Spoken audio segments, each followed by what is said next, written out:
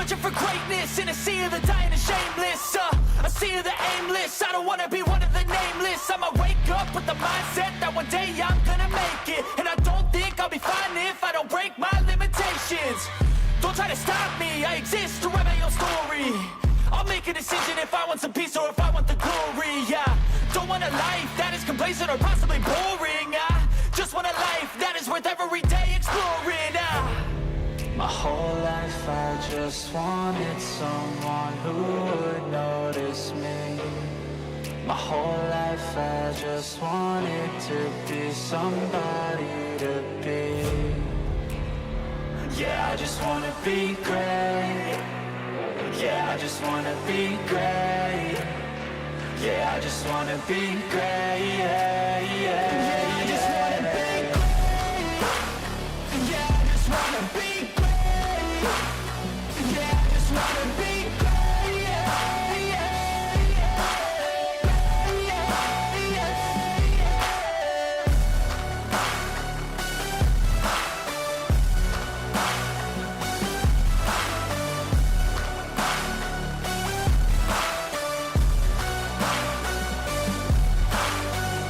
This is a statement to appreciate all that is vacant.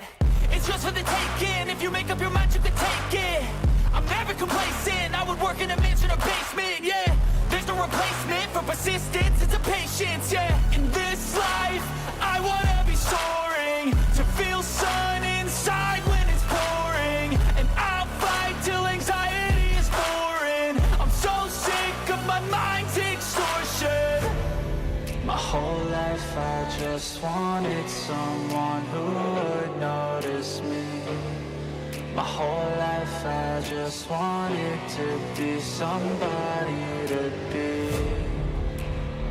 Yeah, I just wanna be great. Yeah, I just wanna be great.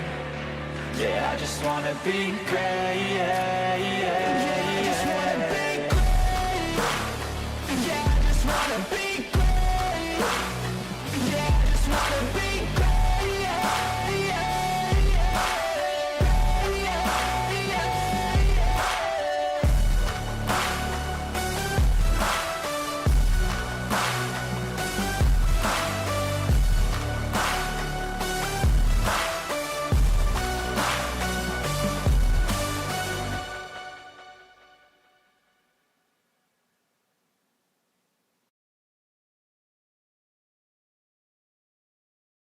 Hey, welcome back everybody. We're jumping into things again. Hope everyone's had a wonderful weekend. It's already Monday here at 1 a.m.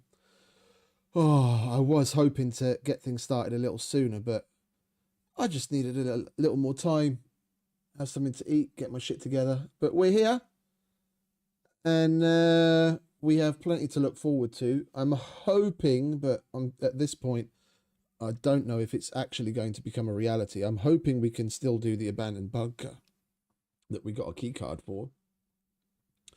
We've got a little over 3 hours left on the key card timer, which is going to make things tight, but we'll see how it goes.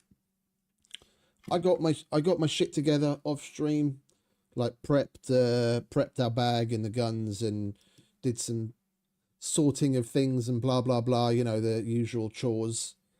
I'm just, as soon as the servers restarted, because we happened to start exactly when the server restart rolled around. As soon as the servers restarted, we're gonna head out to the trader, and I've selected a random little bunch of general quest items, and we'll stop off at 1 or 2 places along the way. I should probably leave that here as well, shouldn't I? We'll stop off at like 1 or 2 places along the way and see if we can scrape together any other things. We've got quests to do, the gas can and the pipe wrench, and the rest is just stuff that we're going to be able to just generally do along the way. I either have the items or we're hoping to find the items.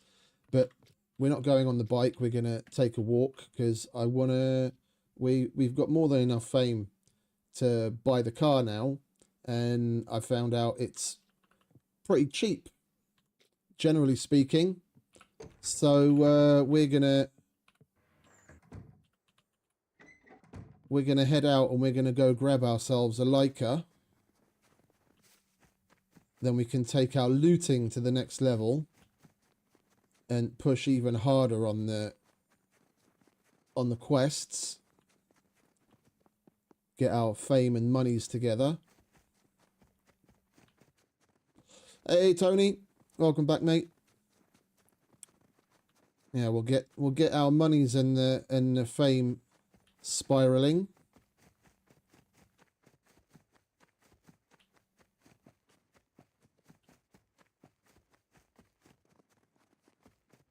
Hopefully, all still in time to be able to use the abandoned bunker card before it expires, but we'll see. All good, mate, all good. How you doing?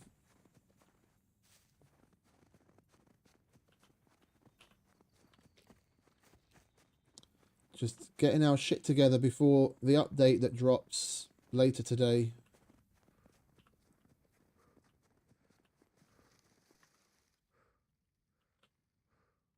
I took another look at the update patch notes or the update announcement thing where they go over what's coming, and they speak about the Hunter's Lodge getting its own bunch of missions, but they don't and about all of those new hunting mechanics and all that whatnot, and they didn't mention anything at all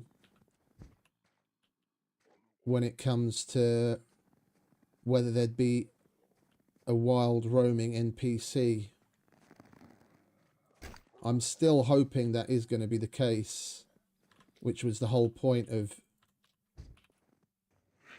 them doing the mocap that they did, that they teased. Basically, mate, yeah. Basically, we did the last part of one of the missions, and after we'd done it, we got like a pop-up in screen saying congratulations and thank you, blah blah blah, that we've done everything that is included in the current pre-release. And I didn't really want to continue pushing it just for the sake of sake of spending more time there. I mean, we could have done building and whatnot, but the way it stands with the building items that we have, I wouldn't say I don't have interest in it. I feel like, you know, there's only so much we can get out of it. And everyone and his mother streaming Subnautica.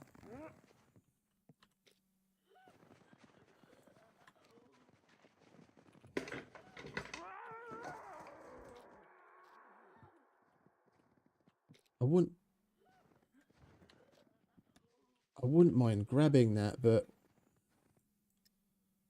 I don't have anywhere to put the fucking thing. I mean, we can triple carry it. It's a quest item, and it's always good to have an extra hiking backpack.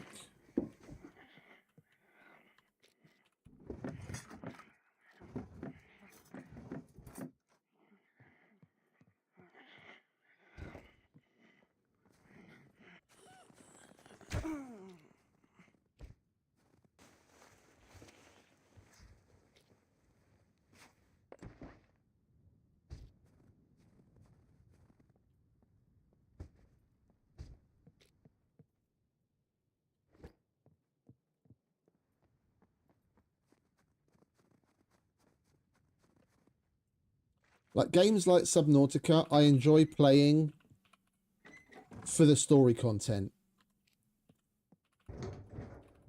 Yeah, the Unknown Worlds team has done a good job over the years with both the original and Below Zero. Yeah, I have to mention that separately because there's a lot of stupid Sub-Zero hate out there, or Below Zero, sorry, should I say? And I enjoyed both of them. Yeah, I most certainly enjoyed both of them. And I think the hate's a bit stupid, to be quite honest.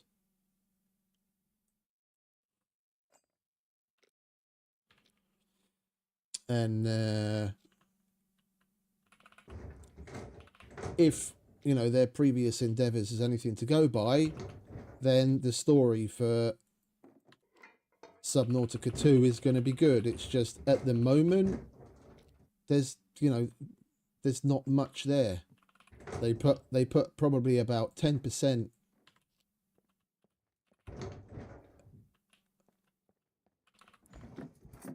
of what's going to be in the game in. I'd rather come back when there's more story, so that we can get a little bit of a better picture of things. This was a very obvious taste, and it's good, but I prefer playing these kind of games where we can, you know, make more progress.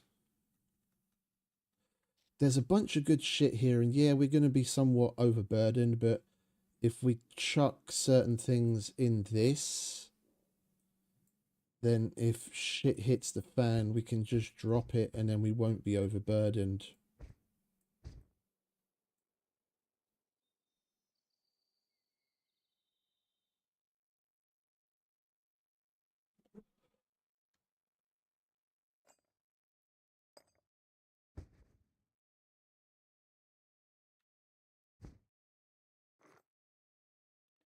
Yep, it's our little slice of heaven.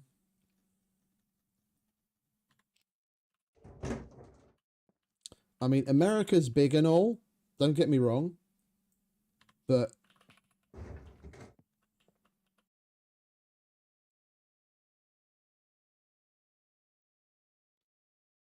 right, we're back.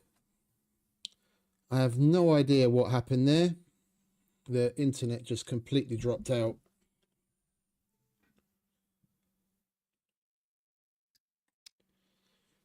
Hopefully we're still alive.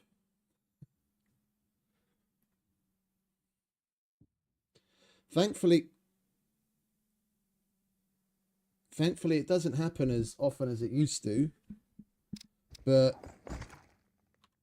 it's probably going to be something that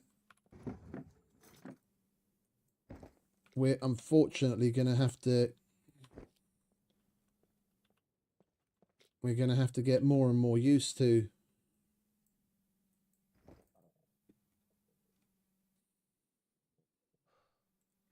Because summer's on its way, and summer always manages to throw a wrench in the works, internet-wise.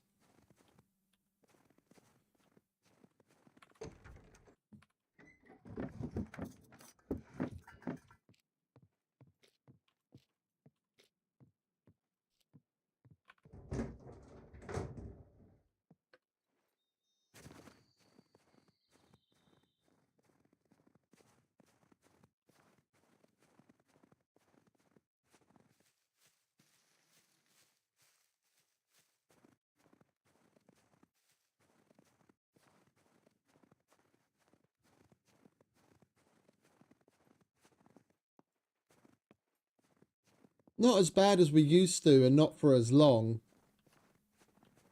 Things have, like, winter arrives later and lasts longer, and then spring is honestly almost damn near non-existent. You'll go from one day freezing your fucking bollocks off to the next day sweating your tits off.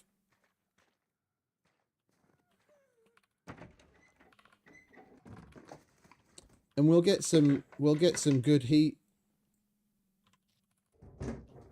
We'll get some good heat in the summer. but nothing like what we used to.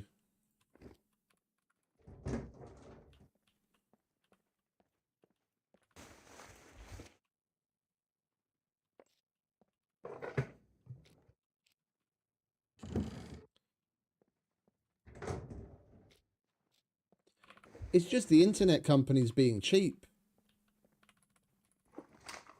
It's the internet companies being cheap. You know, not doing the maintenance that really needs to be done, and you know, putting in minimal effort for maximum return. And as gamers, we know all too well, he isn't good for fucking tech. And then when the summer comes along, what do you think the nodes all around town that do all the switching and whatnot for the backbone of the internet lines, what do you think those feel like when things start heating up and they're ill-maintained? A metal box in the middle of the scorching sun full of electronics.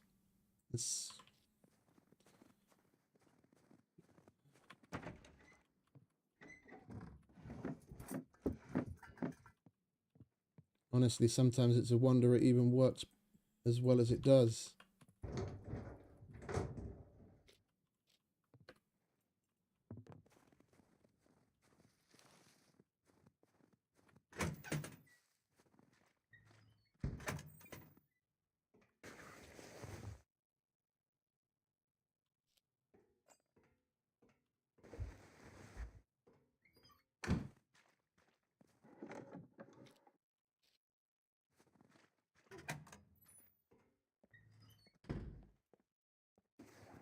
One of the worst that I can remember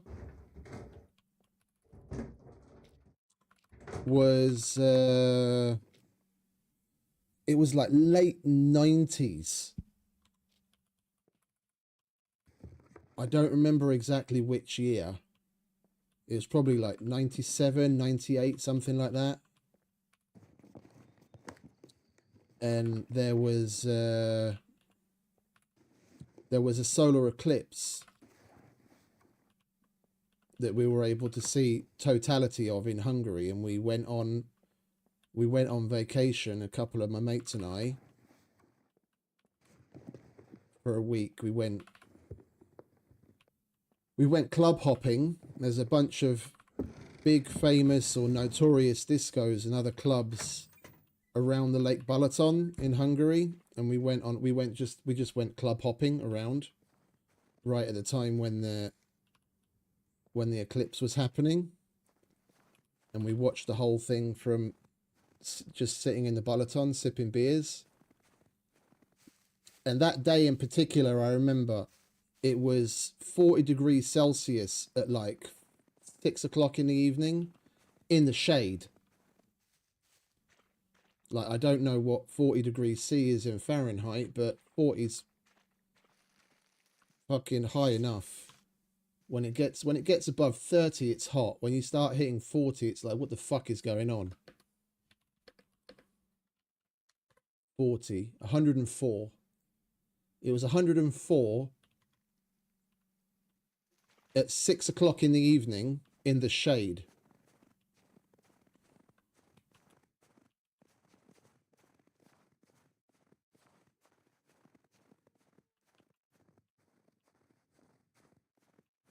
There's some wolves.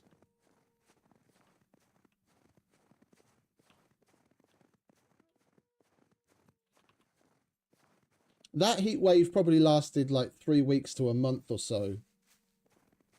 And then it ended with like a really big fucking storm. But that was the last one of any significance that I really remember. We've had shorter spells, you know, like a week or a fortnight or two here and there, interrupted by a bit of rain. But yeah, in the recent past, I don't remember anything quite as bad as that.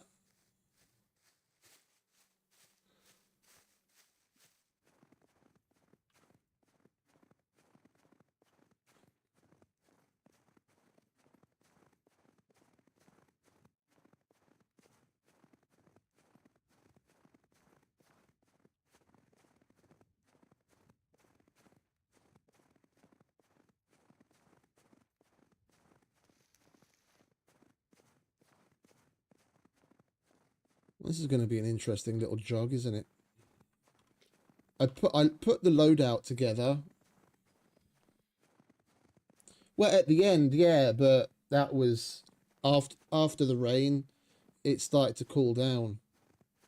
But yeah, no, the humidity is worse than the heat. If you have high heat and humidity mixed together, given, you know, geographically your location, if you're like on the coast or something, that can be, or in like a jungle or whatever, that can be fucking, you know, unbelievable. If it's really, really, really hot and dry, you know, with certain precautions, it's all right. And it's uncomfortable, but it's nothing like having high heat and high humidity at the same time. I worked in Africa for 2 years, and it was insane. It was insane. We were in Luanda in Angola, and we were basically on Luanda. The capital is right on the coast, and we'd have like 80% plus humidity damn near every day in the summer. You turn the AC on, and within a minute or two, the condensation line, yeah, where you normally just see a little drip, drip, drip of condensation, it'd be like someone opened a fucking tap. The condensation coming from all the air conditioners, the fucking stream of water that it was pulling out of the air, it was just like someone literally opened a tap. It was nuts. You'd open the front door, you know, you'd be in the living room with the air conditioning on, all feeling all lovely and fresh, and you'd open the door and step out, and it was literally like you fucking hit a brick wall. You could feel the thickness of the air. It's disgusting. And it doesn't matter what you do. It could be 20 degrees or 40 degrees. You do one little thing to exert yourself in any way, and it's instantly drenched in sweat. And you feel constantly feel uncomfortable.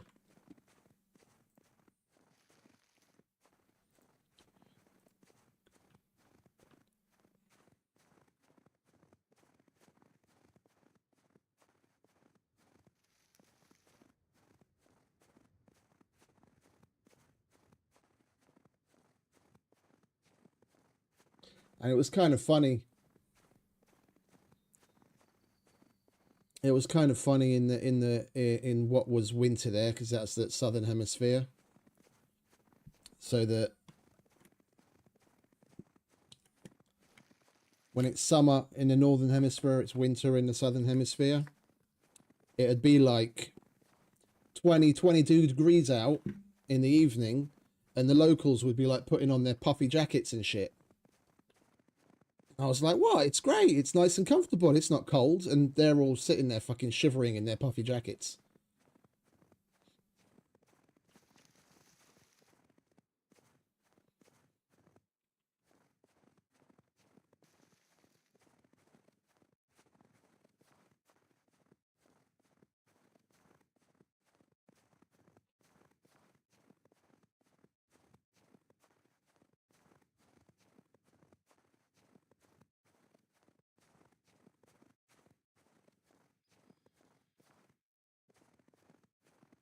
But yeah, I did put together the loadout so that I wouldn't be encumbered. It's just the loot goblin.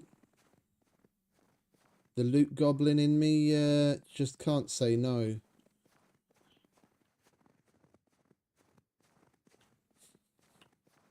It varies from country to country, mate, but I doubt there isn't a country in Africa where there isn't both. It's not like an entire country of this or an entire country of that. I was in Angola. Hey, Waddy. Welcome back. Hey, Slape.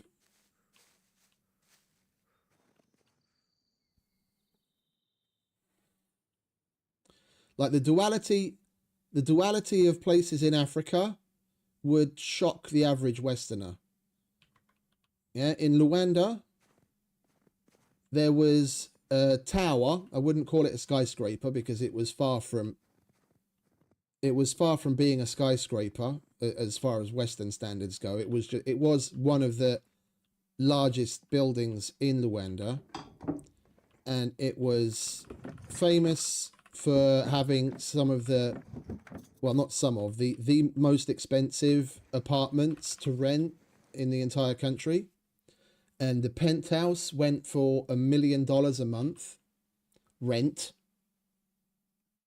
$1 million a month rent, not to buy, rent. And you step out of the front door of that building, on the side of the street where your building is, it's modernity and cleanliness and everything fine. And the opposite side of that street, there was a walled off shanty town with literally fucking chickens running around and kids taking shit in the bushes. And sewage running in the gutter.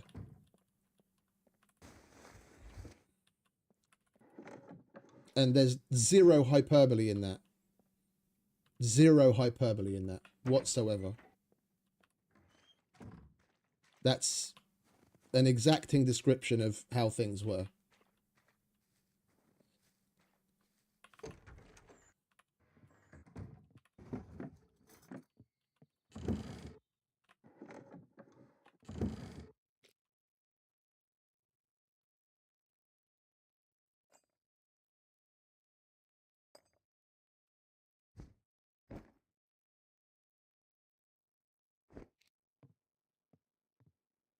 Yeah, it's an oil and gas country, mate. It's an oil and gas country.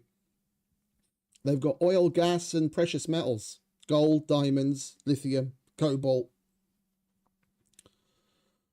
They literally,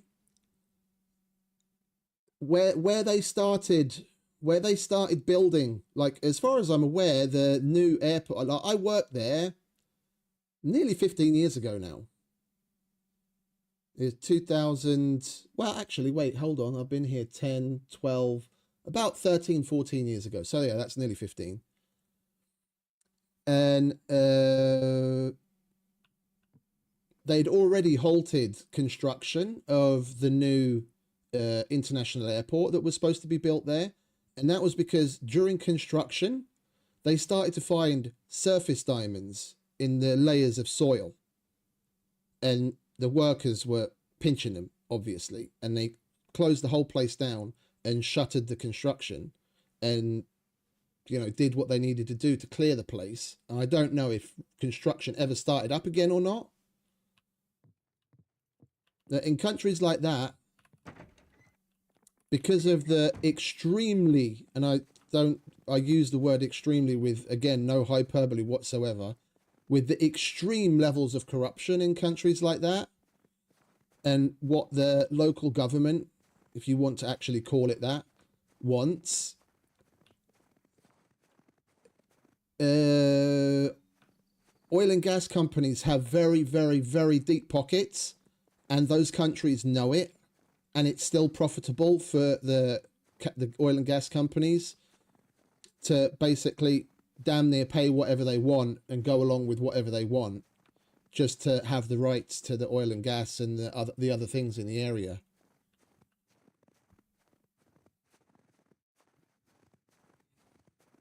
That particular $1 million a month penthouse was rented for the better part of 5 years to one of the head executives of one of the large oil companies. And I was working for a removals company at the time. Our company was the one that ended up packing up his stuff when he moved out and the new one moved in.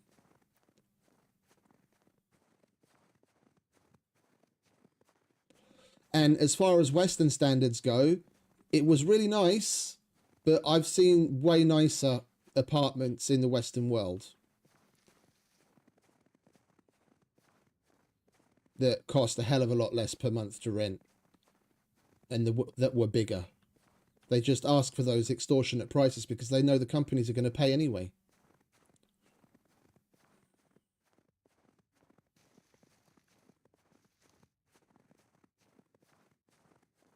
Because they have underground parking, and the people that live in places like that basically just take an elevator from within their apartment down to the garage, where they get into the car that's waiting, that's being driven by any one of their drivers, and they leave without even seeing that. They really don't care.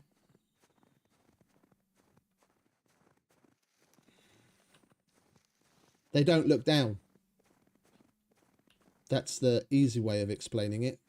They don't look down. Oh, it's at home, mate. It's at home.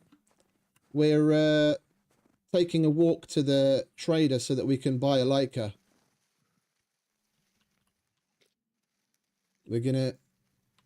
I brought along a little selection of trader items so we can do some trading while we're there, so we can at least make use of the...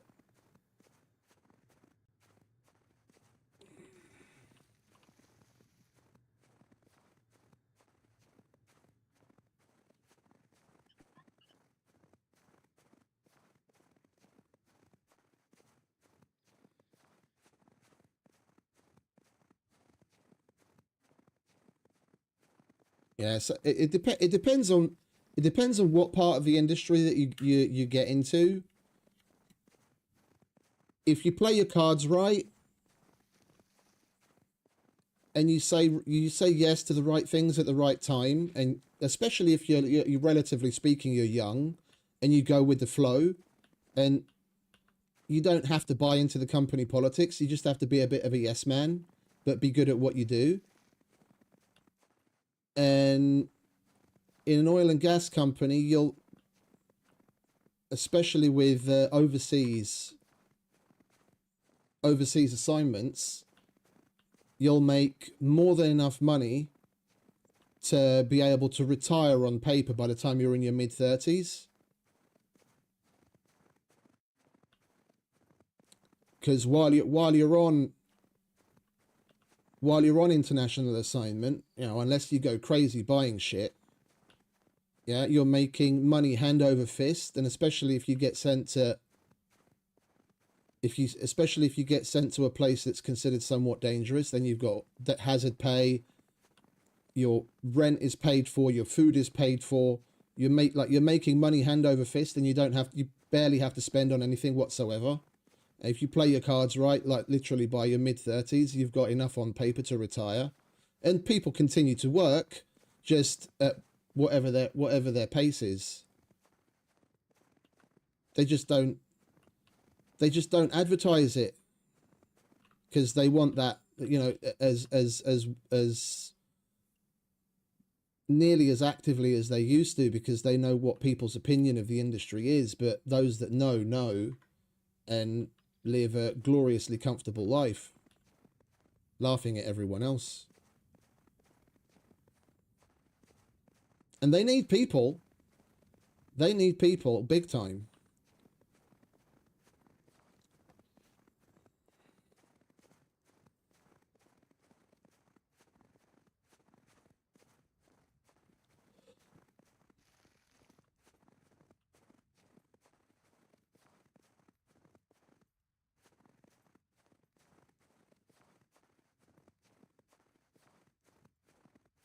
Especially in certain trades.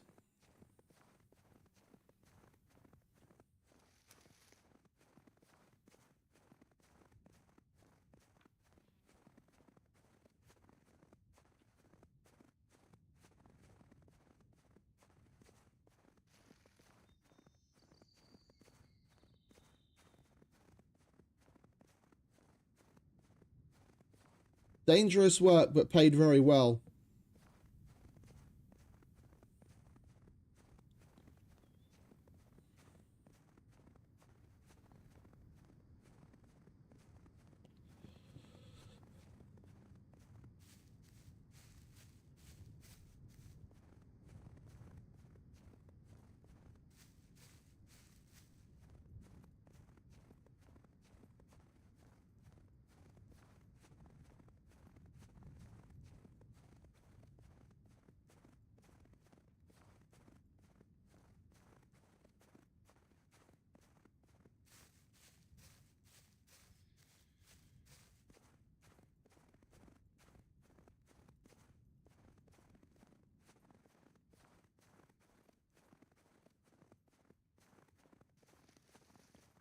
Once we've got the...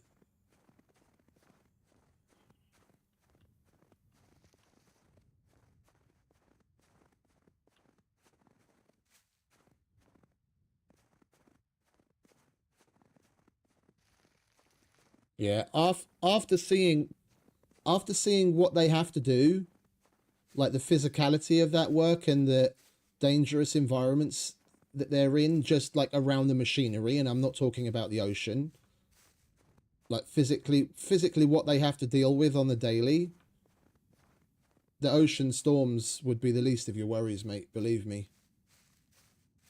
The ocean storms would be the least of your worries.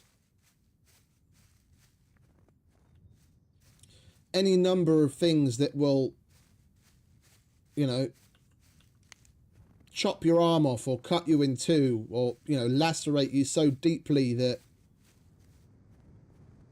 if someone's not thinking quick and fast enough and tourniquet you up and get you to the med bay, is basically going to end you within seconds. Yeah, and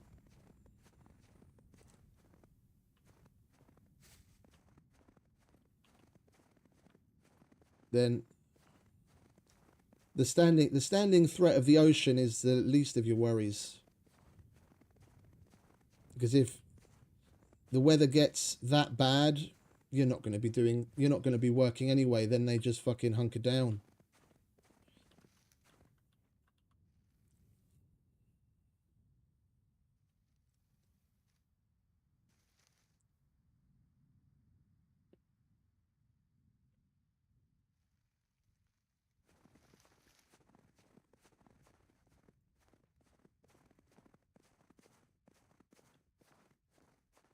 High pressure oil and mud. Machinery that's got enough torque to rip a human being in half without even breaking a sweat. When you work around that kind of shit, the threat of Mother Nature starts to dwindle in the background.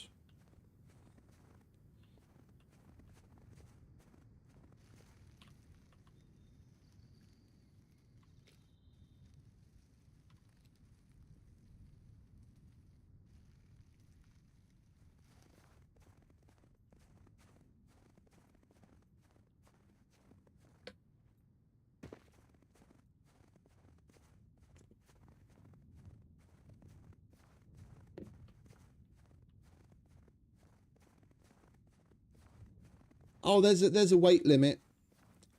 There's a weight limit, and I'm over it right now. It wasn't always the case. There was a certain level of encumbrance, but it didn't hit as strongly as it does now. Like, my character can carry 58 kilos, and anything over that, then I start to walk slow like I am now. And there's levels of overburdened.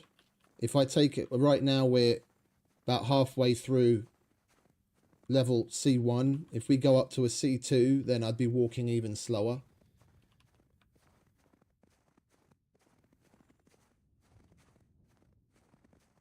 There we go, we're safe.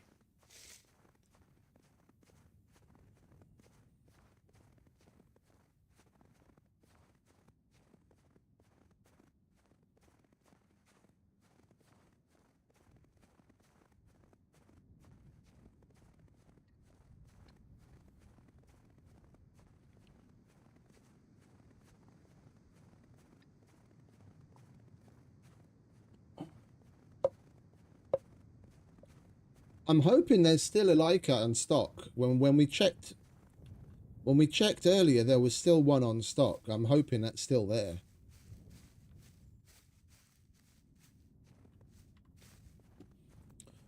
Right, how many of these are from C2? A0, A0, C2. So that's 1, 2, 3. 1, 2, 3. Okay, we're gonna need to cancel some of those, depending on what quests they have available. Oh yeah, for sure. The game is very lovely. That is undeniable. They've done a good job on that.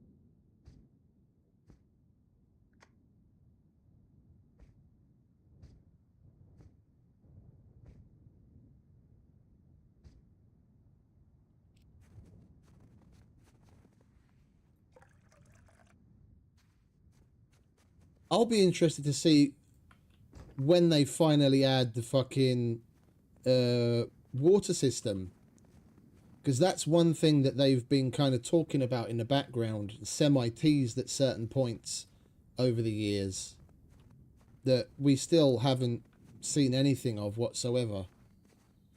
Because like right now, as long as it's not seawater, you can basically drink from anywhere and you're fine. There's a handful of places in the game where even now when you drink the water it says dirty water instead of fresh water, but there's only a handful.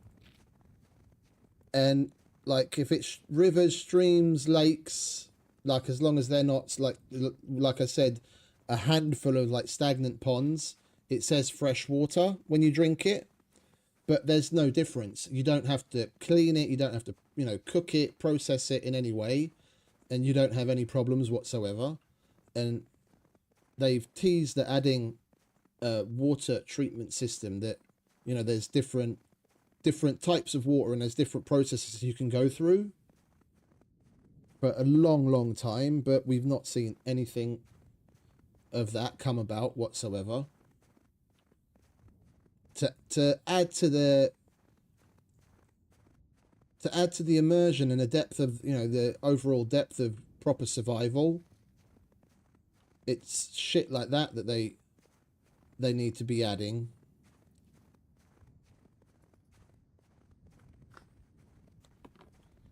There's even supposed to be certain afflictions like malaria, like there are anti-malarial meds in the game. They don't spawn, but with like admin you can spawn them in. And they've been in the game files for years and years now, but they've not done anything with that either.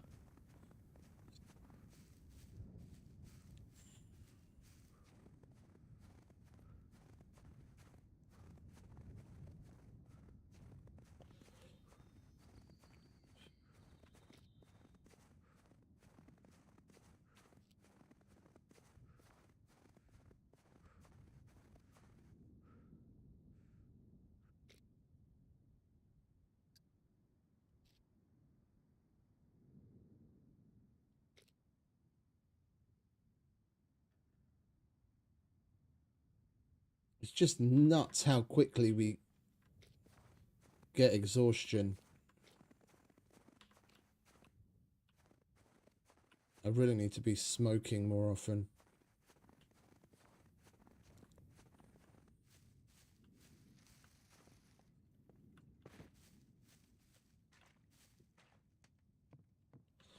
Yeah, but I mean, there are games where you have to deal with... There are games where you have to deal with things like treating your water. I mean, Icarus is one of them. DayZ, as far as I'm aware. Depending on where you get your water from, you have to treat it or cook it. Stuff like that in a lot of survival games is the norm. Adding stuff like, you know, tropical diseases is just taking it to the next level.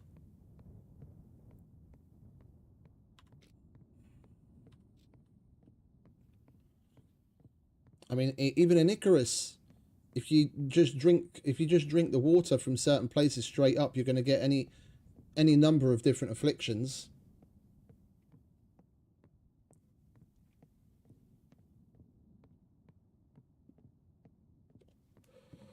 It's the same thing though, mate. It's the same thing. Like in the real world, when you go to certain, like when I went to work in Africa, they they pricked me so full of fucking vaccinations. I look like a pin cushion.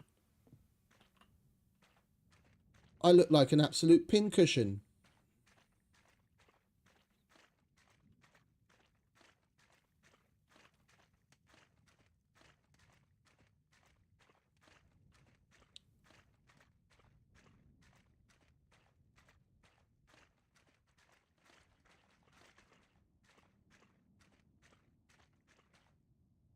Hello, hello.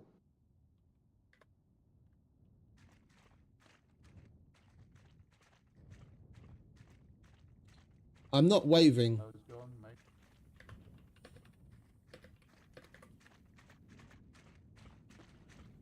A question, if you know, do you think the items get spawned so quick? I have left one backpack in some area. I went looted and came back. It's gone. I don't think anybody could found it.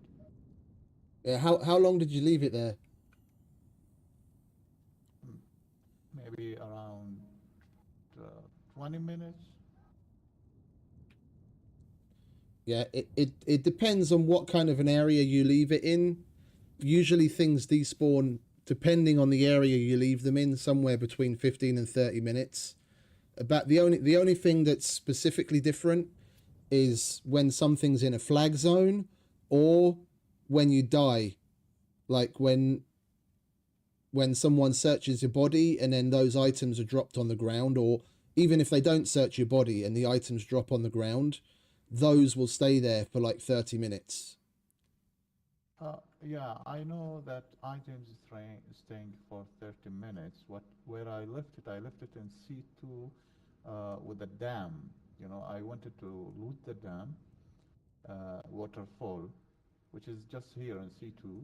I left it there. I killed one of this runner puppet, so I didn't want to double carry while I'm looting that. I looted and came back. It's gone. Yeah, it probably despawned out in the wilds. It's around 15 minutes.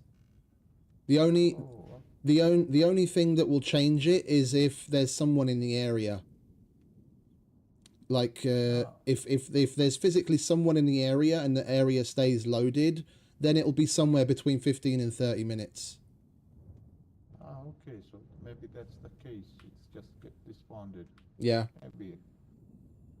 All right. Thank you. Enjoy. Yeah, welcome. Laters, mate. How long you on this server? 2 days. Okay. This is my first. In general, I've been playing on Luthais' servers for years now. Oh yeah, same. Just on this one, just for 2 days only. Only now, like 5 hours ago, only I start. Well, you're doing good for 5 hours. Keep it up, mate. Oh, thank you. See you later. Laters.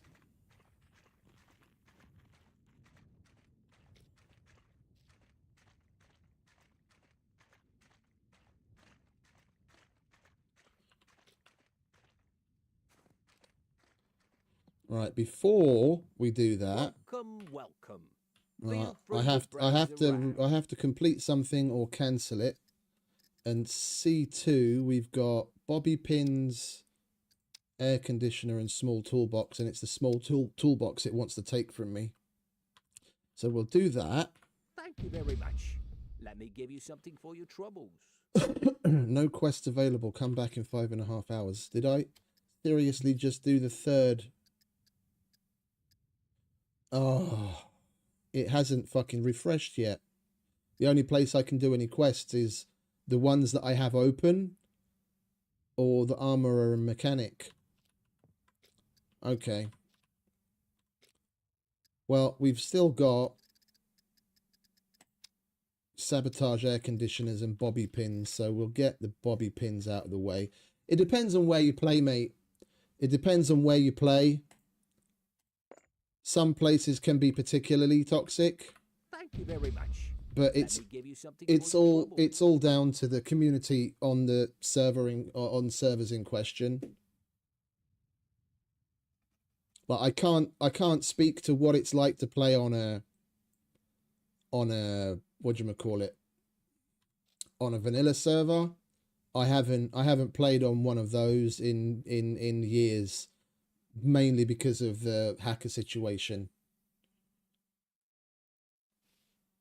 Yeah, the sheer numbers of Russian and Chinese people that are blatant hackers, and it's not just them, they just happen to be the majority of the cases.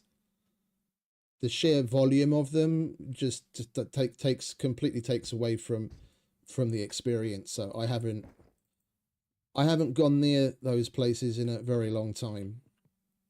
In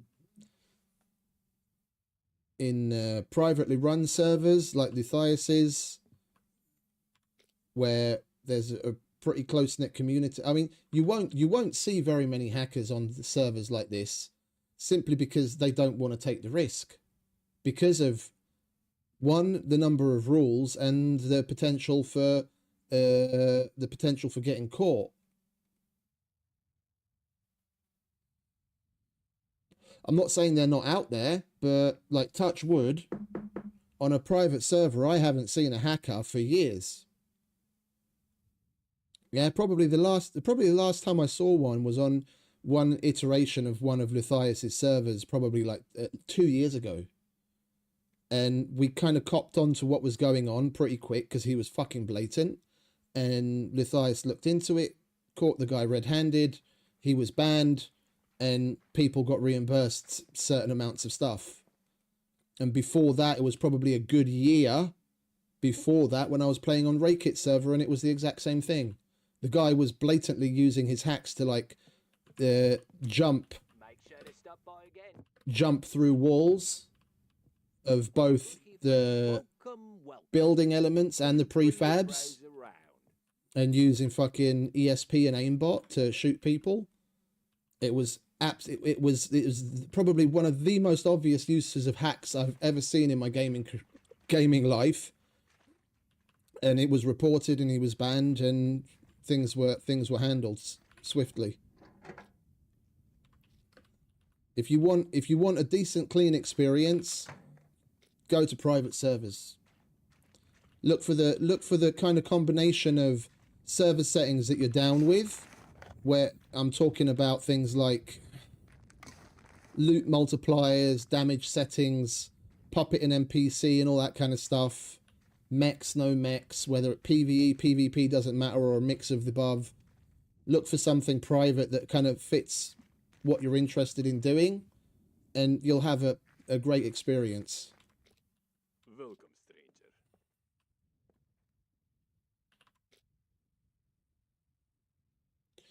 Right, what do we have from him? Mechanic. So we've only done one, but we've picked up enough to lock the book. What do we have open? Gas can, pipe wrench, disable TVs. All right, let's go disable some TVs and see if we can access the book.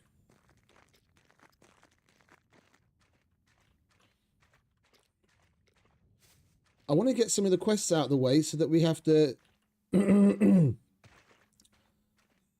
convert as little of our gold to money to buy the Laika as possible.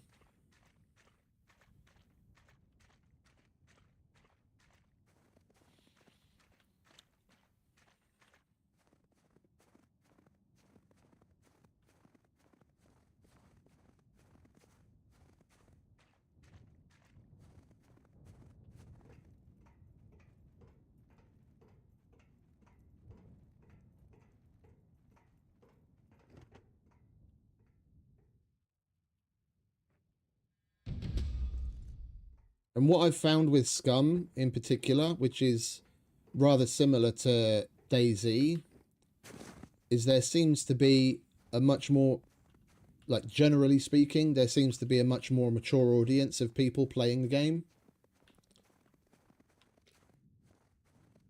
Much more so than in some other games, especially I'm thinking here of things like Rust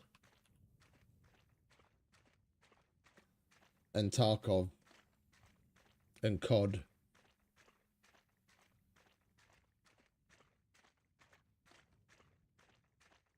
Like I don't remember the last time I crossed paths with anyone in game that I had any, you know, significant interactions with that was under the age of like 25.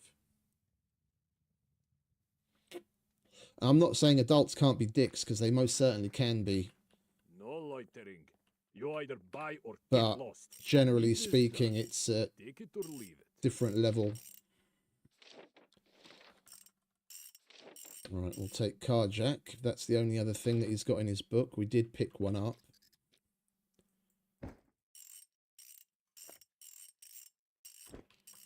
Great. Take your reward and go. And then we've still got gas can and pipe wrench.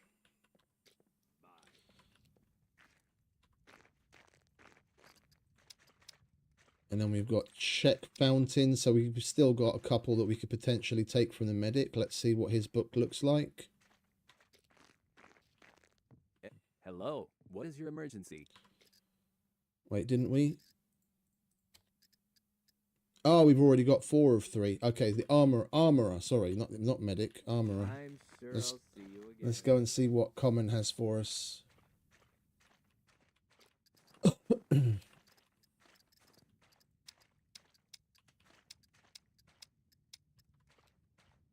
All right, Common. Sup? So, Looking for work? flashlight, what I got for you. 357, 50 A&E. We'll take the cut puppets with sharp tools. We'll do that while we're out and about. Looking for work? Here is what I got for you. We don't have any of the other things. Do I need anything from him? I don't need anything from him, do I? No. Okay. Well, it looks like that's all we've got to do. So how much was it that Ivan wanted for a car? Was it 45? I think it was 45, wasn't it?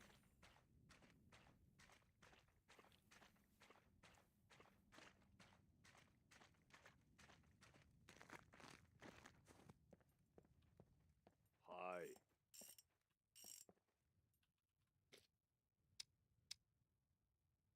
45. All right, so basically we need at least 20 grand,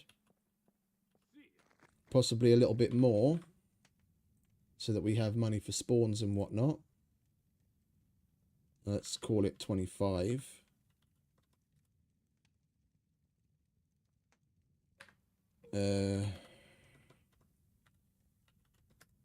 We need to sell, we'll sell 35, we'll half, we'll sell 35 gold. Just as long as it's still at 750 per gold. It shouldn't have gone down. If anything, it should have gone up. Greetings, valued customer. Unless Luth has the dynamic shit turned off. 750. All right, we'll sell half of our gold.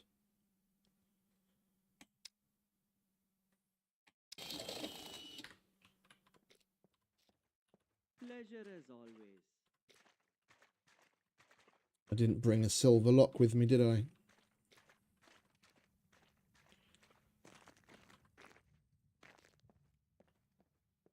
No loitering. You either buy or get lost.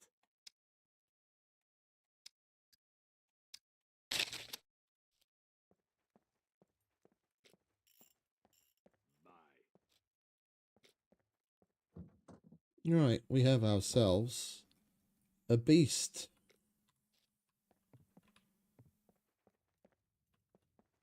All right, sweetheart. It's been a while, hasn't it?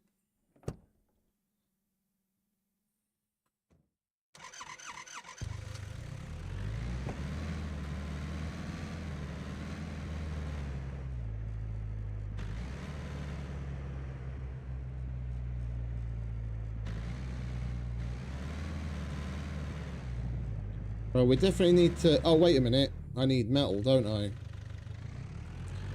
For multiple things at home.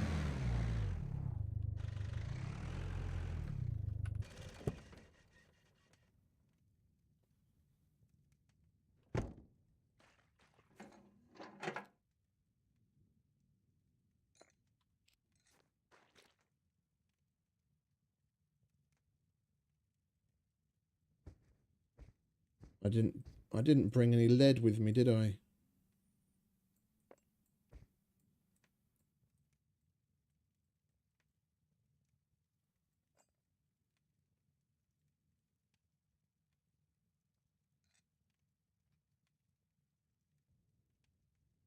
No. Okay.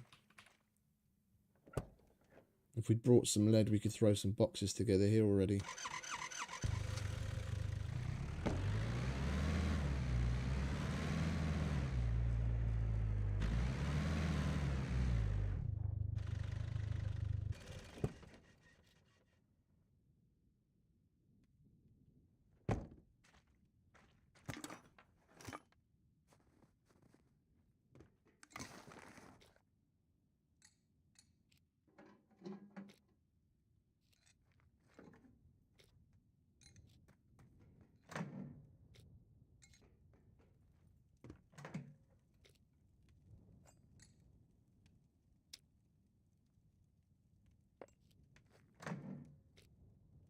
Oh!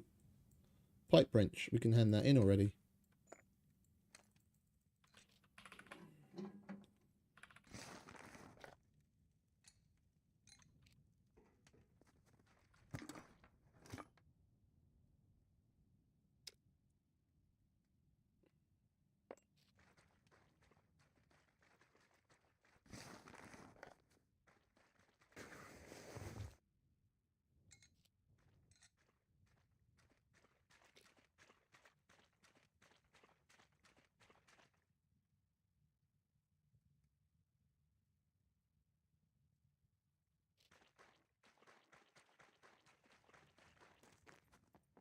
Hello. Have a nice day. You too, Ivan.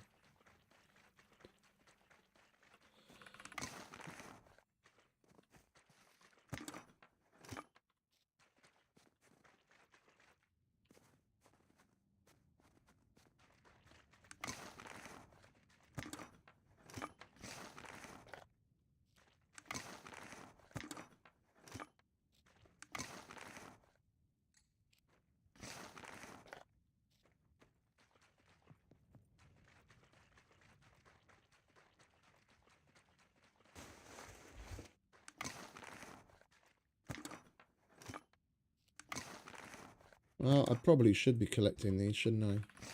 We're going to need lock protections. Quest item.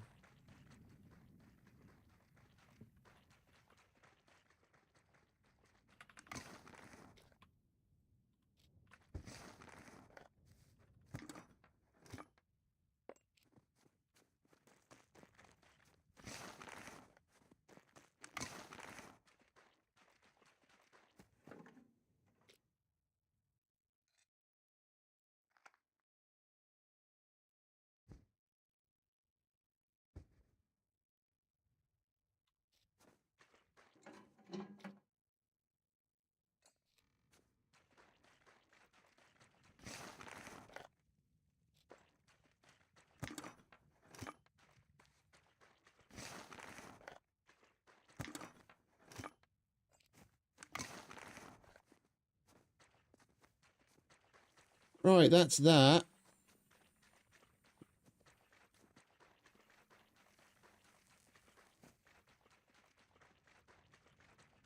Let's make our way home and put some boxes together, shall we?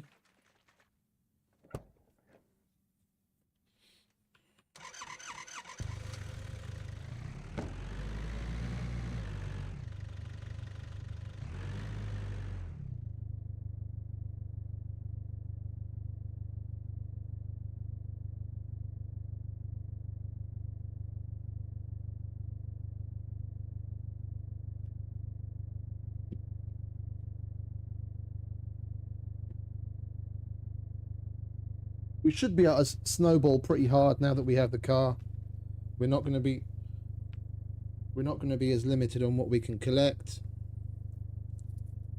We can get around to the better loot areas easily.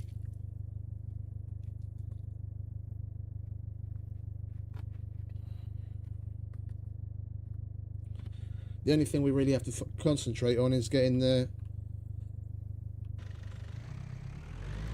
money together to fully armor it. If we don't have to, I'd rather not spend much more of the gold.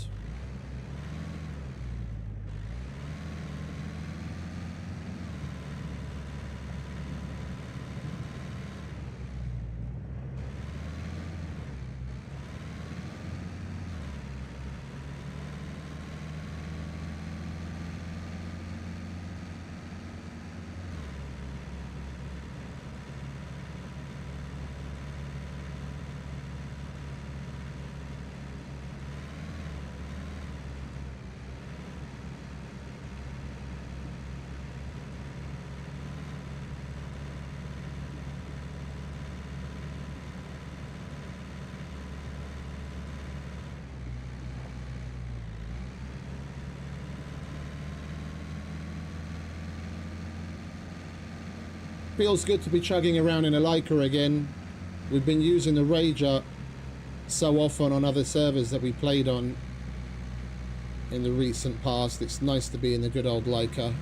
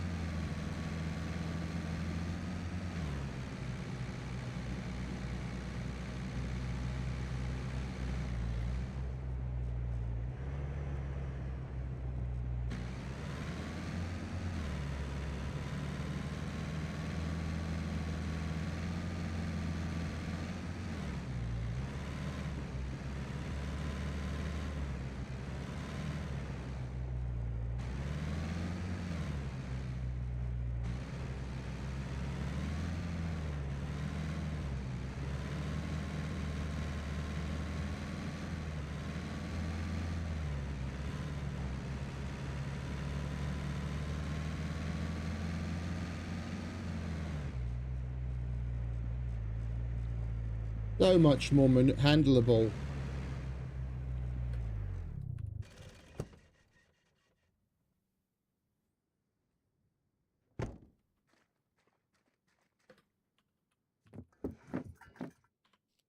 Oh, did we loot this place on the way through? We did. Okay.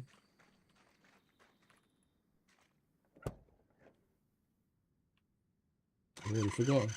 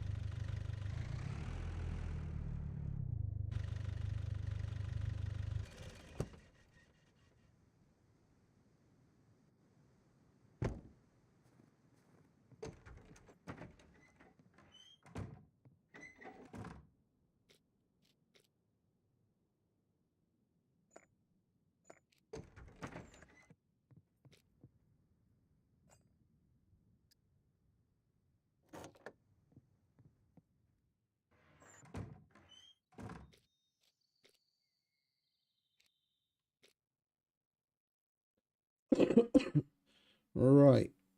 Let's chuck some of this crap away. Let's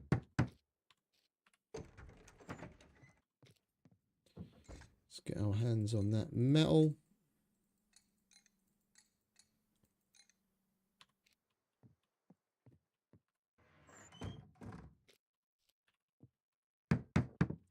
We have a workbench.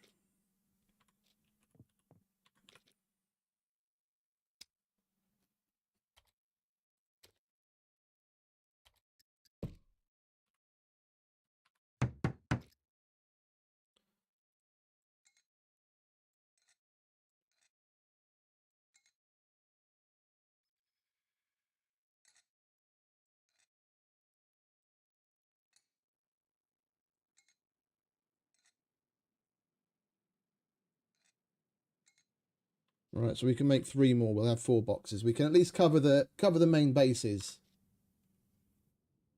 Oh no, it is for sure. It is most definitely.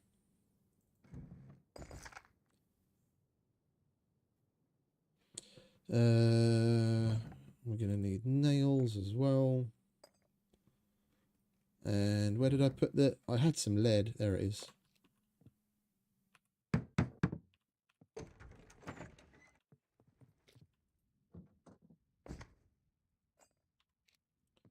Might as well use this up.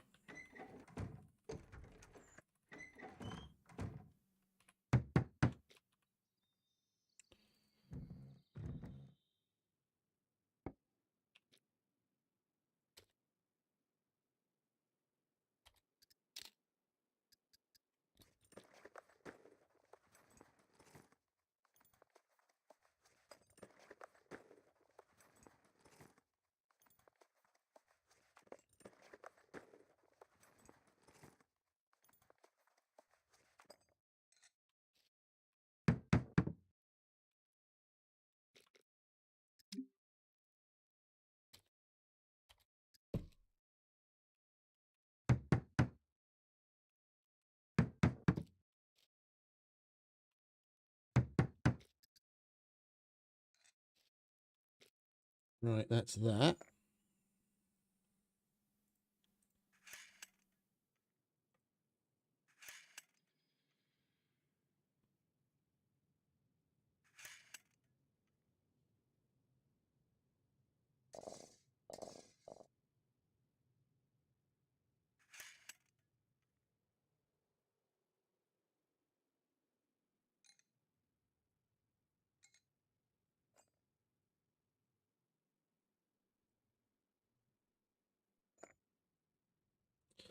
Right, let's start with you.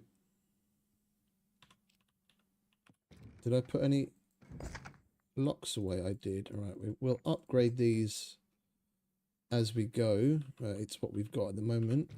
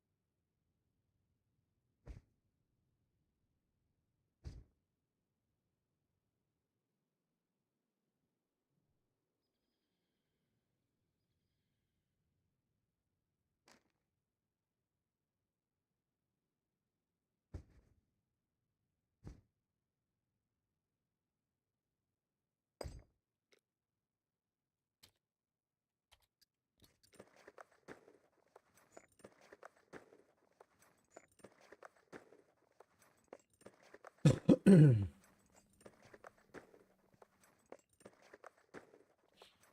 right, bear with me a sec. Nature calls.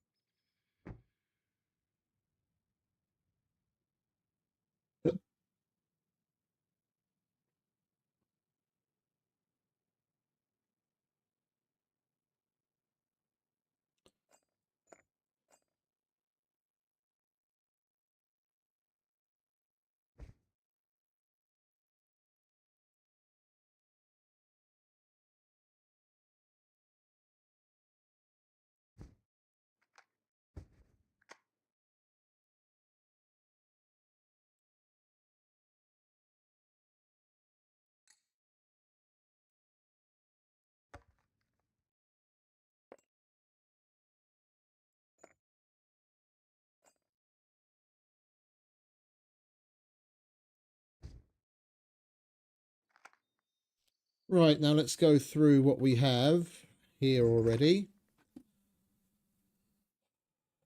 Chuck it where it needs to be.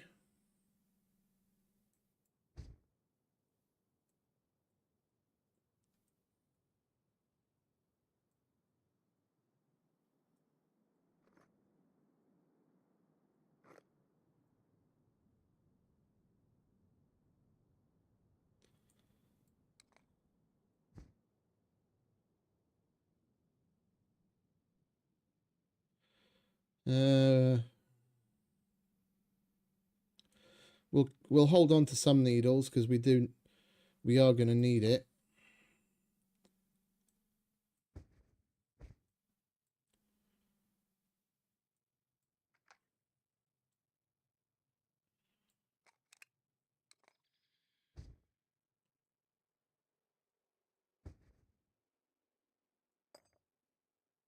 Put those separate.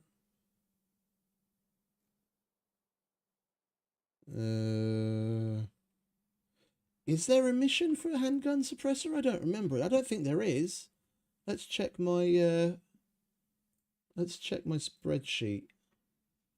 For those that aren't familiar, there's a link which I'm going to have to update now because they're adding a new trader with quests at the trader. There's a spreadsheet that's been out for quite a while now that I also posted to Reddit, listing all of the missions in the game. So what it's called, what type of quest, what you need, any caveats to the mission, how much fame and money you make from it, rewards, everything. So broken down by trailer and trader and what tier mission it is, with all of the information of all of them, the existing vanilla trader stuff. What was I looking for? Handgun suppressor, armory.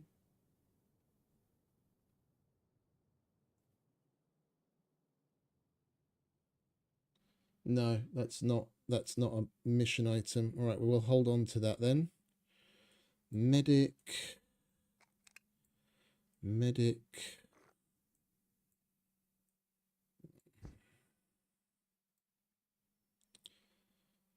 Yeah, we'll hold on to that.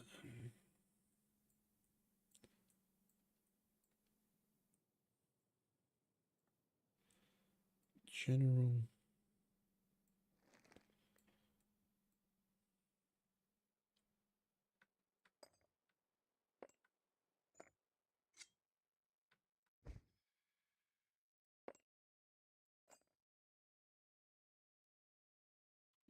All right.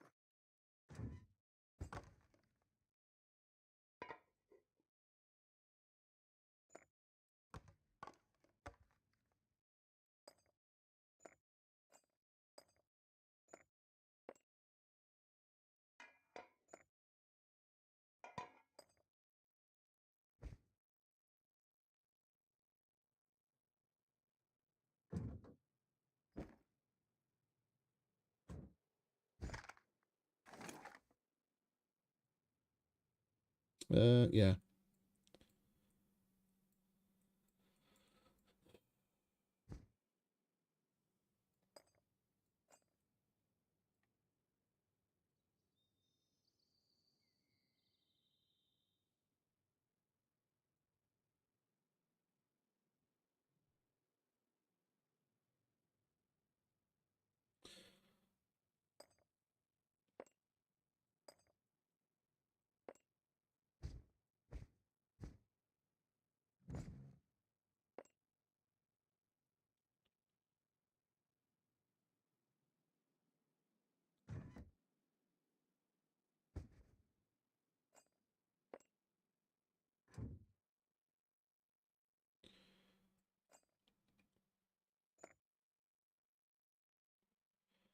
We'll leave that like that. It's not going back in the bike.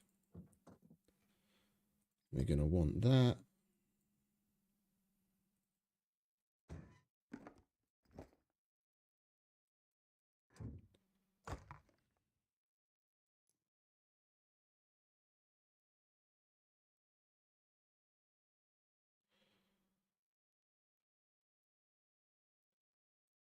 We'll leave those there because we need it for the lock protections.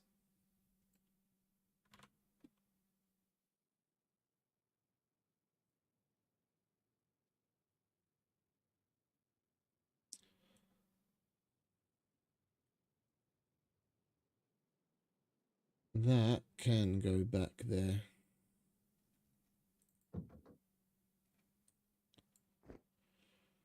Right.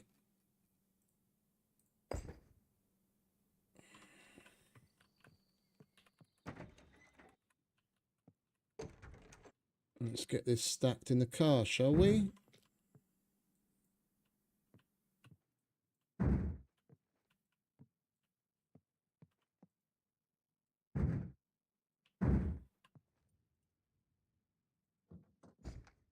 Oh.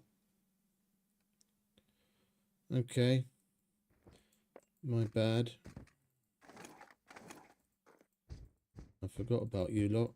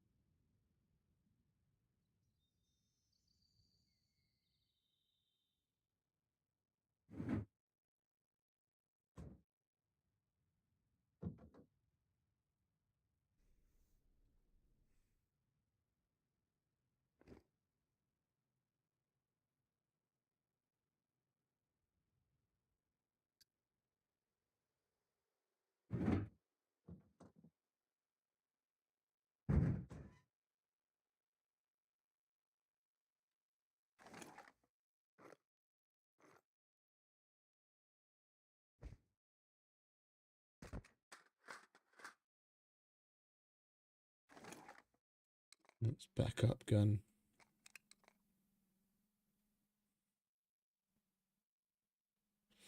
No, we'll put that in here. There we go.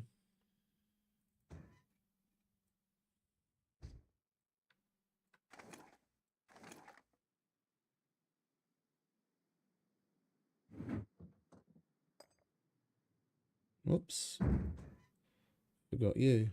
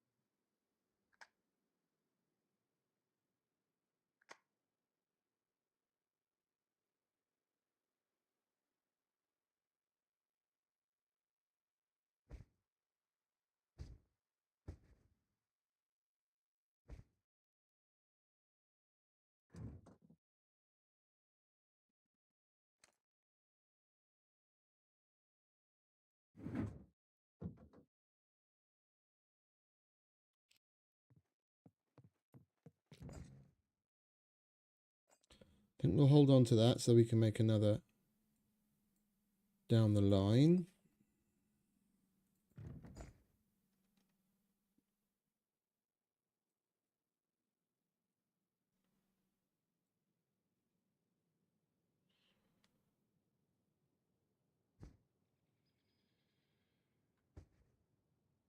Anything else? I don't think there's anything else.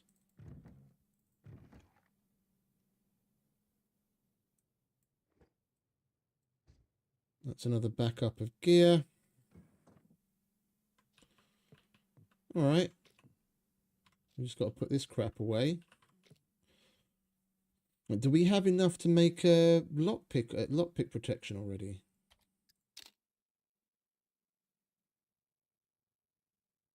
We need more metal.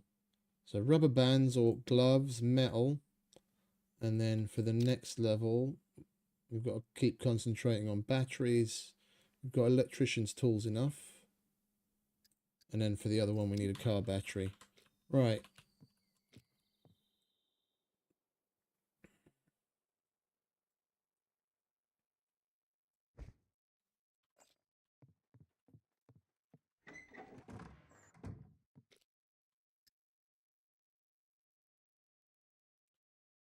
We are way too far away to be thinking about getting that. The number of people on. Where is it? A2. We could get there in time, but it's probably going to be long since emptied by the time we get to that cargo drop. Right. So that can go there together with that.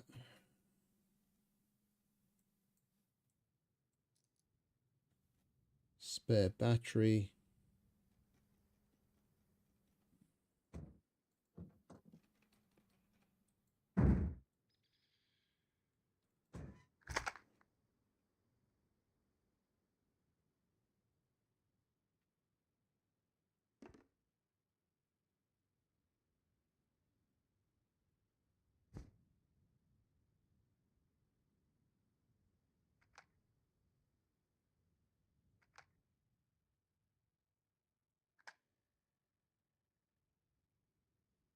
Right, now we're good.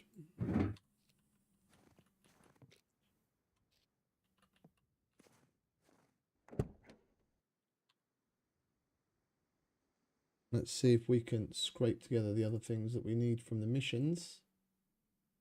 And bobby pins. I thought we had way more bobby pins, but I've got barely any whatsoever. But then again, we have been running around with very limited inventory space, so I was trying not to pick up too much of stuff that we're not going to actively use. So we've got to remedy that and collect some shit. I'm just wondering if maybe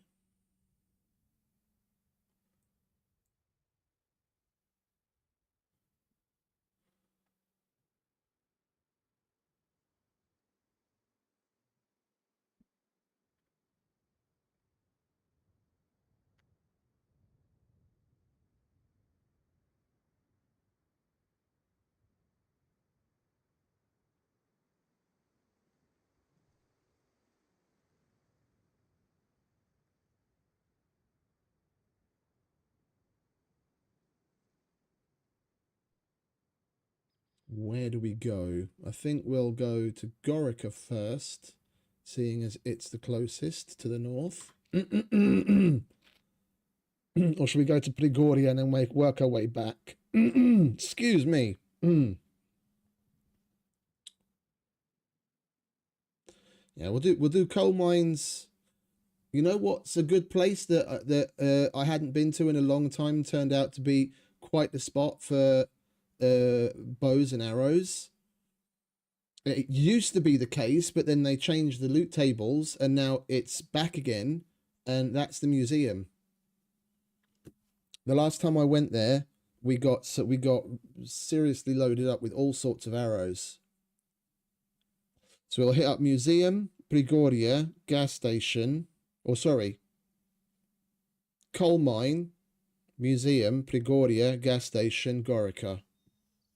And hopefully at Gorica we get a card.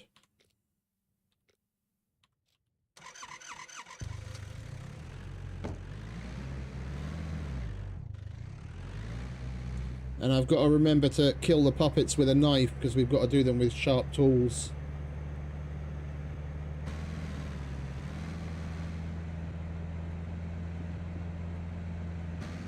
Oh, wait a minute, where am I going? We're going to the coal mine.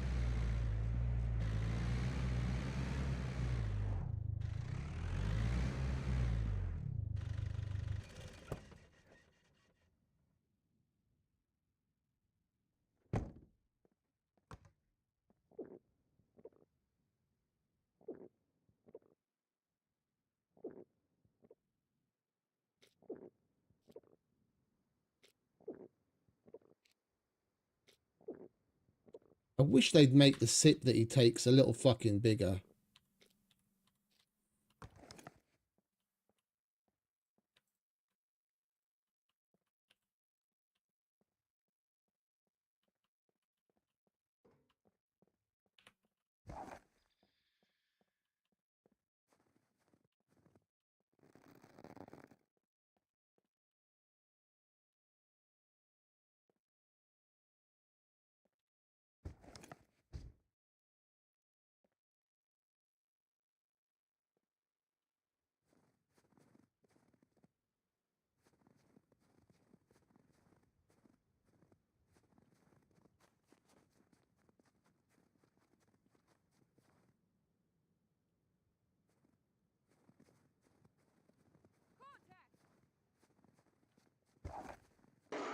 Come on, sweetheart. I'm not wasting ammunition on you.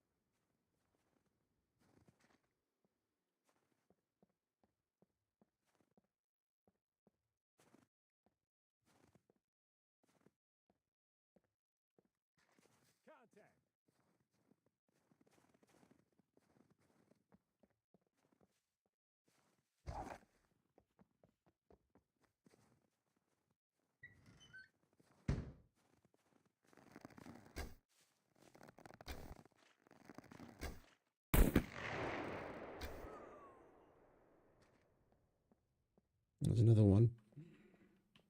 Eyes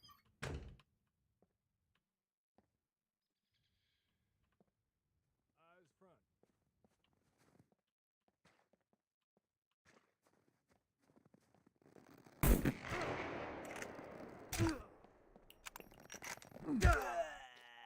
How the hell are these guys taking fucking head and throat shots with a carbon broadhead and a ballista?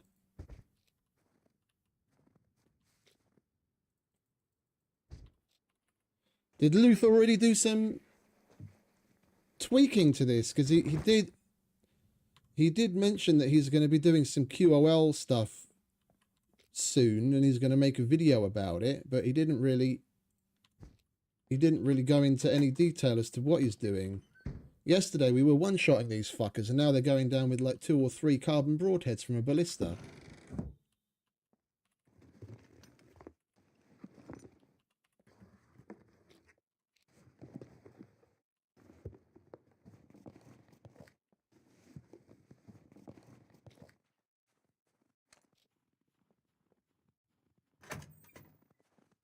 Defensive positions. Take cover.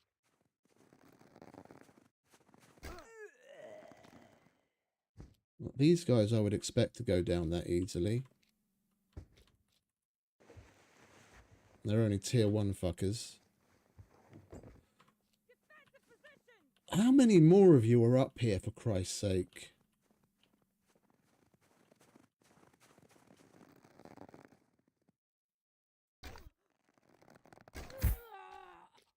Silly bitch got a shot off.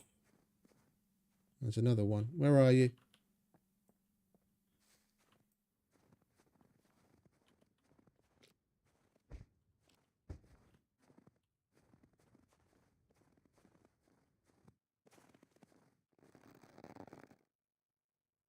Contact.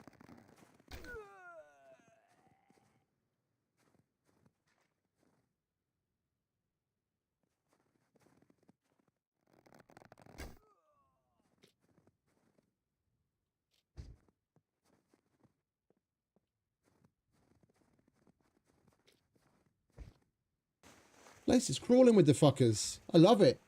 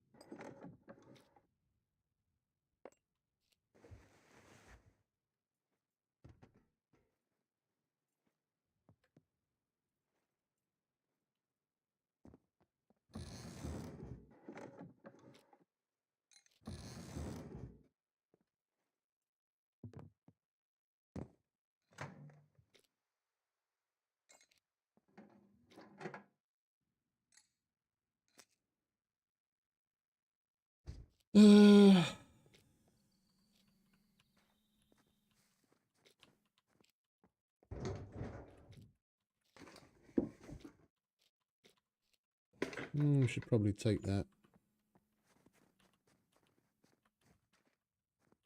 Right, let's finish looting this place, shall we?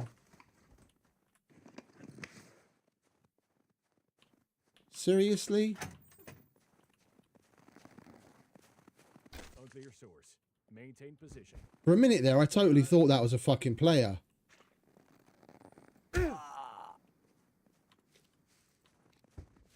Defensive positions.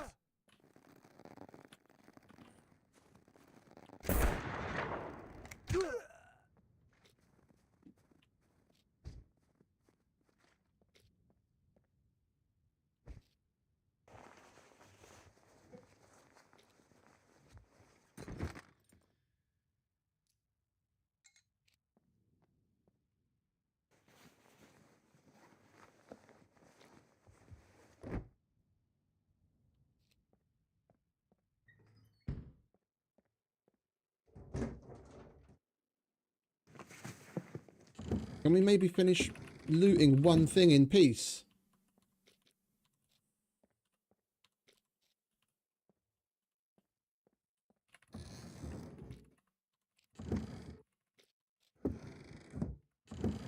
We should probably take that shovel as well, shouldn't we? We are going to need it eventually. There's another one. I just heard glass breaking. And that wasn't from us walking over something.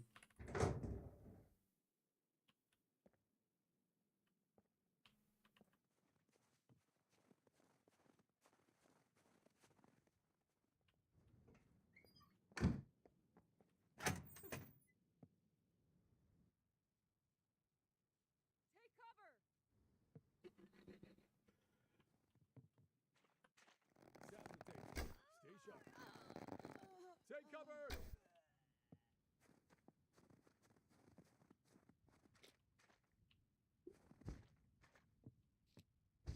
As most certainly not. And with this many NPCs, we most definitely wouldn't have to do any hunting. This is fucking meat for days.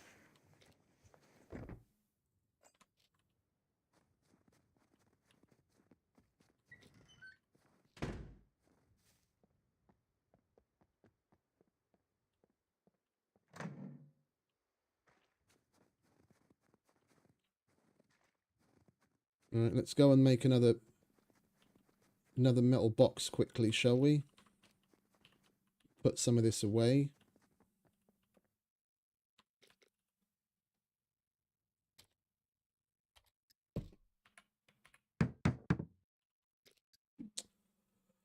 Right.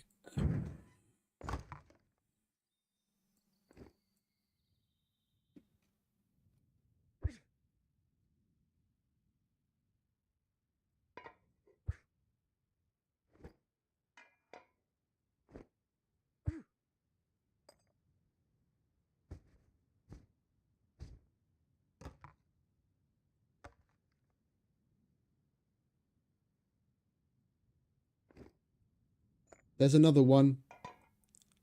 I can hear him moving around up top.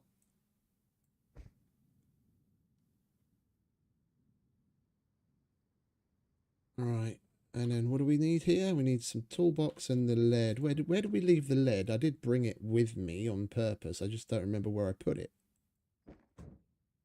There it is.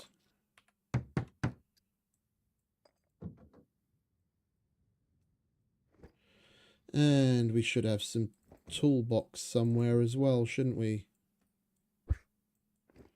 Where did we leave that? There it is.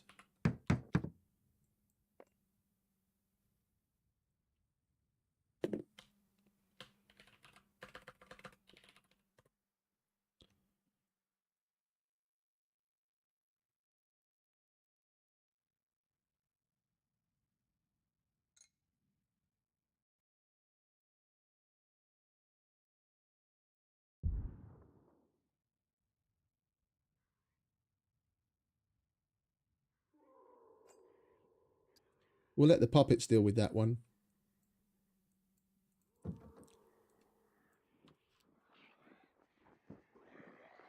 Oh, that's a loot puppet. You ain't going anywhere, my friend.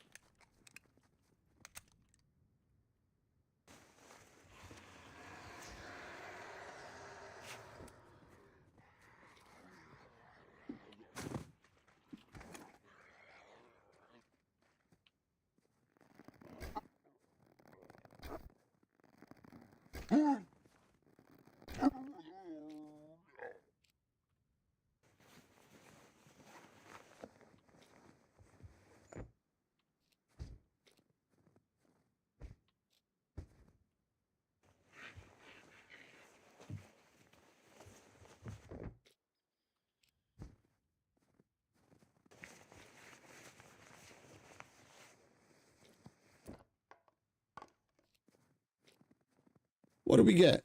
Oh! Phoenix Tears. Lovely jubbly. And a bunch of different meds. I like that. I like that a lot.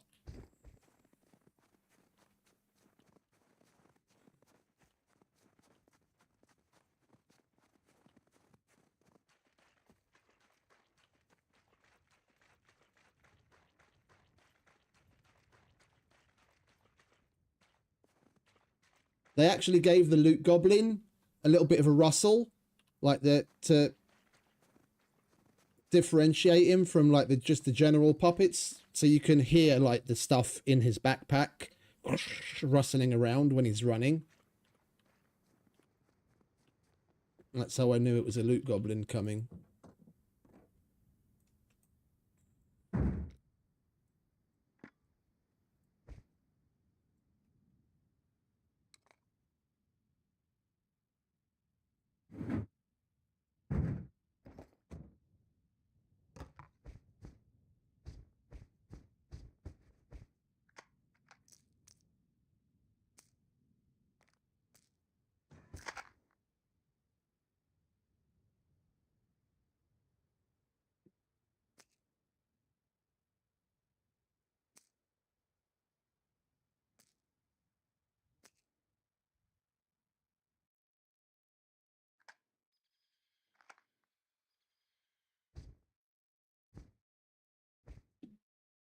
It's a shame they only give you one, but they give you a one of one use. But I mean, one is still more than none, and no doubt it's eventually going to come in clutch. So I ain't complaining.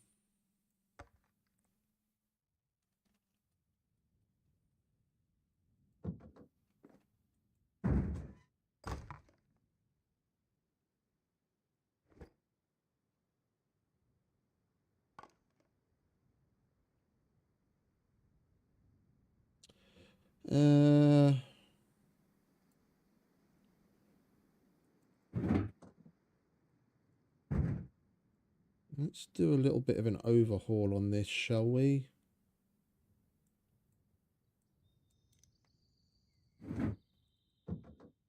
I wouldn't mind.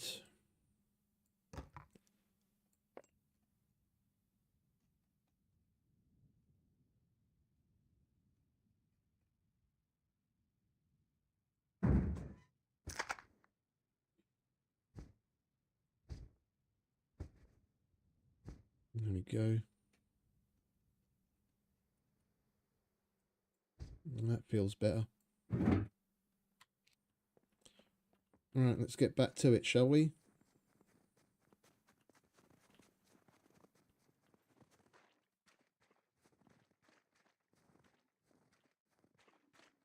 Right, we should see the NPC spawn slow down a bit now, because there are puppets around. I mean, with the way that Luthais got it set up, you know, they're not exclusive, but generally speaking, the more puppets you see around, the fewer NPCs you're going to have. It's when you roll up to a place and there's fuck all in the way of puppets, where you know there's going to be like a metric fuck ton of NPCs coming, like we just had.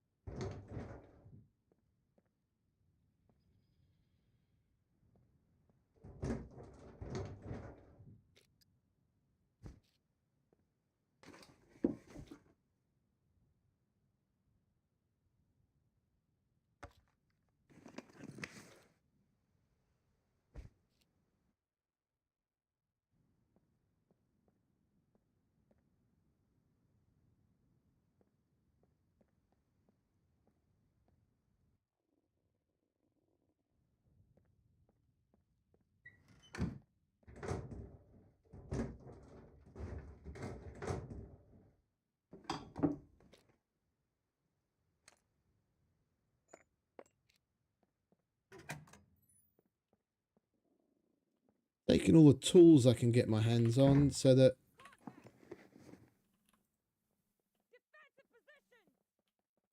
we'll let them deal with the puppets.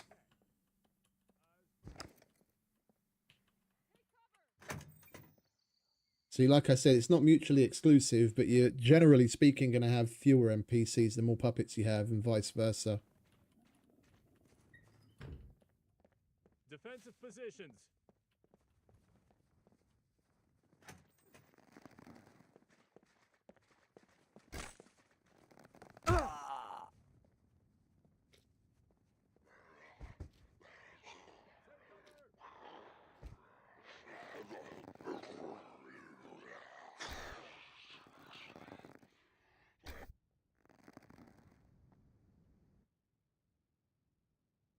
Two left.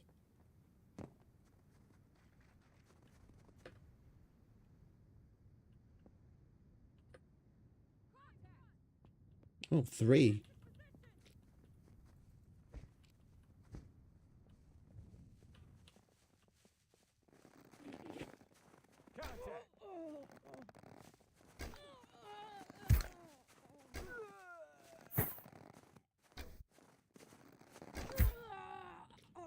Four even. Oh, five. Luth really didn't fucking want to disappoint with these settings, did he? They're fucking everywhere.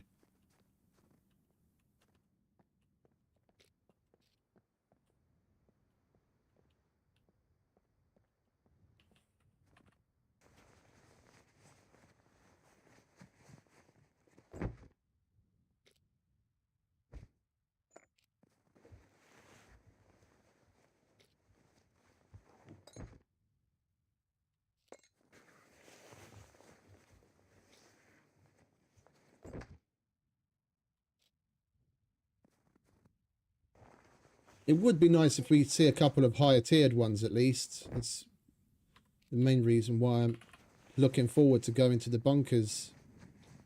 Maybe we'll get some tier 3 and above.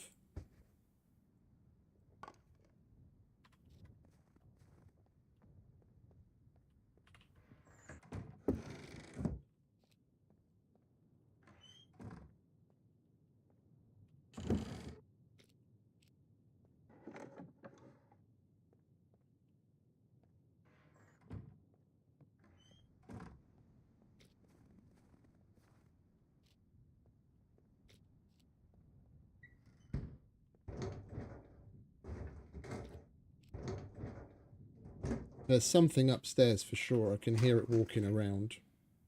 I think it's a puppet.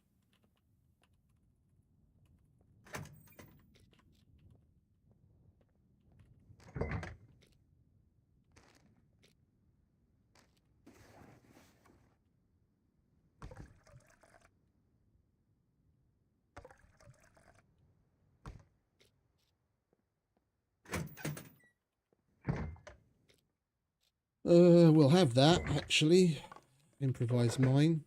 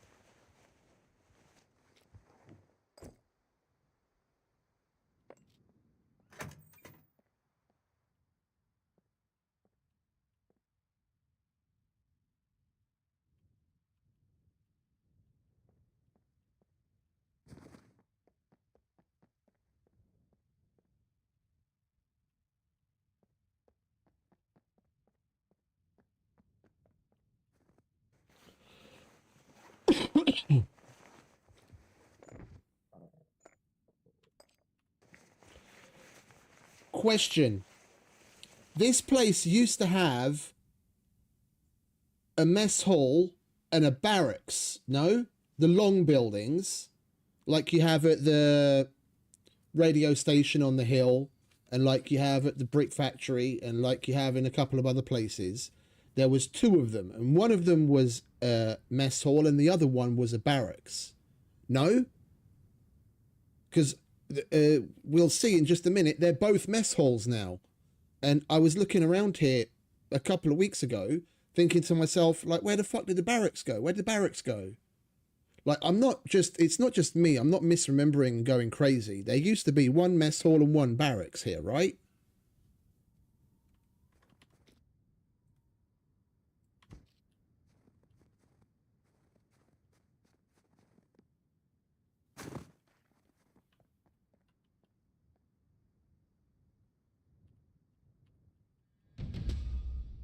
Right, that's that done.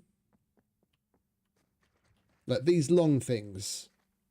Yeah, and then there's the barrack inside. There's a barracks version where there's like beds or bunk beds and lockers on either side with like foot lockers and normal lockers.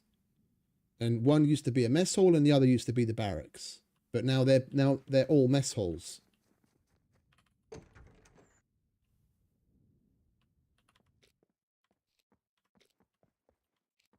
Oh, pens.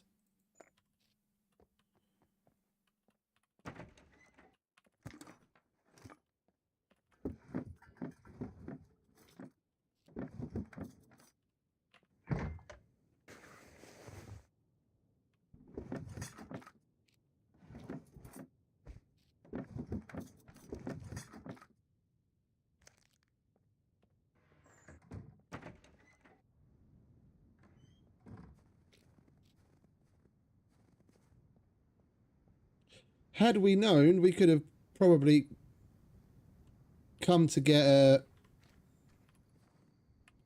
Oh, yeah. We can't. We can't search him after a certain time if we weren't the ones that killed him. Had we known this was here, we could have got some wheels and pushed this down to get an engine and ended up paying a lot less for it. I don't mind putting in the work if we save money. But we couldn't have known.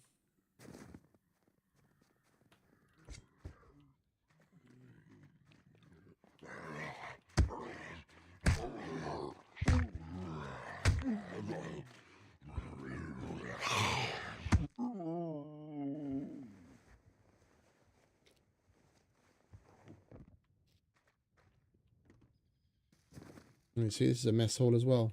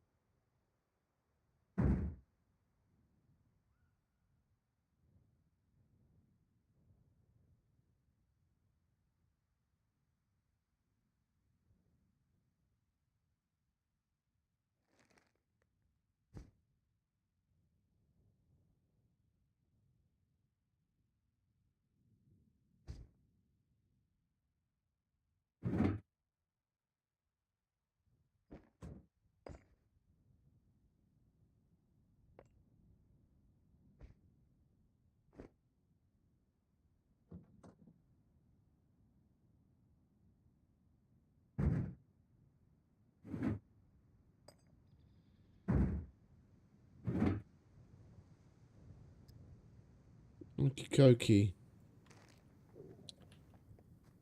There's not much left to loot up here, and then we can move on to the museum.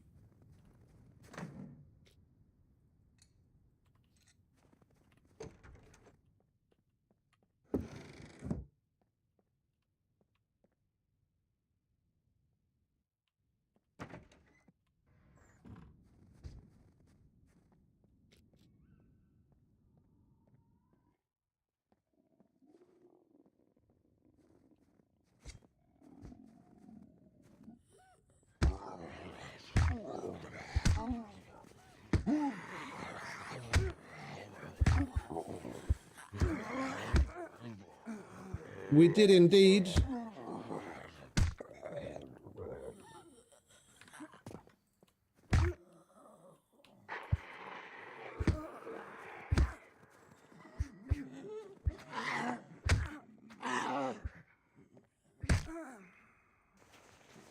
Basically, what we started off doing.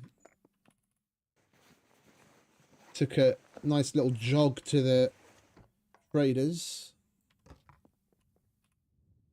Left the cruiser at home and cashed out some gold.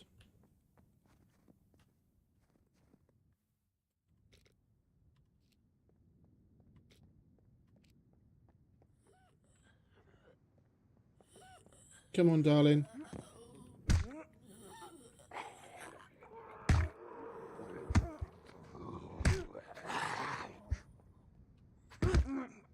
Silly little bitch.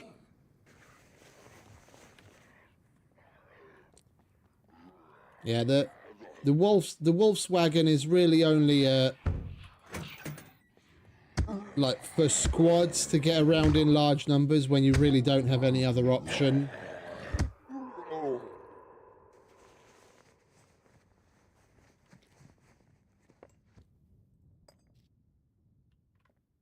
It's nice and all, but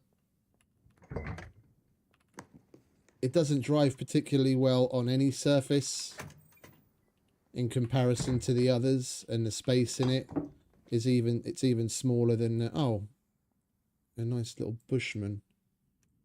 Let's use that instead, shall we?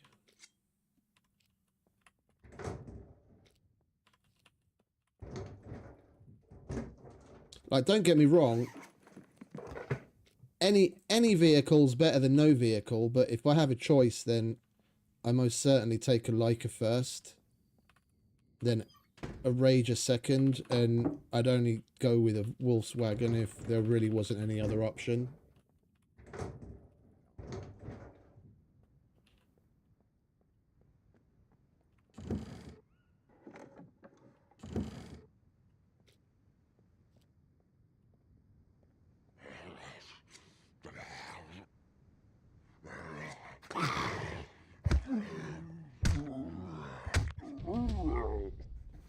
Alright, that's that quest done.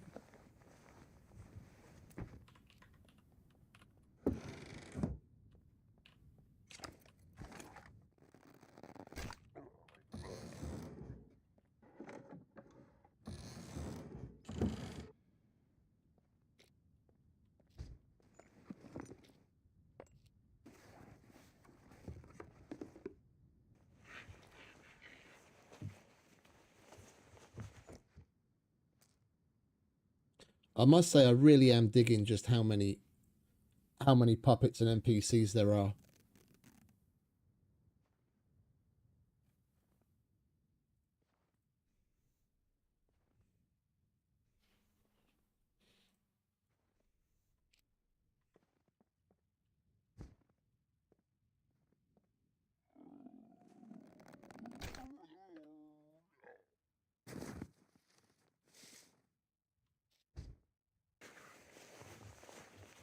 Right, well, I'd call this place done.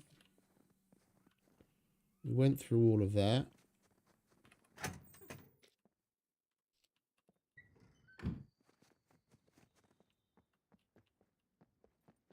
Right, swiftly moving on then.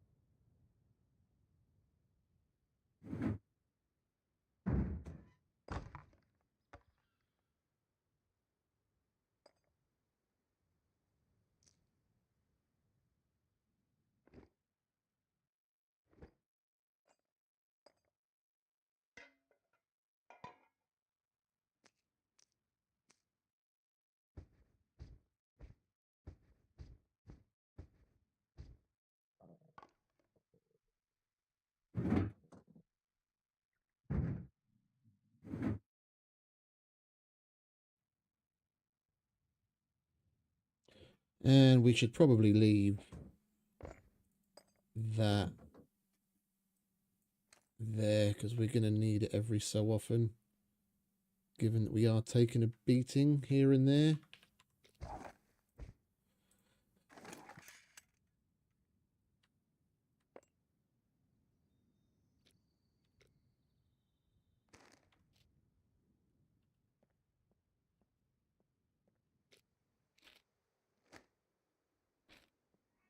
Alright, next stop, museum. With any luck, we'll have a whole bunch of NPCs there as well.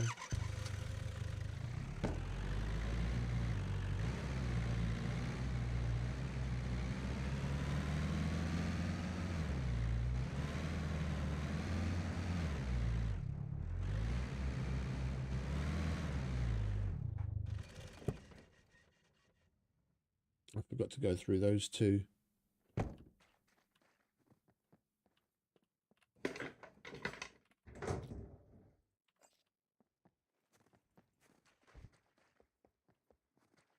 Or did we?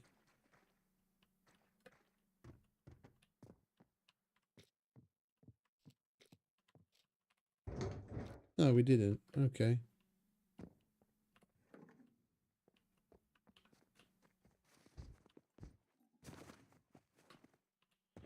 I forgot to go through that though.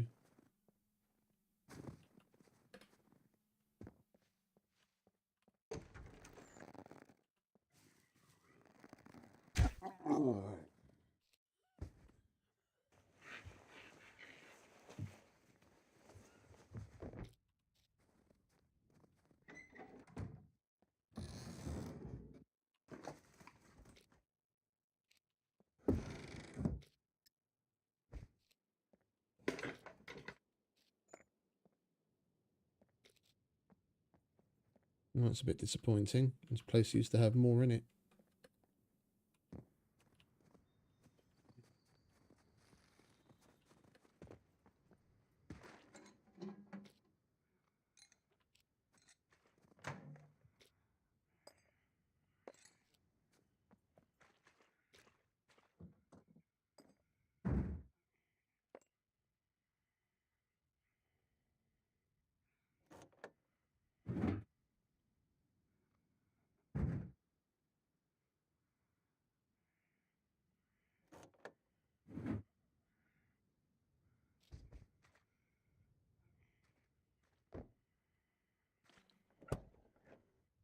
Right, museum.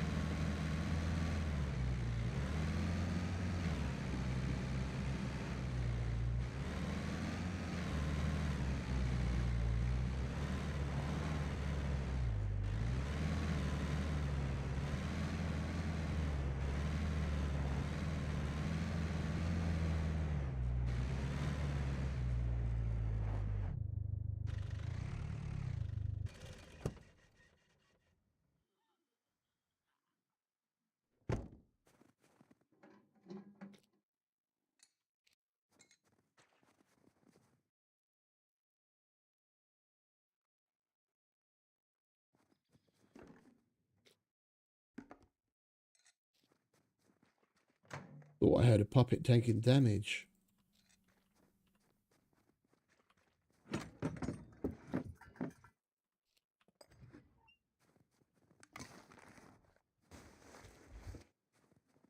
Good old wheelbarrow again.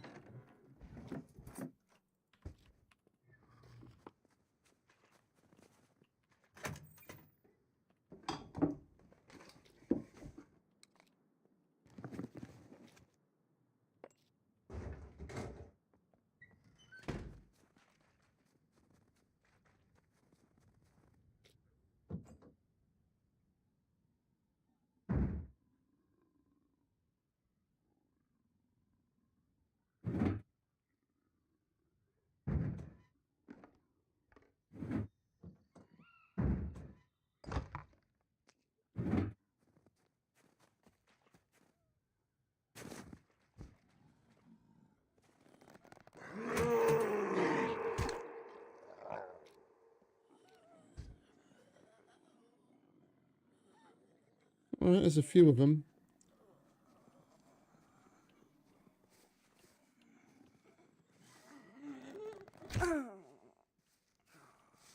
Where are you, darling?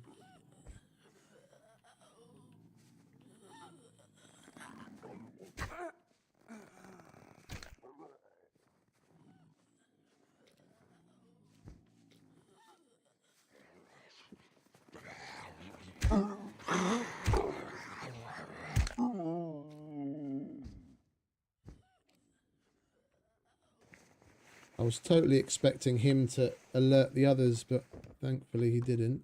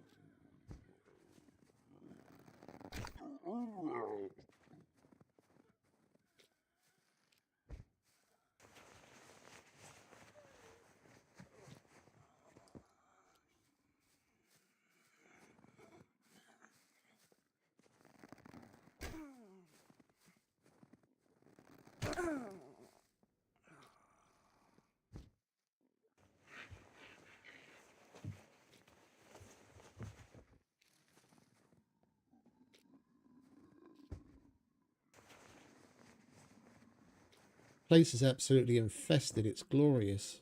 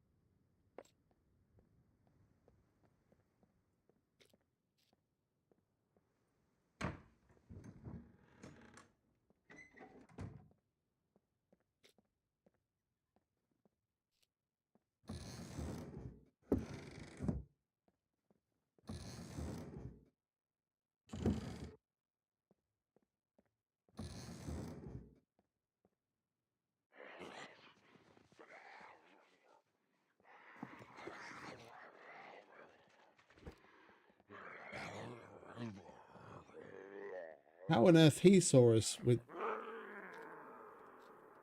so little through that window?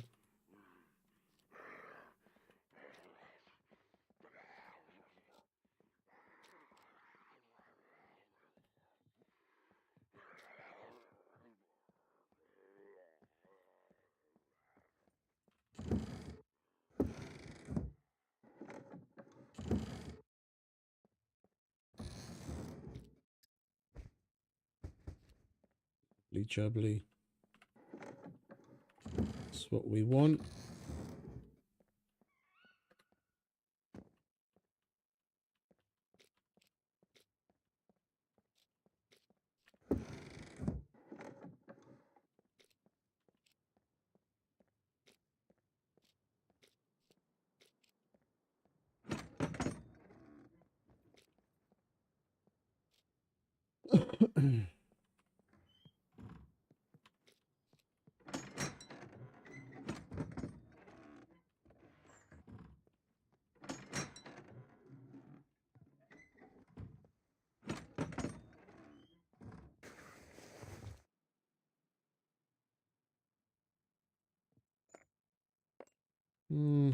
Might as well flog it.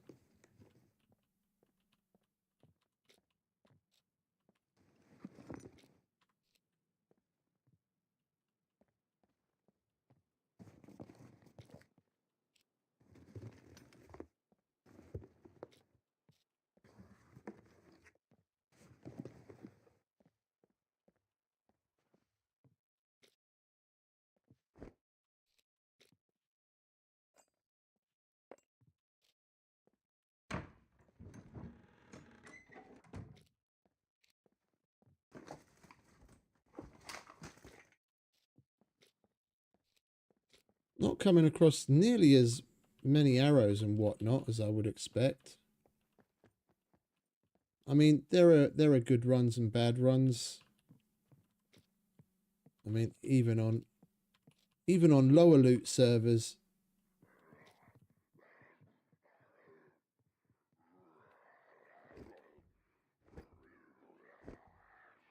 I heard something. Even on lower loot servers, I'd expect there to be a bit more than we're seeing.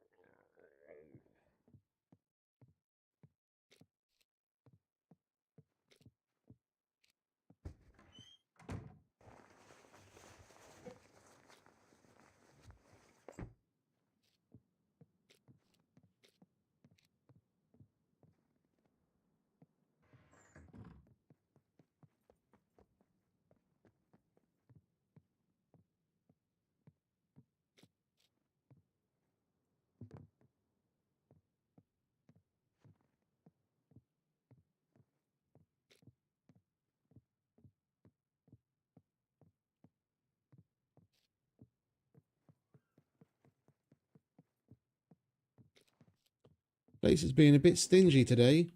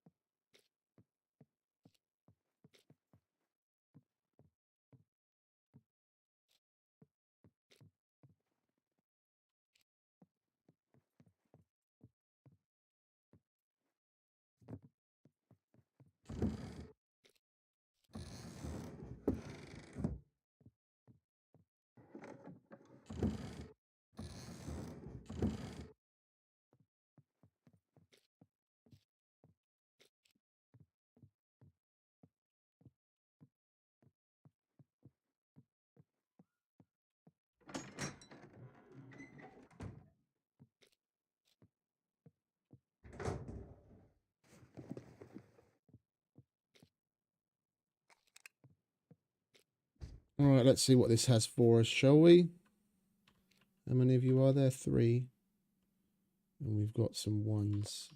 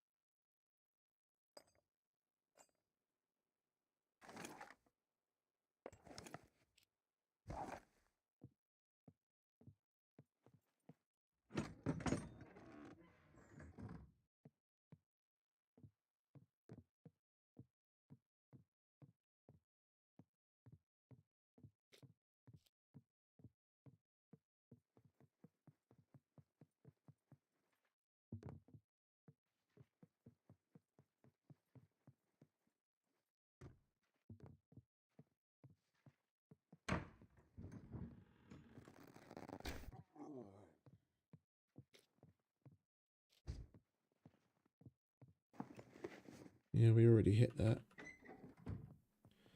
Wait, where was that room where the scaffolding is? Was that the other floor?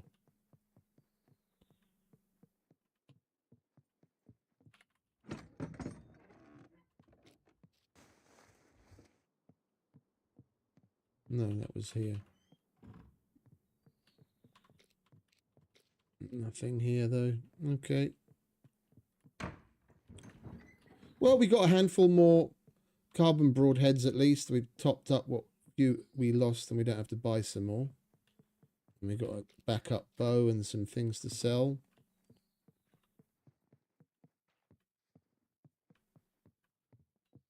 I was hoping for a little more, to be honest. I mean, there was a bunch of all the different types of arrows that we could have taken, but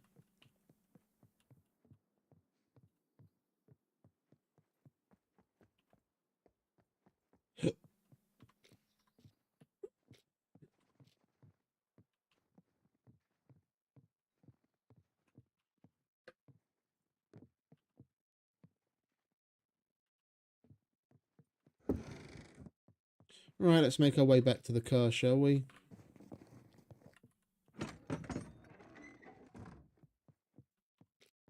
Well, we can go visit Prigoria by night.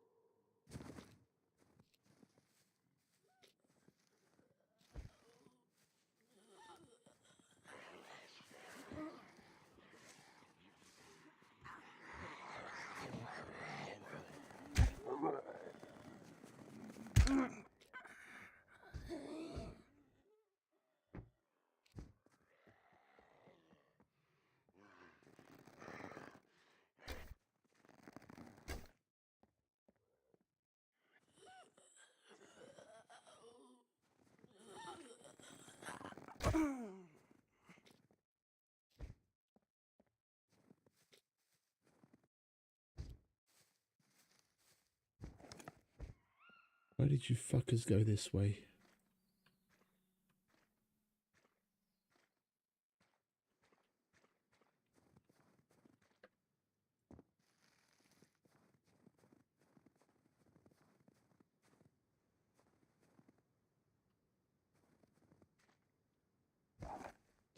They do shoot off in weird directions sometimes.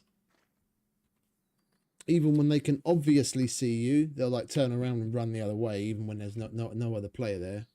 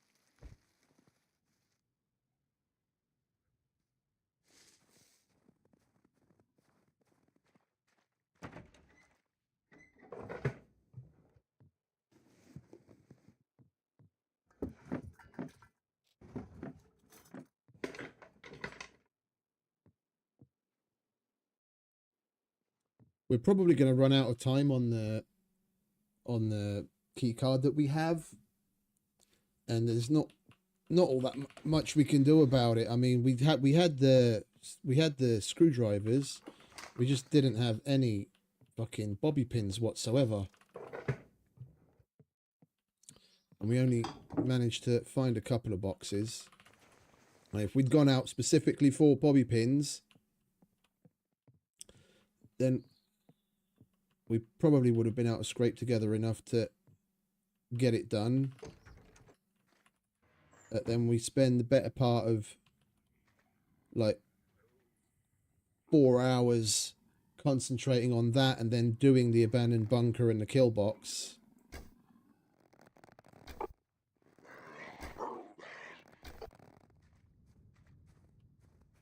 And we only really get started in the meat and potatoes of everything else afterwards. Now that we've got the car, we're going to have plenty of opportunity to hit up all the police stations we want. We want to get ourselves set up, be it bobby pins, screwdrivers, general questing, trading items, the works. There's going to be plenty of abandoned bunker opportunities.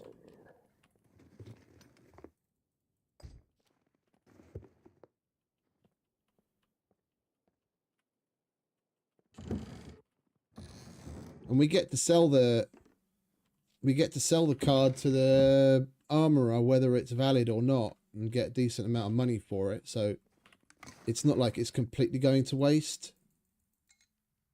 And the spawn pool of cards that can be in the world will be clear again, so we have all the chance to find another one.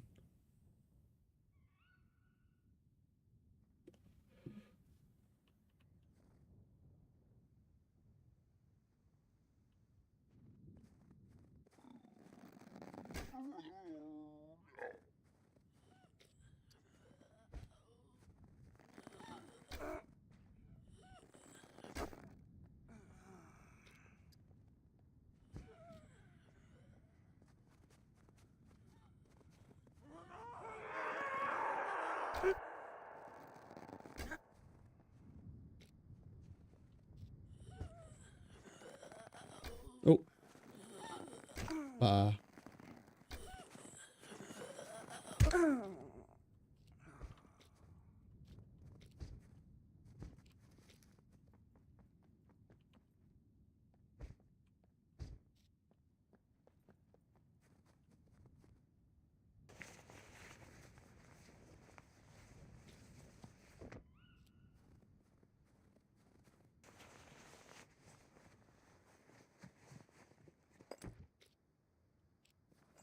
I reckon they could have most certainly done with putting a hunting store in this little town, in the same way as they added one to Luthais, the town just above the trader in C2. I mean, if anything, this is prime for it. Yeah, it's far away from anything, in the middle of, you know, forested area. It's exactly the kind of place where you'd expect to see one in a more shuttered away area, right by the big open forests.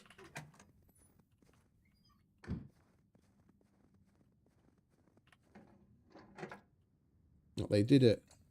They did a nice rework on the place, but totally deserved to get its own hunting store.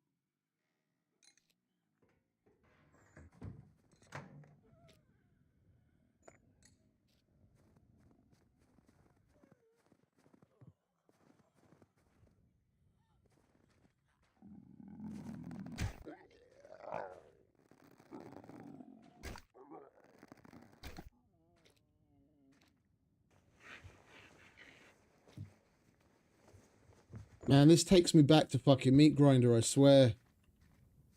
I love just how many puppets there are everywhere.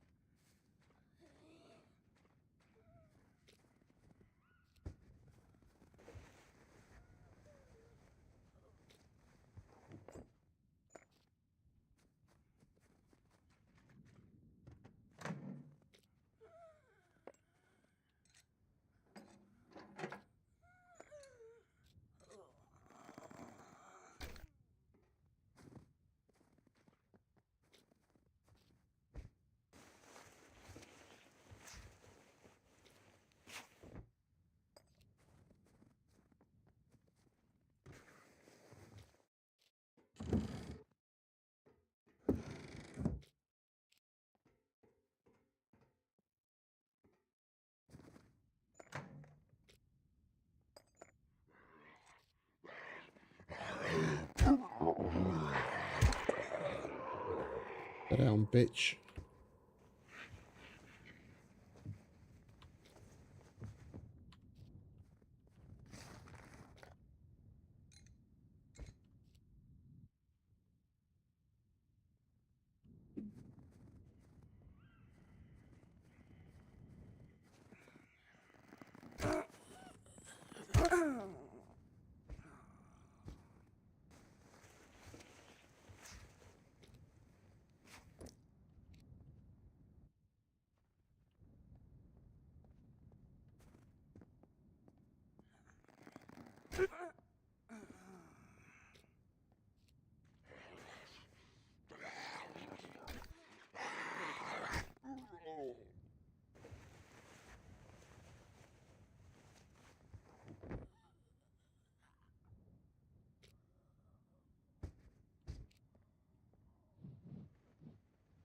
.12 gauge C2 armorer.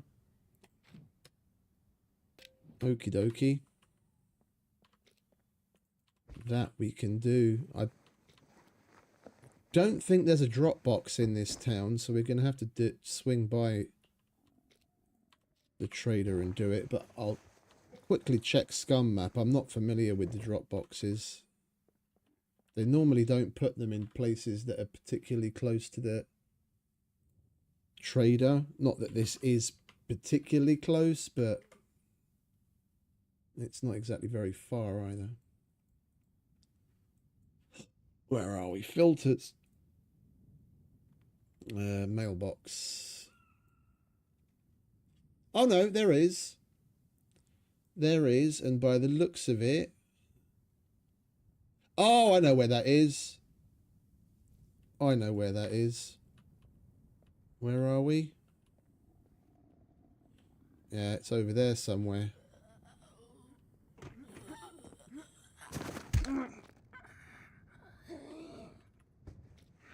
Right, let's go and dump this shit and grab the 12 gauge, and then we can put that in a drop box.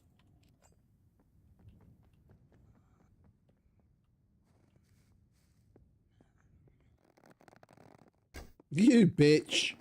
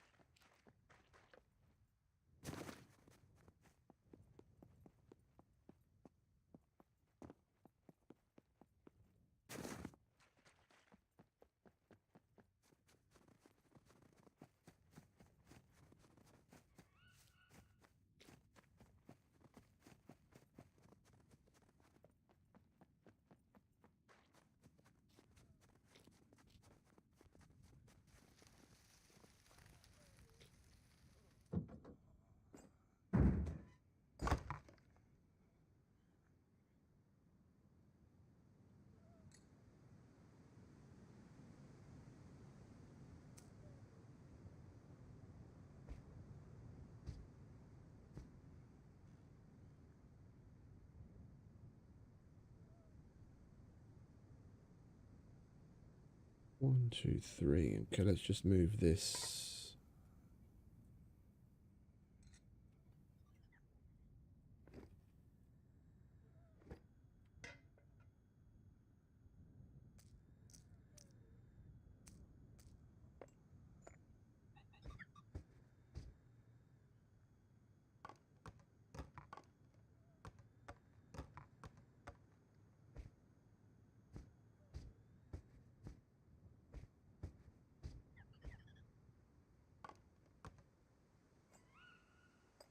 We need these for lock protections as well as the missions. So we're going to need plenty of them. The rest goes in miscellaneous.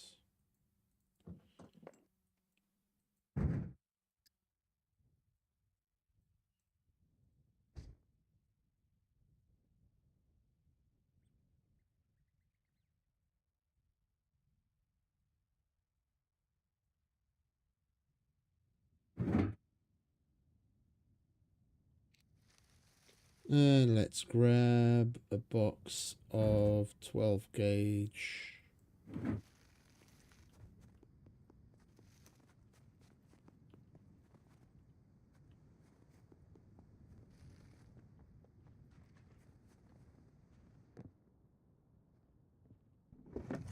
And you see, we haven't come across solitary NPC yet. When it goes heavy on the puppets, it's heavy on the puppets. Like we might see a little bit of a split as we go on, depending on how much time we spend in the town. But we're probably not going to see nearly as many NPCs as we saw in some of the other places.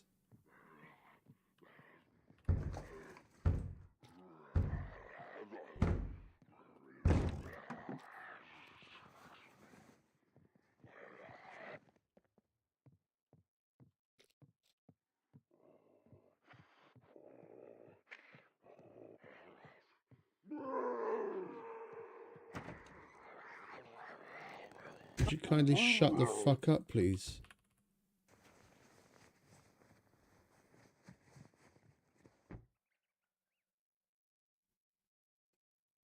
Hey, yo. Welcome, darling. Hello, peeps.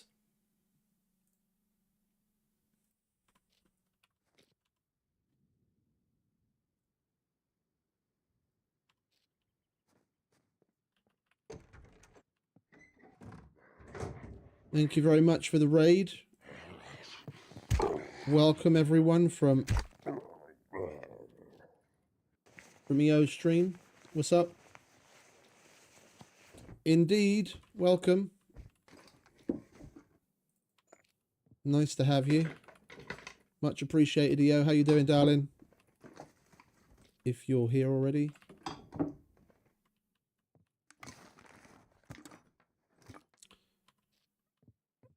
You caught us in the middle of doing a little spot of light shopping.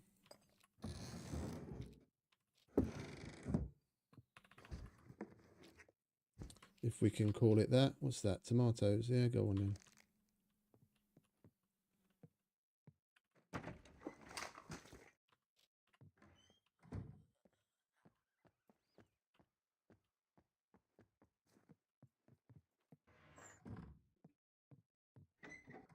Hey, what's up, darling? Dirt. A derp, derp, derp. Appreciate it. How you doing? What you been up to?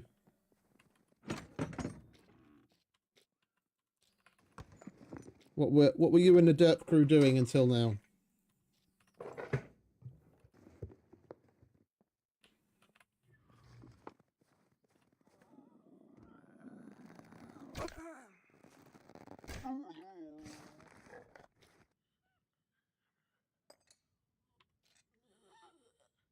Yeah, we're making a little bit of preparations for the update coming later today. Subnautica, sweet. You far along or finished it? Or just started?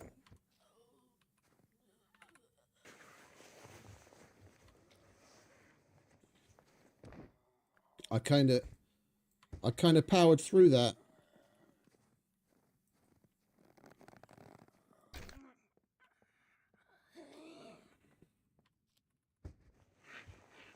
We finished that already like 3 or 4 days in after release.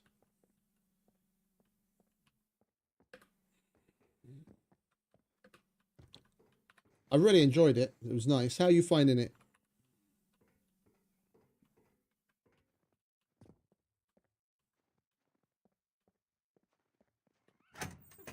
Okay, so you're in the SCUM,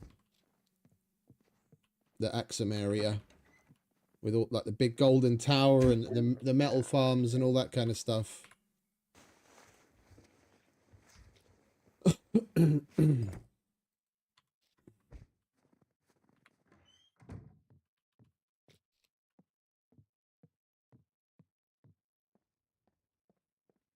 But yeah, as far as Icarus goes, we'll be going back to that 100%. It's just I do want to check out. Oh, we're actually going to have to hand that one in for once. I want to check out what this Confirm contact. Into the Wild shit is going to be. Take cover. Not today, darling. With the Hunter's Lodge and the Wild Hunter and everything and all of the other shit that's going to come along with it. So I thought we'd hit up SCUM for a bit and get a base together and get our gear together so that we can hit the ground running after the update.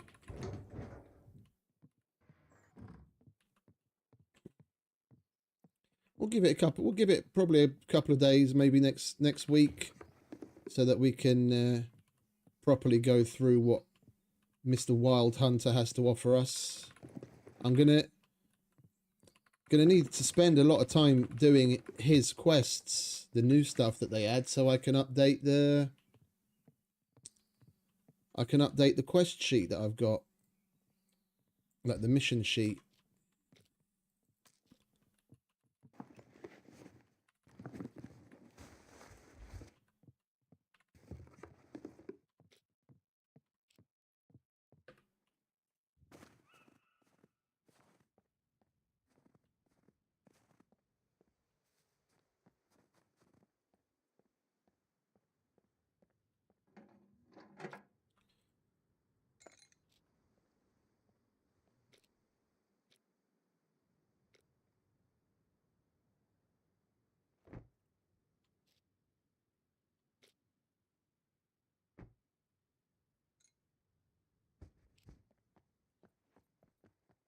Right, let's go and dump this, shall we? That big old rebar cutter's taken away a lot of our carry weight.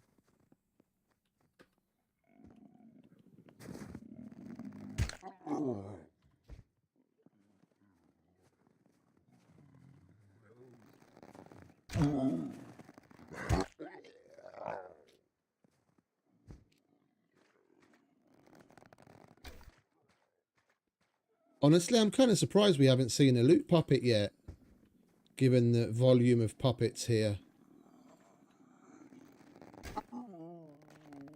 Little loot goblin.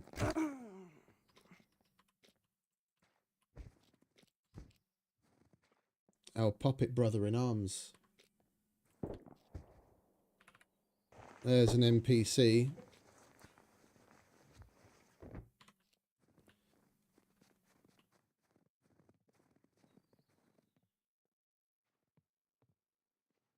Those are still puppets.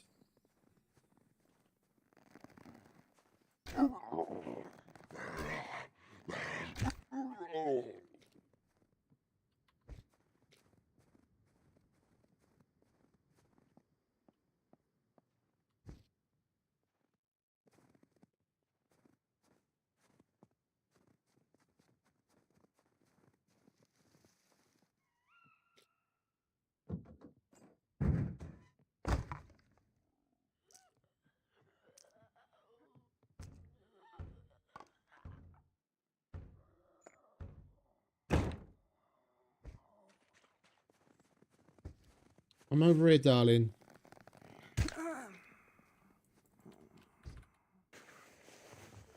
Yeah, I think the puppets got overwhelmed by whatever that... Oh, sorry, the NPC got overwhelmed by puppets because I don't hear any shooting anymore, thankfully.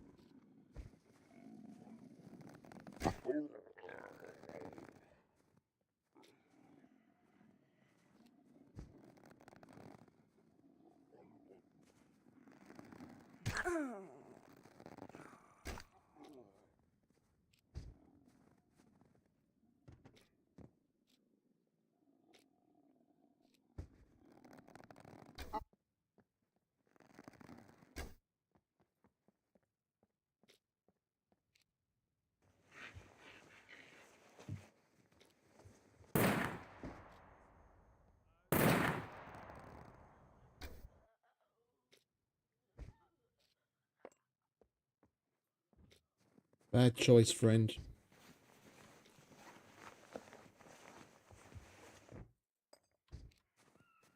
Fucker was still alive. Or it's another one.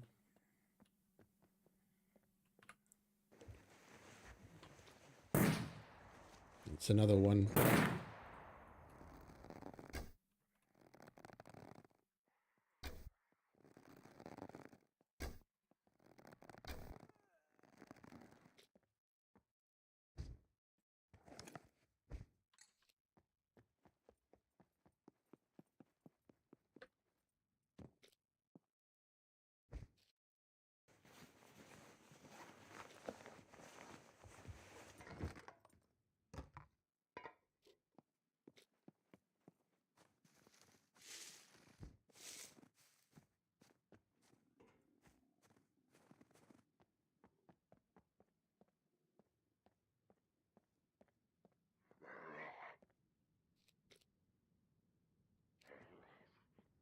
We've still got at least one arrow somewhere. What the fuck?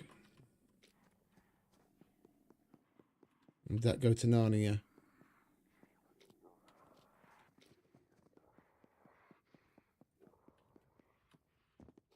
No, we've got more. Not going to cry over spilt milk. It's just a couple of arrows. Oh, is that the... Take cover!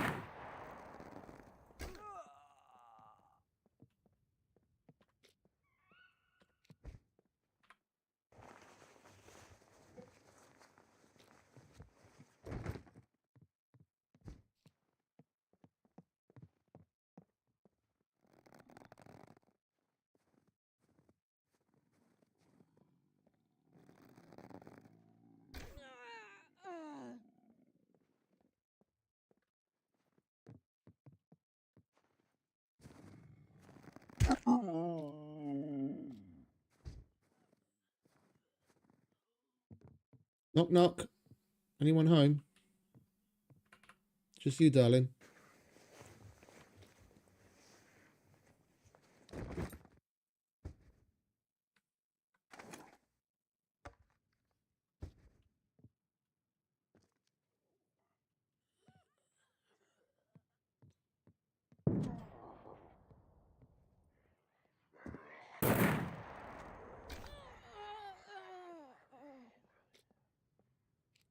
You guys quit it with the fucking shotgun rounds.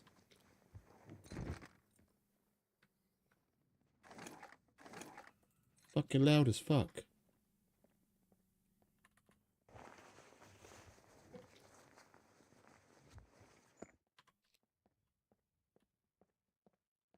Alright, let's go back and do another dump.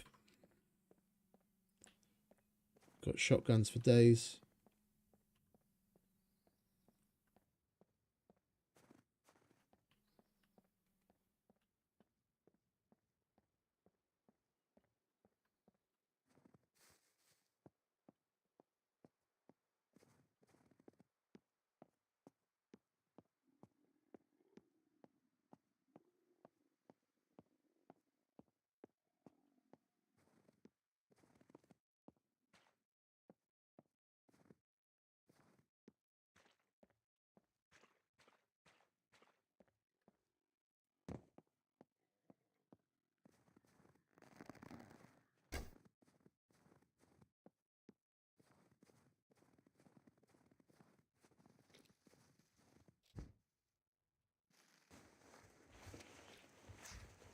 You flew a little bit close to the sun, friend.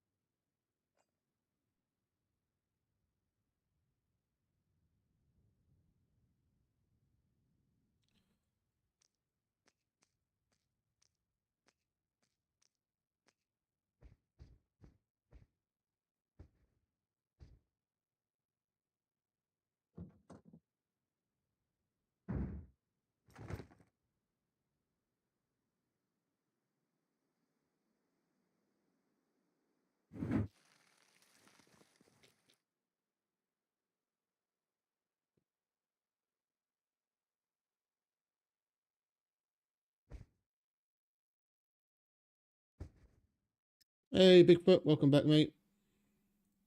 Not much, mate, not much. Just doing a spot of shopping.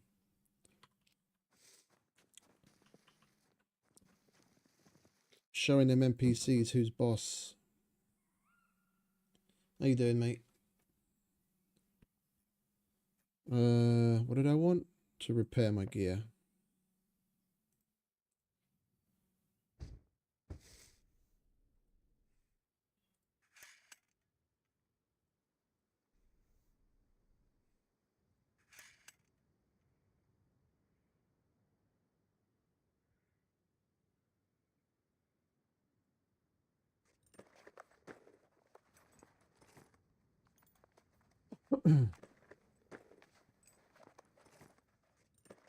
Coolio. Just got to tack another 0 on the end now, mate. Keep it going.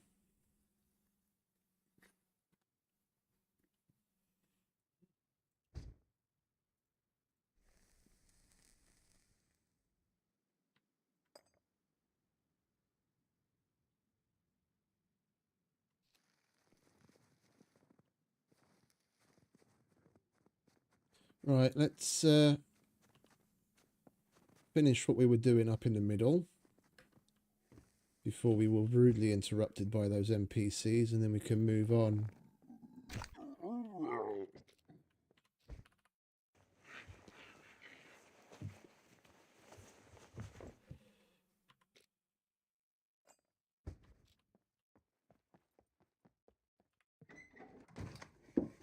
We've already been through here.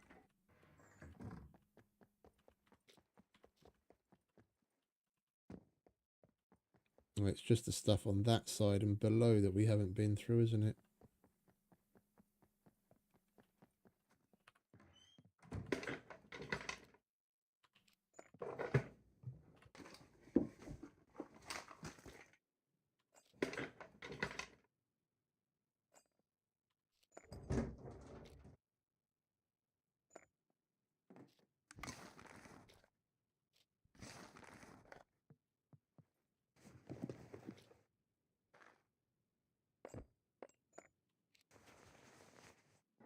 I always make sure to unpack boxes of nails now.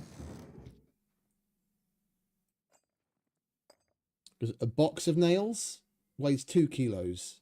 And you unpack it and get 2 stacks of 10 and they weigh half each. So just unboxing it, it takes up a bit more room, but you carry half the weight.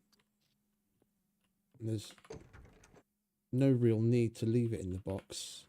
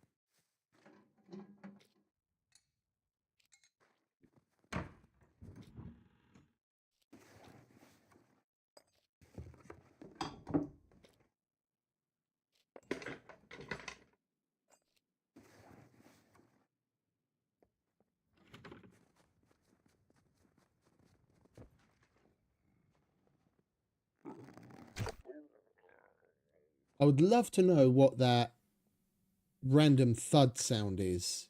Like I've heard it a bunch of times in my base, while I'm out and about at certain places.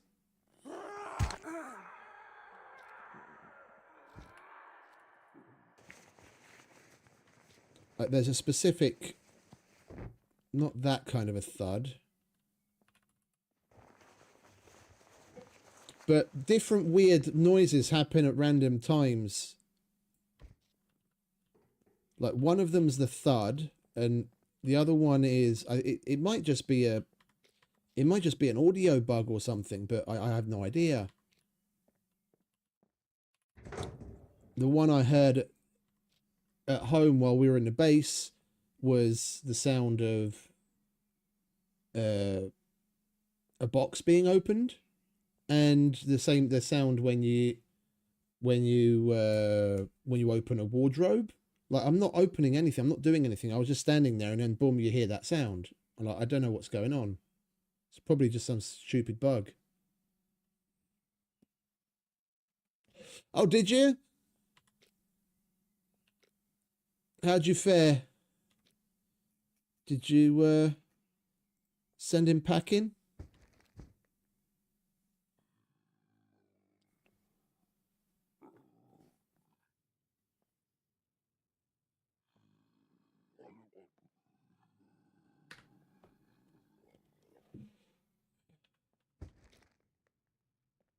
The dropship? Or or were you asking about the sounds?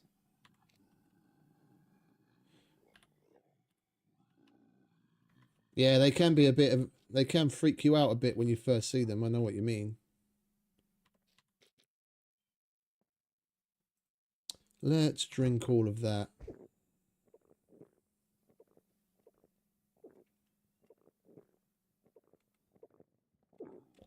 Oh, okay. Well, where are you? Oh, the sounds. No, it wasn't an NPC. We were. I've heard them randomly out and about in the world, but more frequently when I'm at my base, and there can't be NPCs around at the base. We're in the middle of nowhere.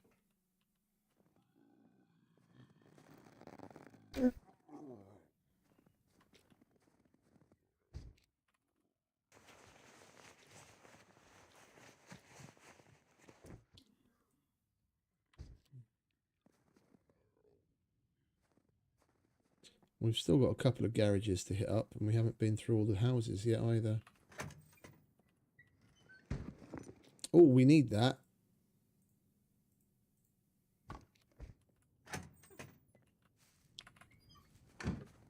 We'll go up to the drop box. We can hand that in for the mechanic.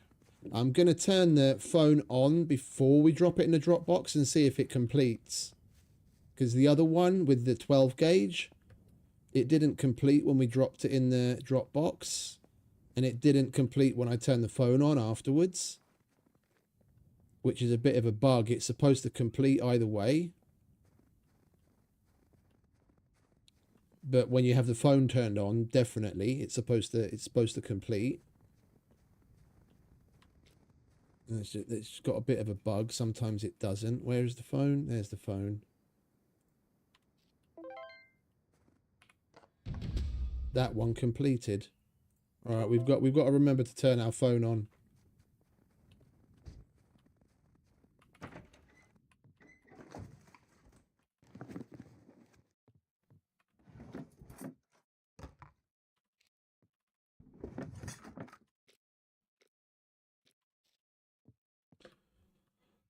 Right, let's go and do another dump, and then we'll move the car over to the other side so we don't have to keep running back and forth.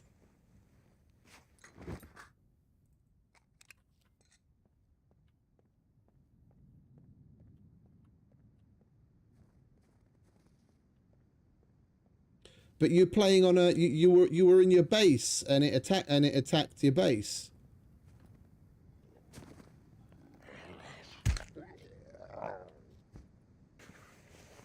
The vast majority of servers I've played lately, they either have the random dropship encounters turned off entirely, or they have it limited to just random encounters and not attacking people at their base.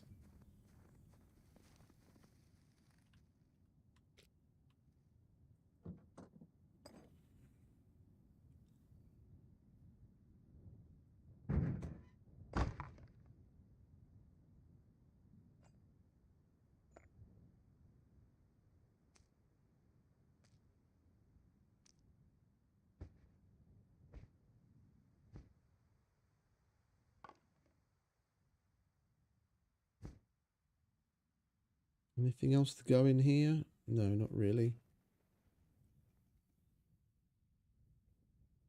Oh, so it's vanilla, that's why. Okay, and you're the only person it can attack. Okay. Because normally when you're playing... Normally, servers have dropship base encounters turned off, or they put the number of base building elements that you need to trigger it really high. Yeah, so that only big, like Zerg-like bases have the potential of having one come along. Because it's, generally speaking, a bit unfair to, like, let's say for like some solo building a house with like, you know, a dozen or so, maybe more base building elements, to have a dropship and a mech come along and start shooting the fuck out of you. It's rather unlikely that someone like that's gonna be able to fend that off. So people tend to change the settings on that one. It can be a bit overwhelming one, the first encounter.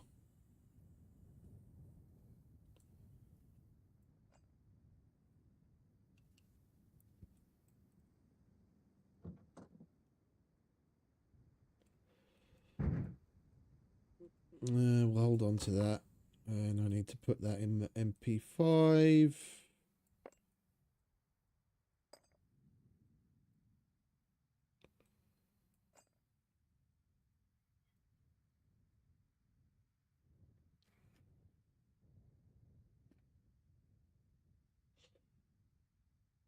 I won't say it's simple, because it's not really 100% simple, but they have made an effort over the years to make at least how things are worded a little bit more intuitive as far as like the settings go. In the past, you had to just test shit and hope you were doing the right thing. But now, with the tooltips in game and whatnot, and the way that they've worded some of the options, it's a little bit more obvious what does what. In the past, it was a fucking shit show of just fiddling with things until you figured out what was what.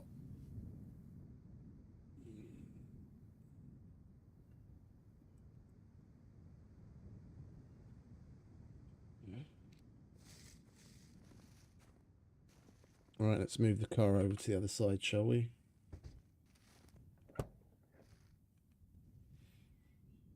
Yeah. The character isn't global like with Icarus. Every server you join, then you put together a build, and then you've got a character there. And that character will stay until one of three things happen. When you click a server, it asks whether you want to continue or go with a new character. If you click new character, then that previous one is gone. Or when a server wipes, it depends on the person running the server, what options they toggle for like what to be wiped. In some situations, people could do a server wipe where your character is picked clean, basically, or when you permadeath, because there is a number, as on hardcore servers it tends to be very low, if anything at all. Yeah, in vanilla I think it's like minus $5,000. So if you reach that, yeah, if you don't put money into the bank to bring it up, if you reach the minus 5,000, then it's permadeath and you have to start a new character. But that again that's configurable. It depends on the server. Here I think it's 2,500 or something like that. I think it's half normal. And there are some places where they don't let you go into debt at all. So if you don't have money when you die, then that's it. Then that character's gone and you have to start over.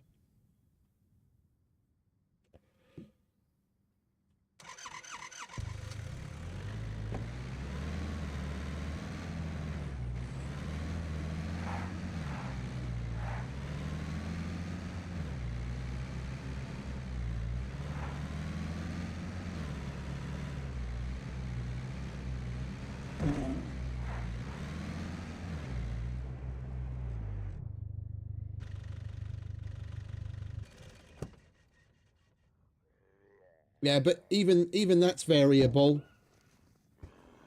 The amount it costs to spawn, you can also set that up.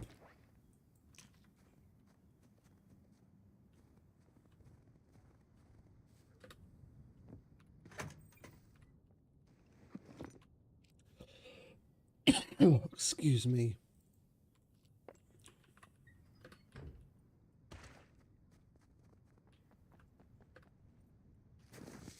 Have we already been through here?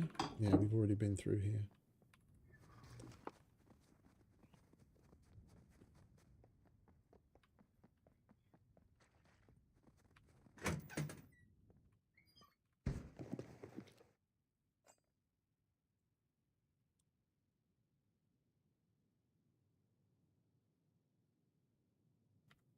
Excuse me, I've got a fucking terrible frog in my throat.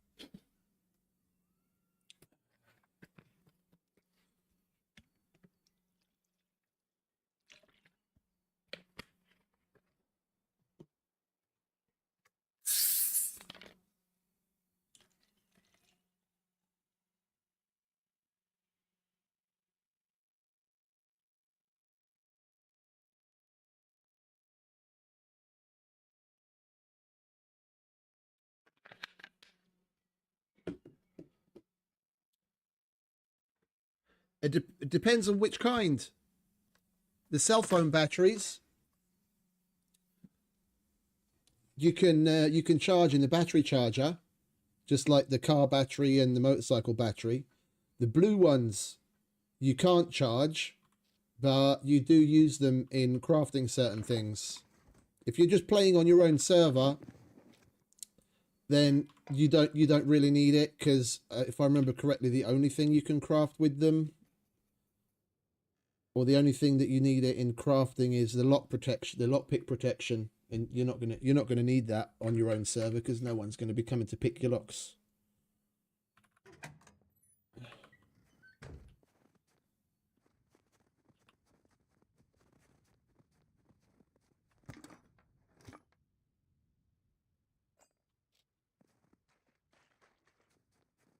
Well, unless it's set to public and there's the potential for people to come along. Depends on how you're playing.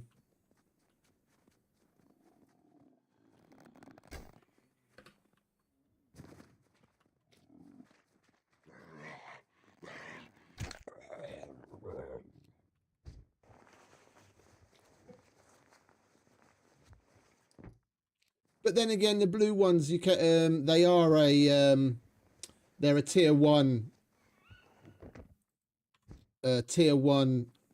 general store quest item. So if you're doing the quests, you can still hand in empty batteries. He'll take it all the same. Cell phone batteries and blue batteries, it doesn't matter what durability it is, how much charge it's got in it, he'll still take them all.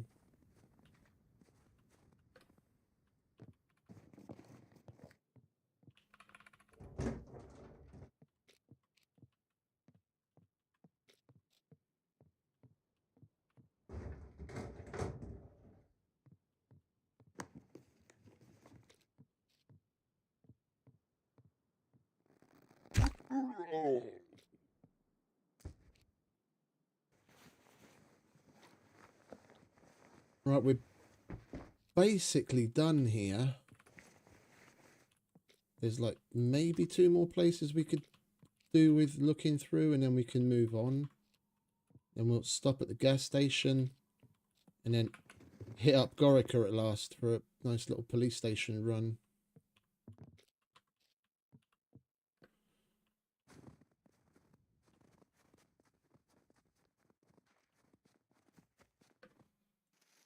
Where did we park? Was it over here?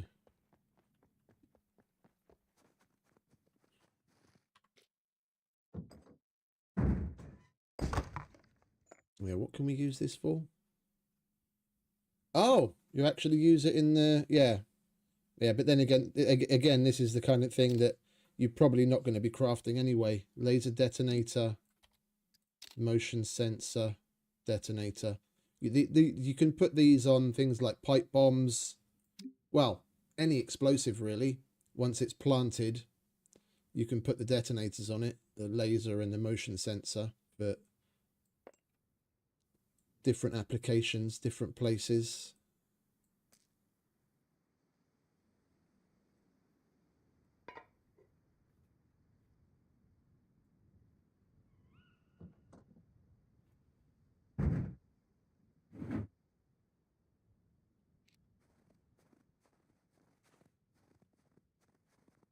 We'll go through these last few houses.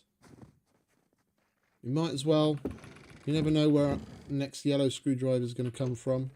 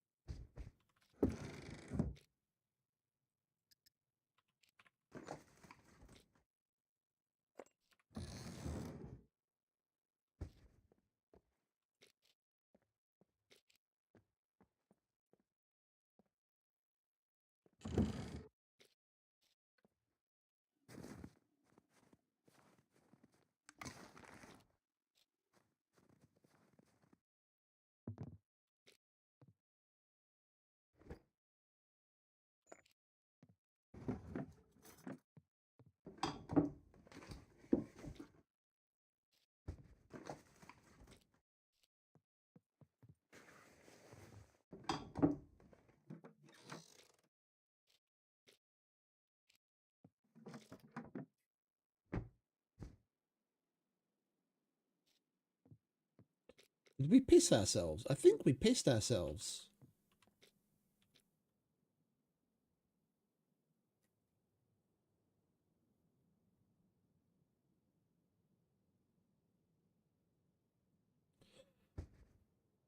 I think we pissed ourselves.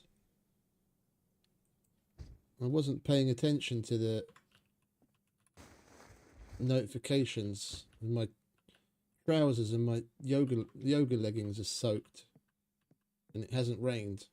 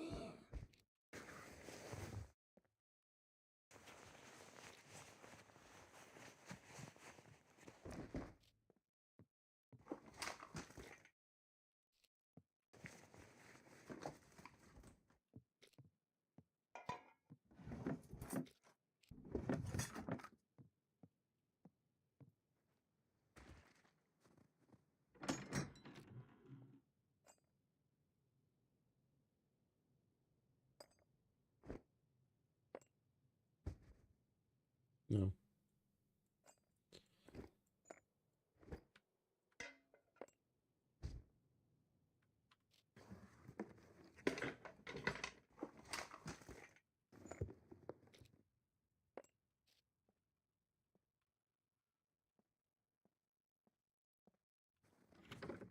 If you check out the right places, it most certainly does. Don't forget your screwdrivers.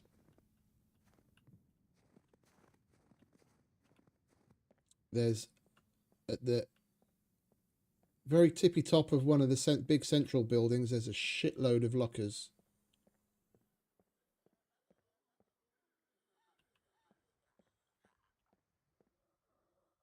What gives with all these puppets again all of a sudden?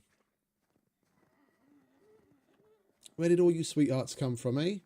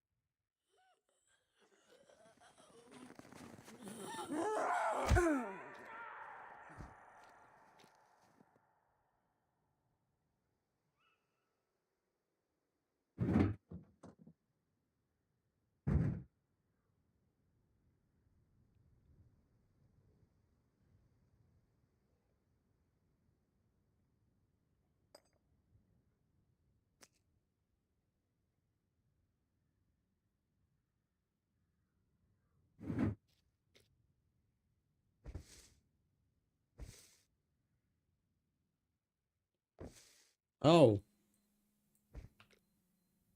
Okay, we're fine. That carton of milk really did us a lot of good. Maybe we put the box back. Yeah, okay.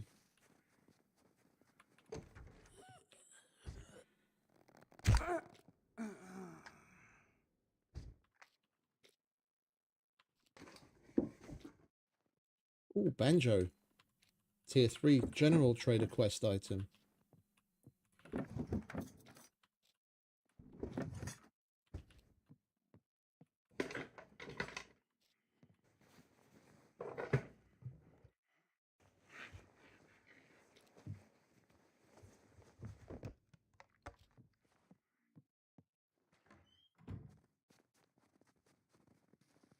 Alright, let's shove off, shall we?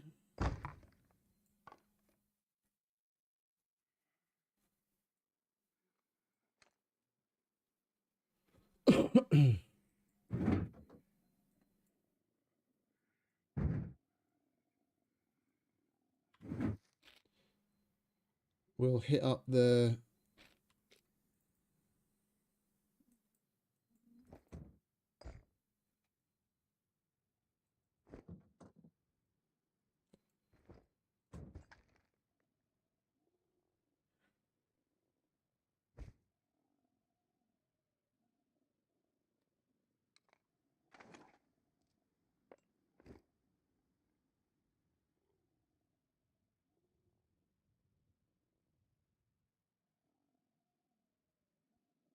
Yeah, basically wherever there's mechs,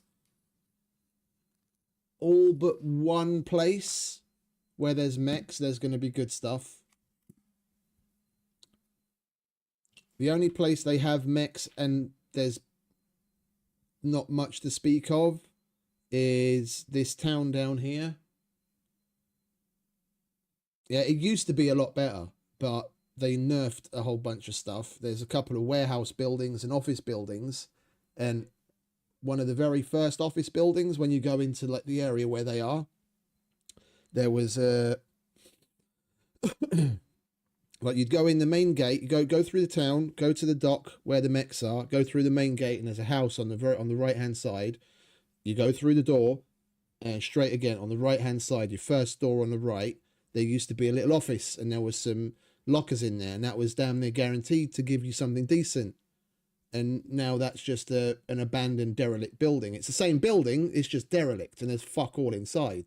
Like, you might find a couple of boxes of bobby pins and junk, but nothing of any real worth. And even the warehouse buildings further down where the black mechs are, because that's got black and yellow mechs. The yellow mechs are the old school mechs. The black ones are the ones they added in one of the updates. Where the black mechs are, there are warehouses, and those warehouses used to be full of decent shit, because there's mechs there. Like, there's military crates and all kinds of shit, and now they barely give anything in comparison. So it's, as far as mechs are concerned, basically everywhere else that has a mech is gonna have some decent shit. I mean, even the military place up here, it's probably one of, if not the most annoying place to walk around with mechs. Yeah, probably second only to the D4 airfield, with naval coming in like a third place. It's got a number of barracks buildings, and there is a place that's got some lockers in there. But this, it's not worth going in there, risking going past the mechs.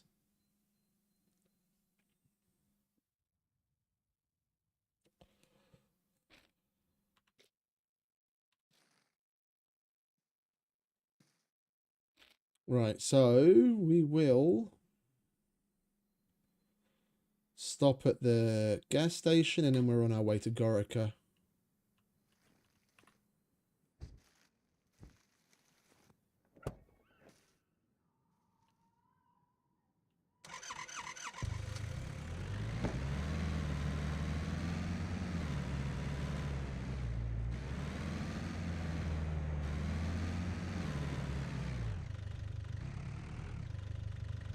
Do you mind?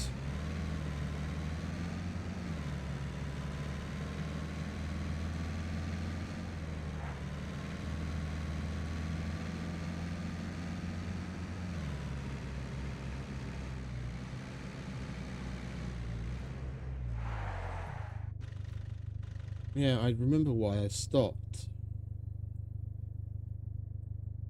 Or what I was looking for. I was checking to see if I brought the D1 bunker key card with me, but I can't see it. Do we put it in the armory, maybe? It's not there either. I don't have it on me, do I? No, I must have left it at home.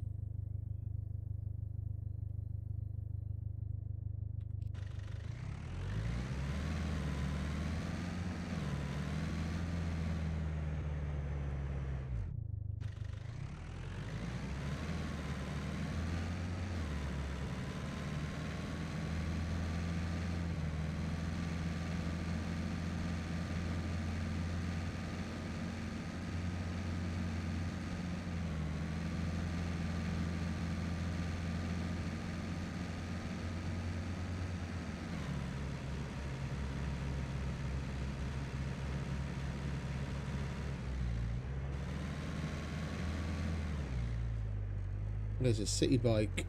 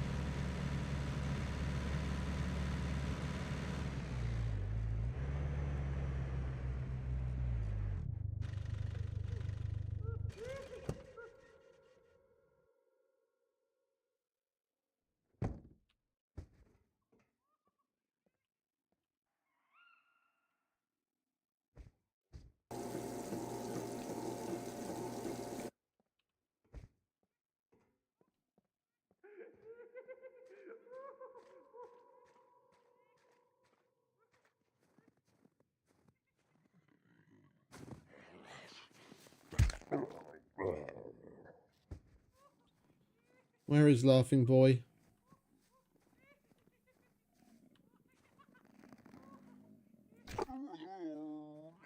There he is.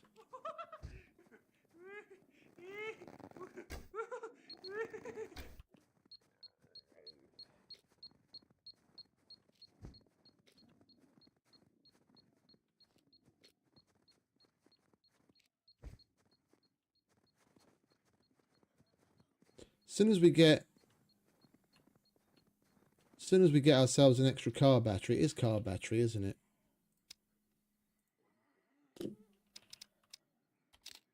Yeah. As soon as we get ourselves an extra car battery, we'll do a little...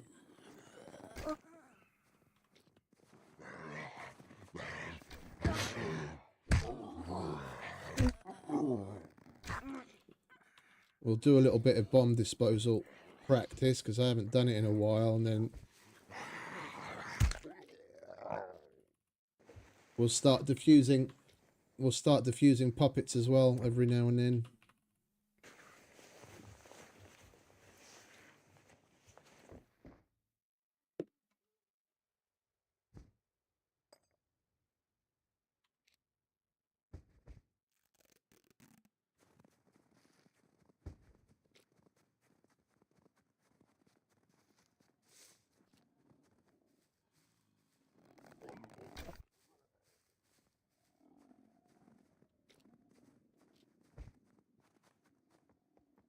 Oh, and there's a mountain bike here as well.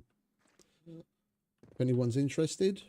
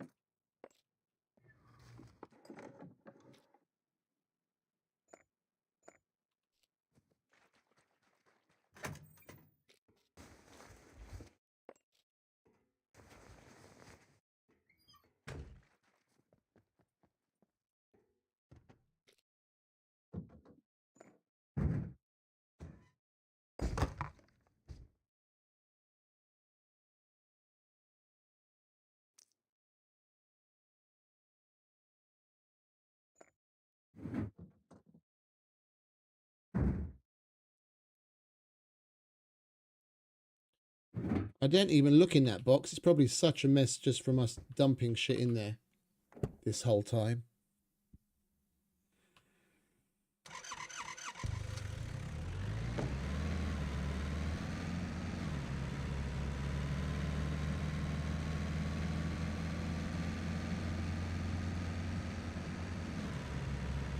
Let's hurry up and get the police station out of the way.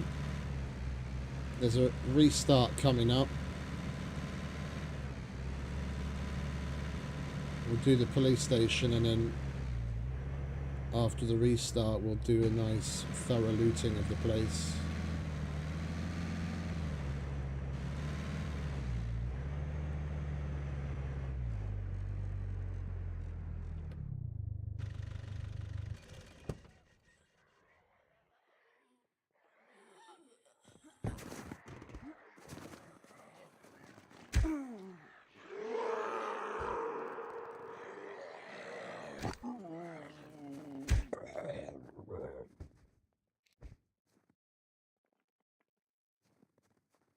Still plenty of puppets inside. Let's go and say hello.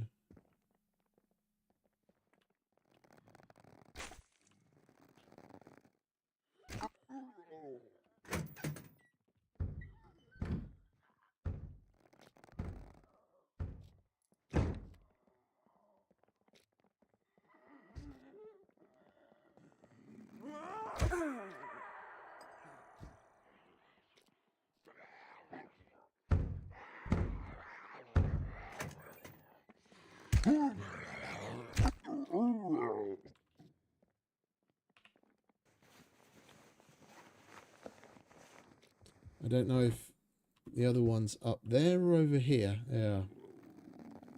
It's the twins. Oh, there's one up there as well. Thought as much. Walking on the roof has got a different sound to it.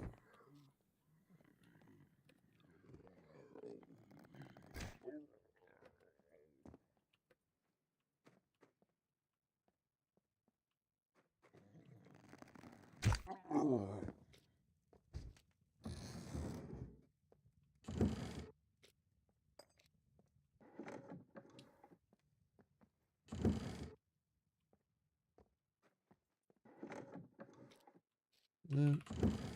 Quest item.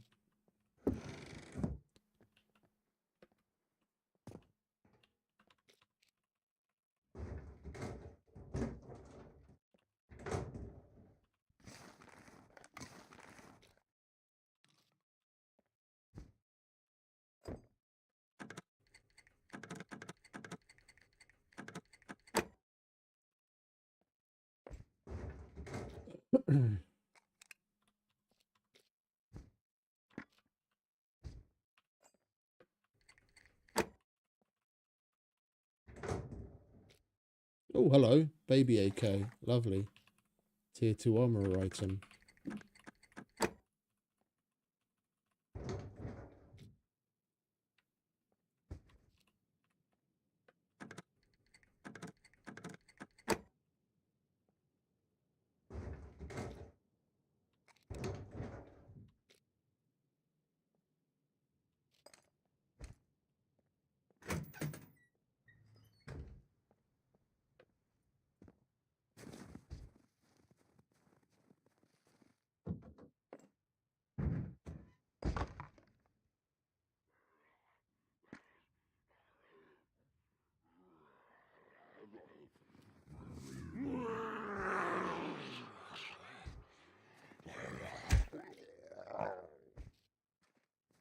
Do you mind?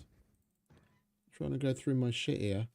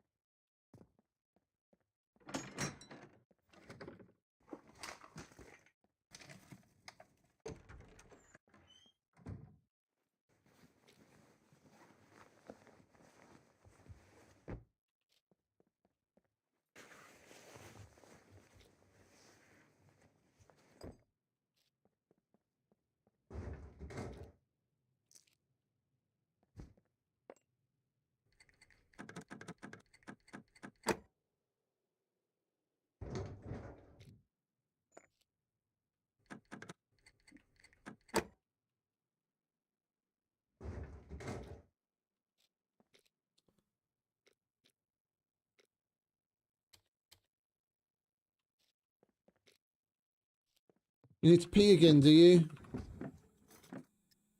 Alright, take a piss then, mate.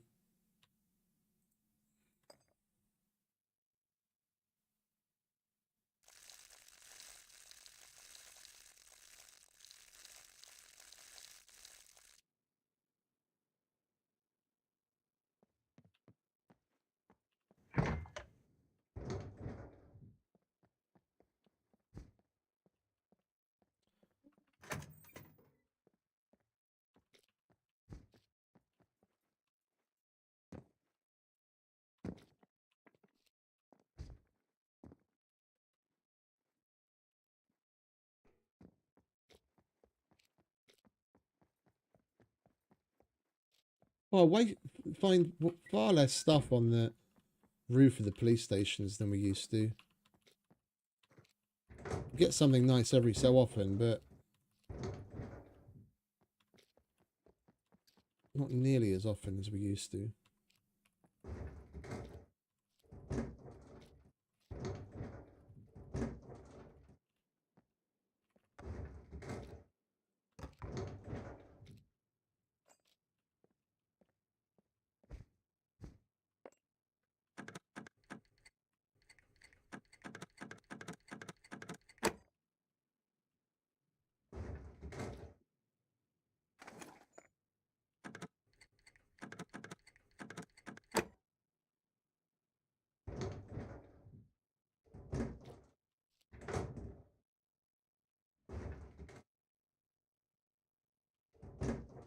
An empty police station locker next to these fucking loot settings.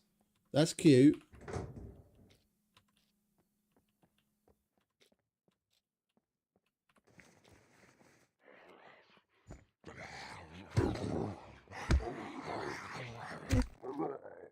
Son of a bitch.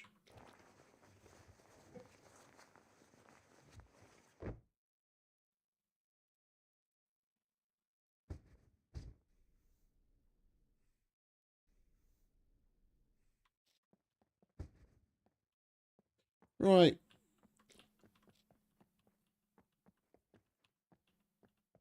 Let's put some of this crap away.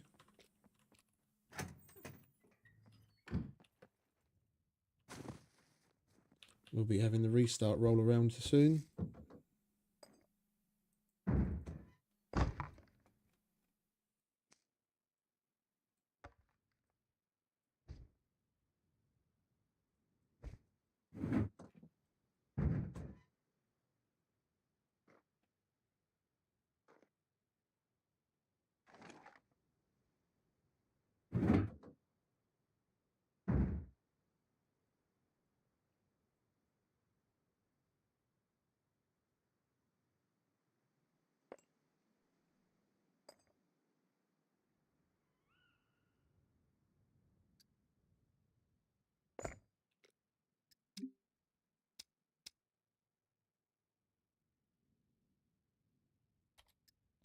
That's one thing that I've noticed we don't see so nearly as much of on this server in particular, and that's the batteries and lead.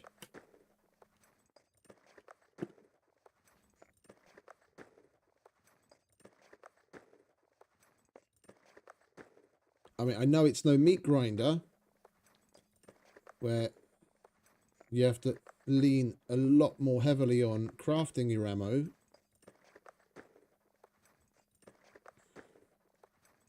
But it would be nice to do a little bit, so we don't have to waste money on it. We haven't seen a single car battery yet, and only a handful of lead.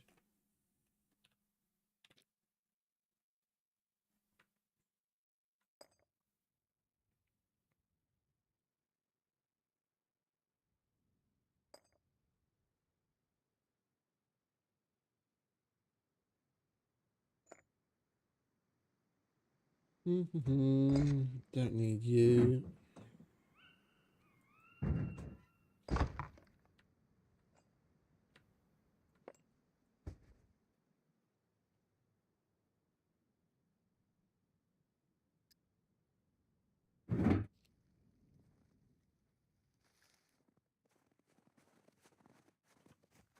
Might as well start with the garages if the restart hasn't rolled around yet.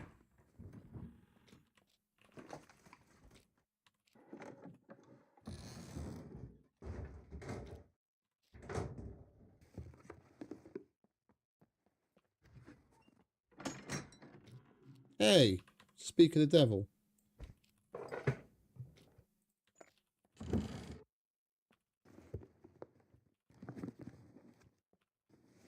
And we can make ourselves a practice bomb.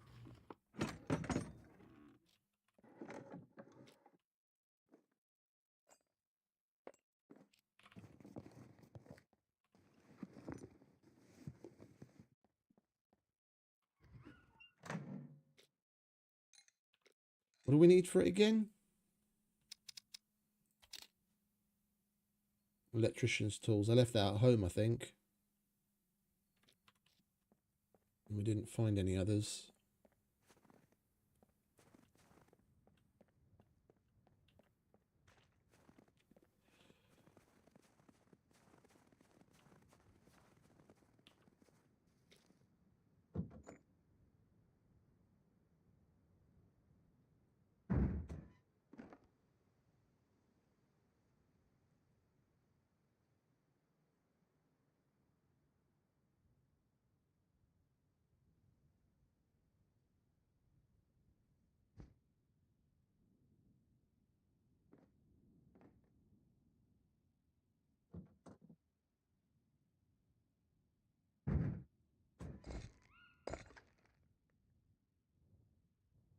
Yep, no electrician's tools.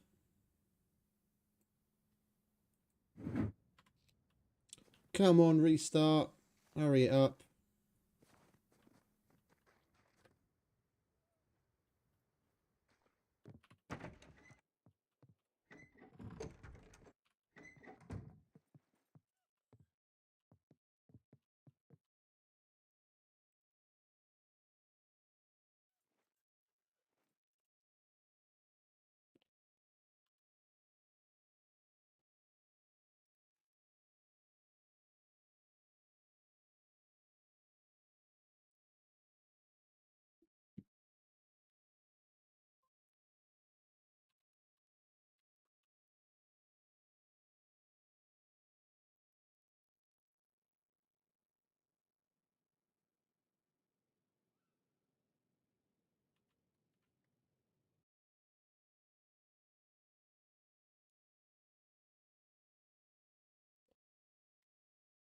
All right, there we go.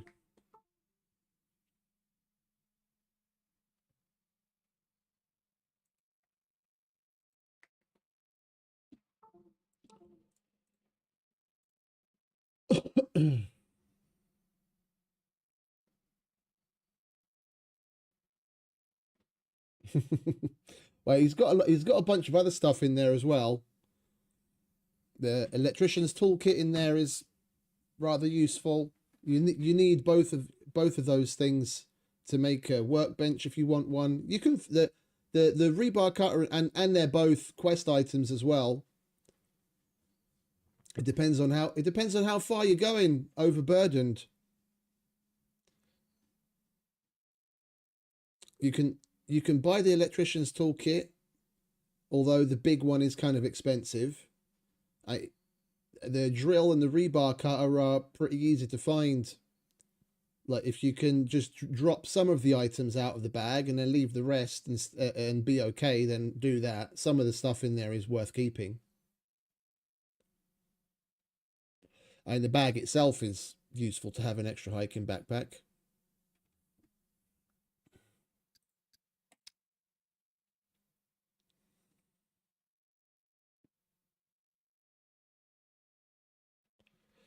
You need the electrician's tools for repairing things like optics on weapons and the NVGs and crafting certain electrical things.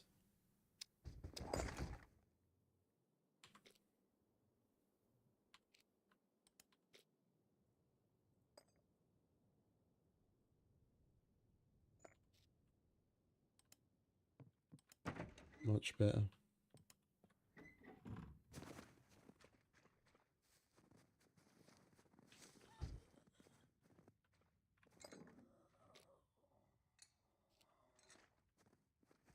The NPCs certainly make short work of it.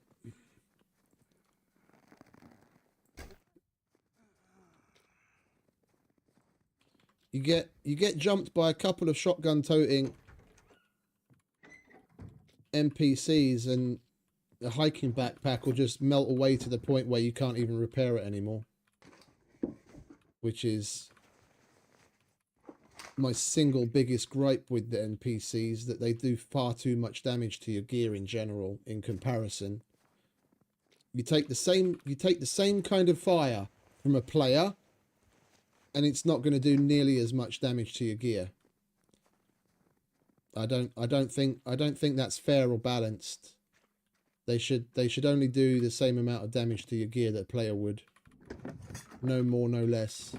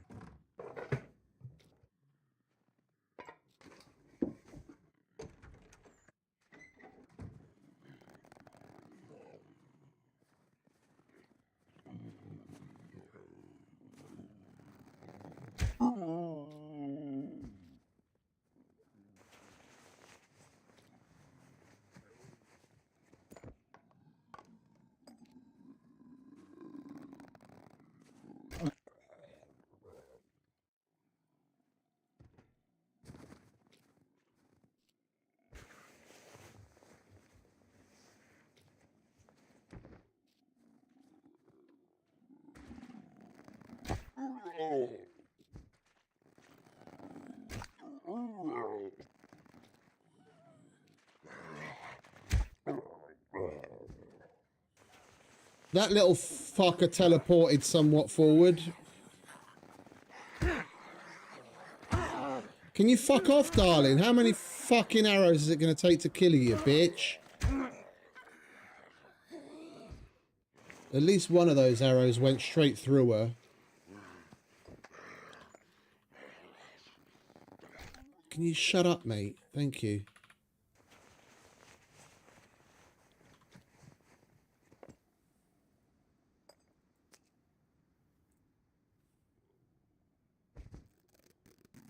Yeah, of course I had to fuck up my earplugs.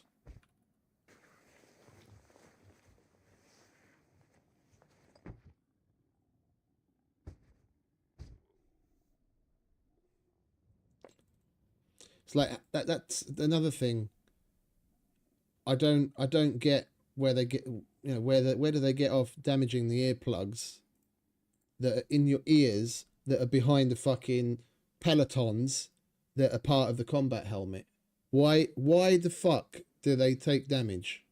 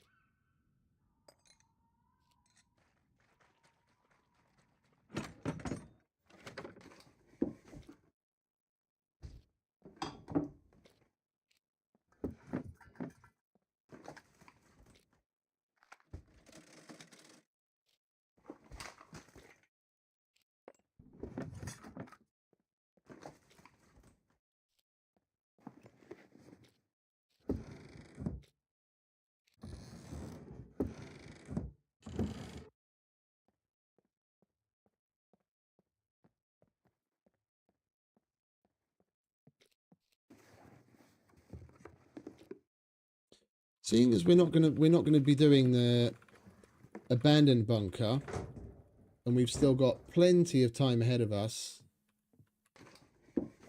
Plenty of time. I think we'll go and do just a normal bunker.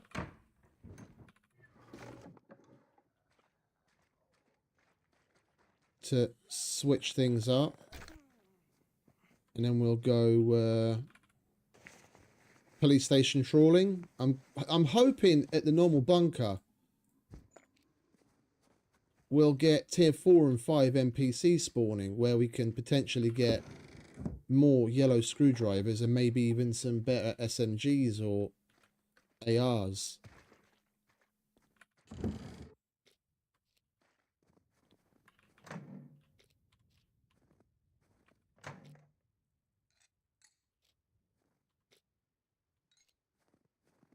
And I haven't been through a regular bunker thoroughly since they did the update, to see, you know, the difference between what it used to be like lighting wise inside and what it's like now. You might as well go and check it out.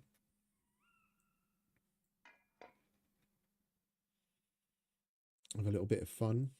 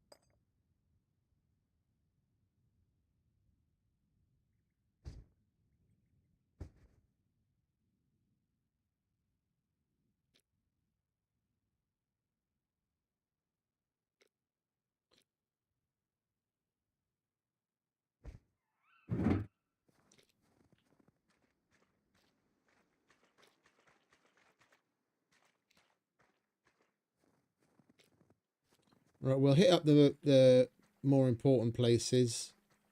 We'll go to the market, the remaining workshops and garages, and then we'll fuck off to a bunker.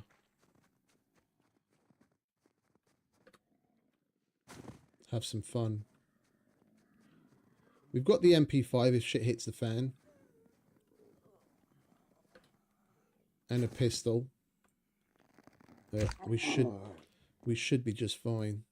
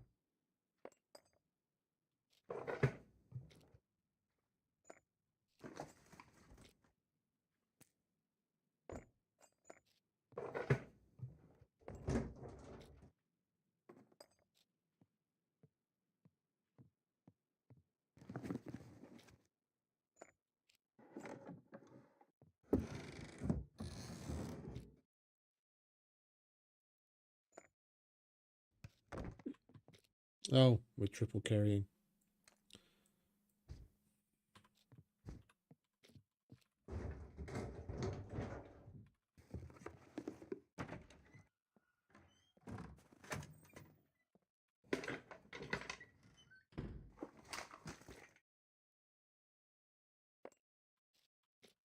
I wouldn't mind having that generator.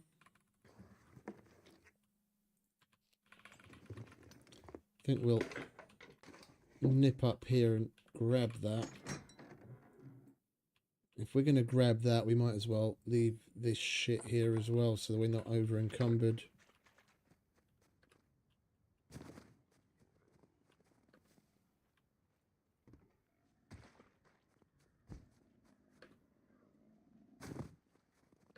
Oh, hello.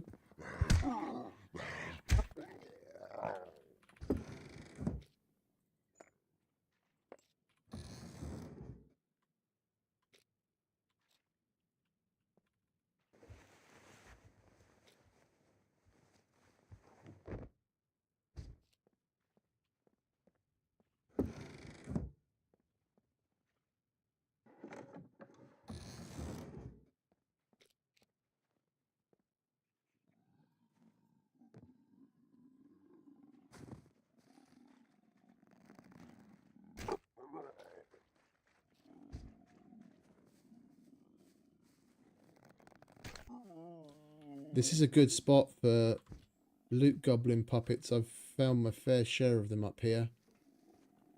And we might get lucky.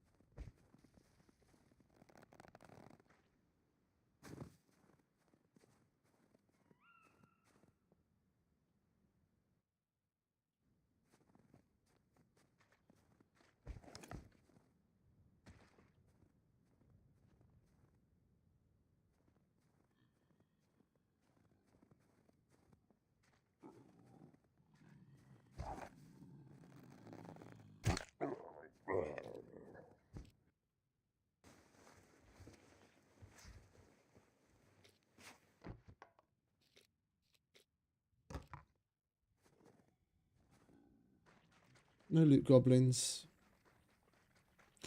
I must say I did prefer the general layout of this place with the police station, with the the garages along the bottom here, the way they used to have it. I'm not particular. The rest of the town in general, it's barely changed. They just got rid of the fucking garages here in the way that that was laid out, and I preferred that, to be honest.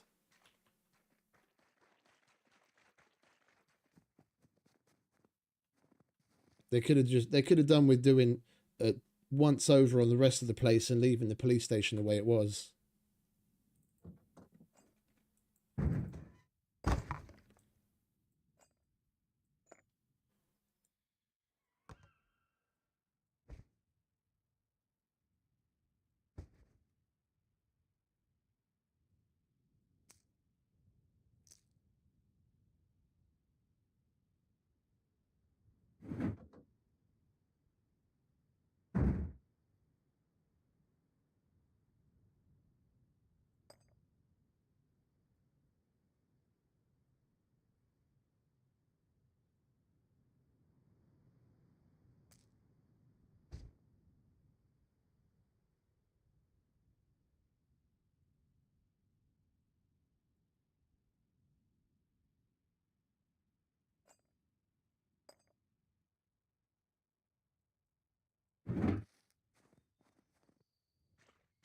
Right, let's go and grab the rest of that shit we left in front of the garage.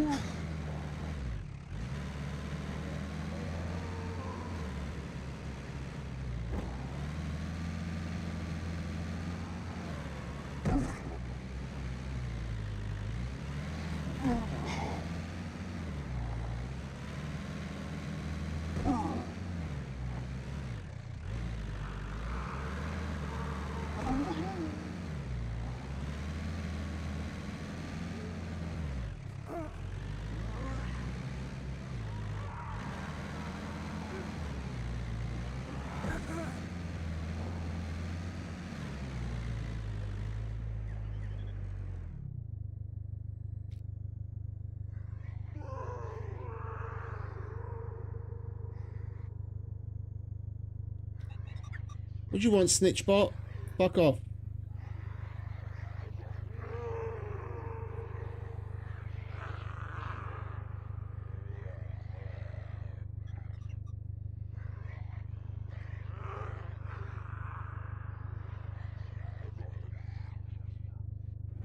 Oops.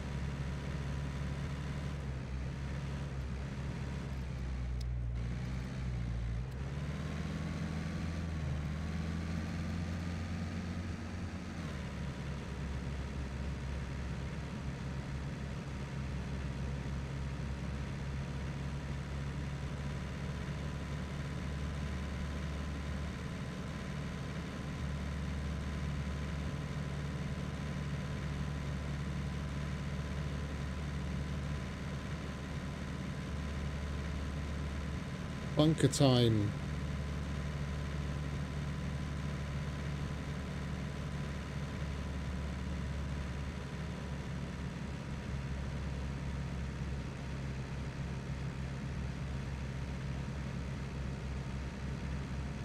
It would be nice if we'd come across an MP5 suppressor.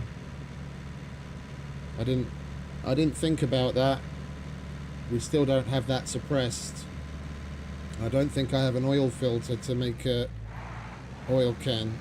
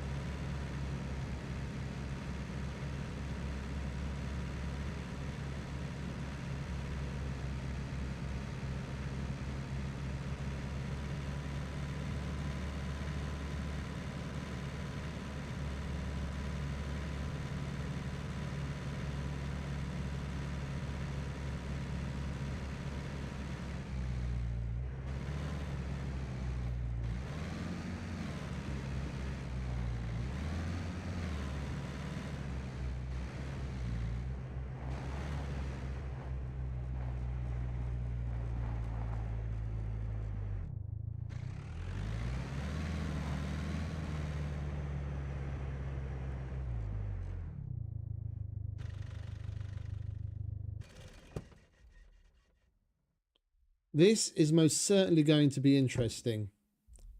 Between like the sheer volume of puppets and NPCs Luthais has got set up. This is going to be quite a trip, I think.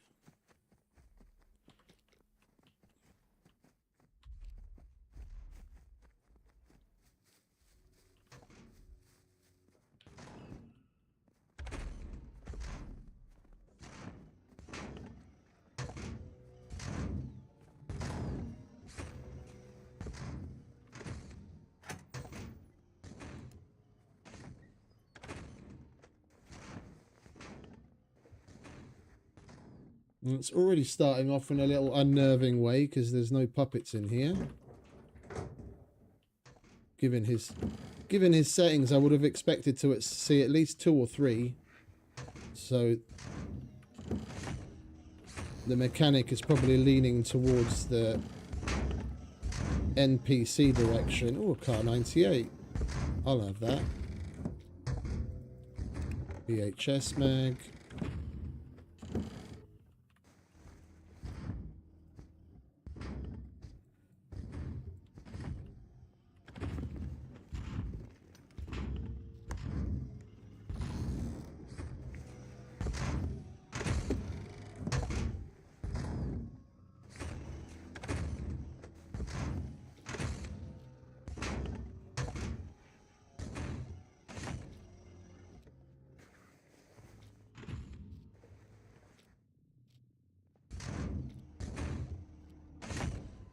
Do you want to bugger off, mate?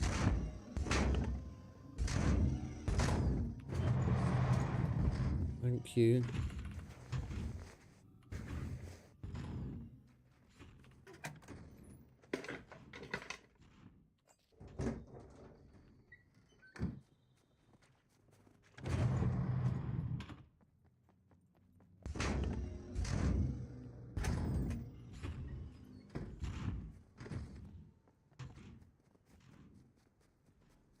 Hey, Duncan. Morning, mate. Welcome back.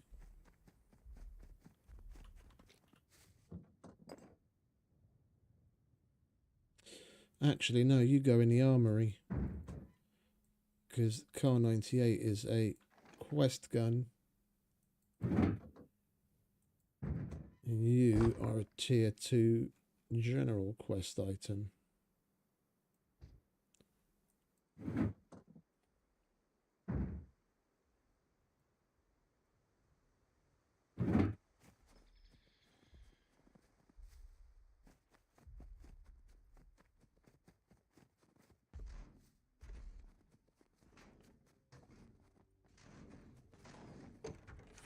Oh, you silly bitch.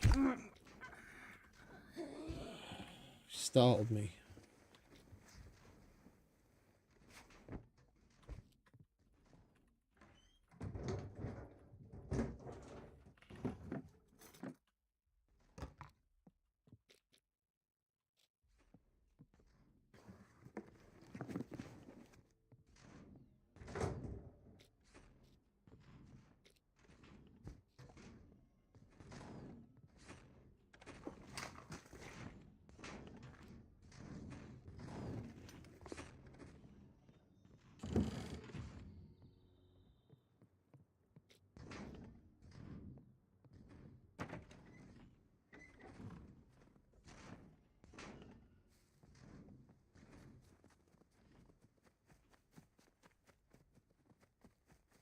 We might as well be going in clean item-wise.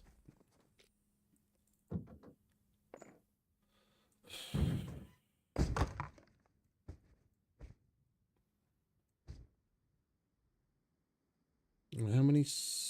10. Oh, we've got plenty. Right, so we don't need that.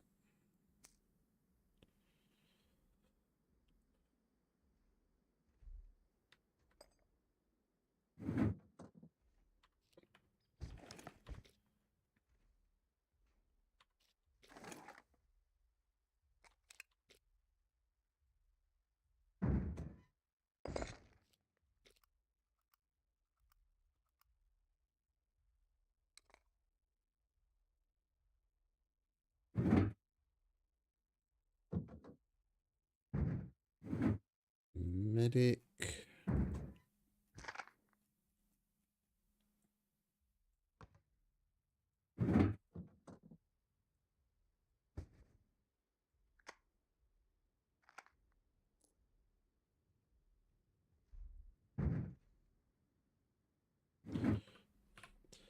I am, however, going to go answer the call of nature before we head in. And then we'll be right to it.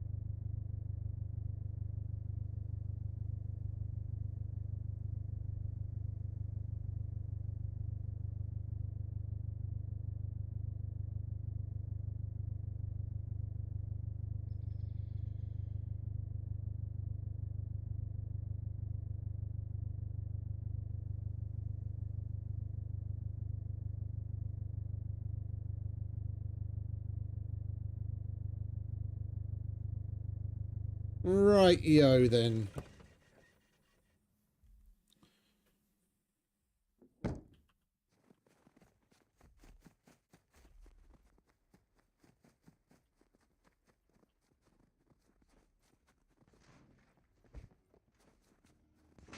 Is he here? Yeah. Holy shit, there's a lot of puppets down there.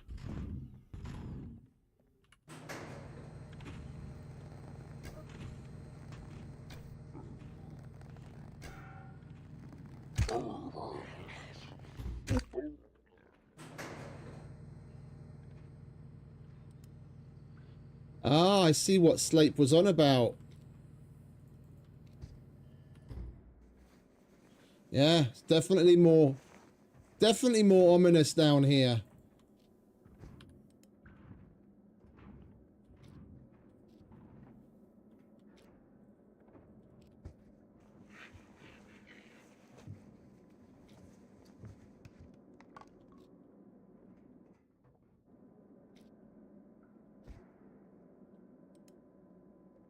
Yeah, for sure. This is cool.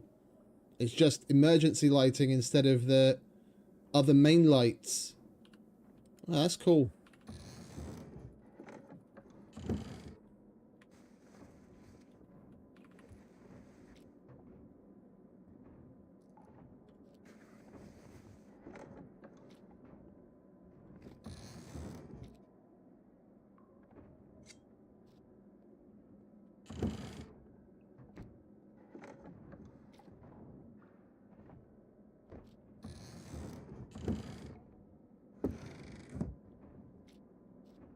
I'm definitely taking that bulletproof vest.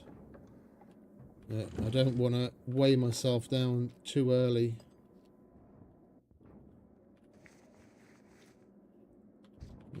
Fresh set of earplugs, lovely.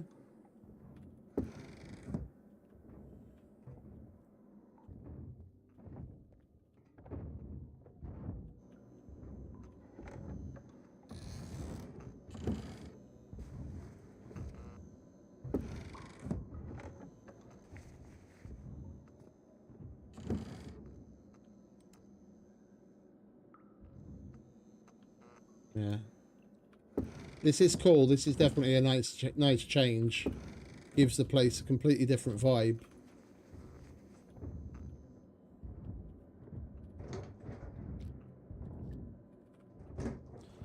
And some of these bunkers, I know like the back of my hand. I've been through them so much. So normal lights or no, I'm not going to have a problem. But it definitely adds to the atmosphere.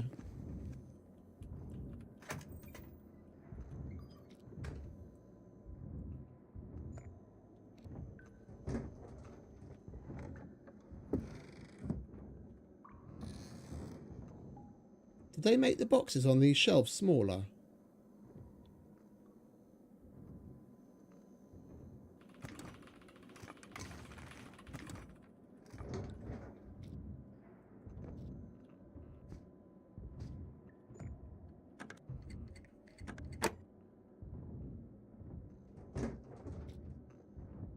Mark 18.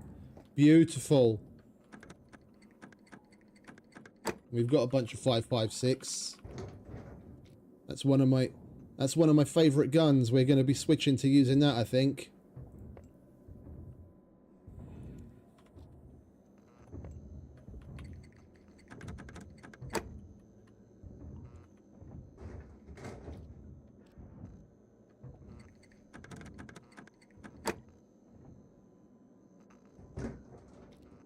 And a UMP.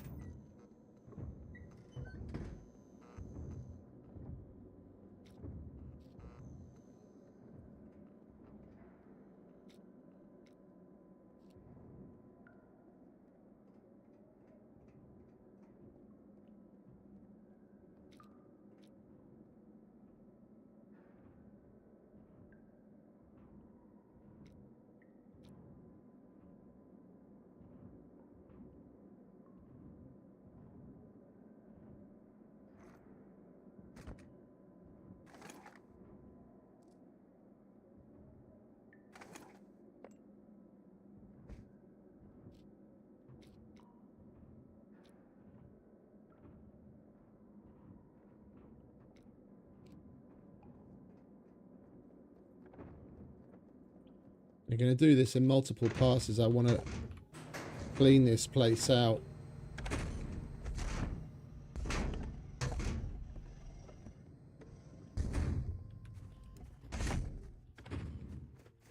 It's the main reason why I parked down here. And we can get to the car quickly.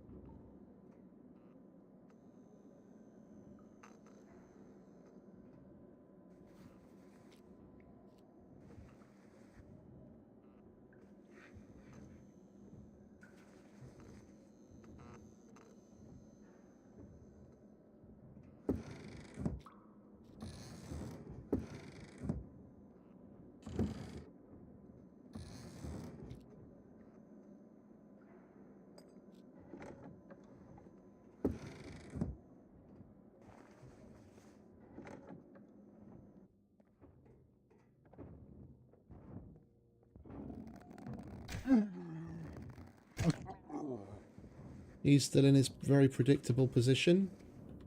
And if we're going to get a bunch more puppets spawning, and it usually happens about now.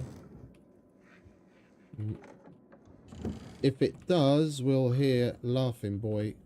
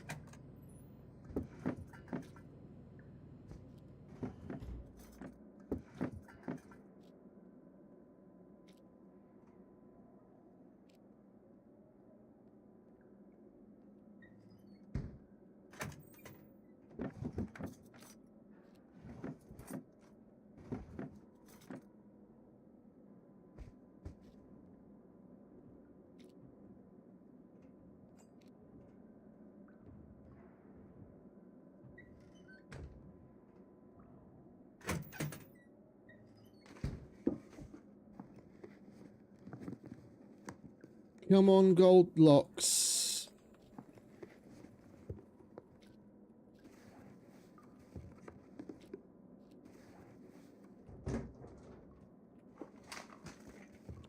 We need to better secure our base. Start coughing up them golds or padlocks.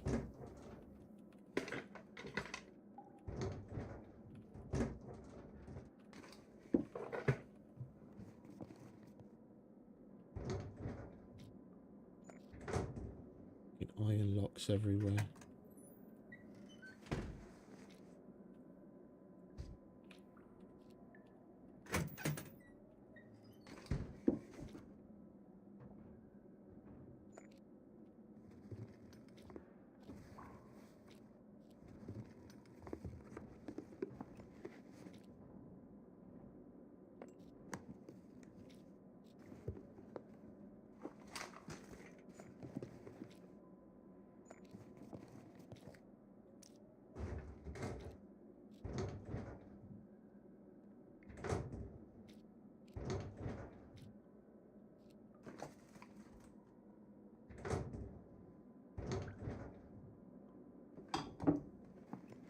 Kind of surprised with how generally stingy it's being.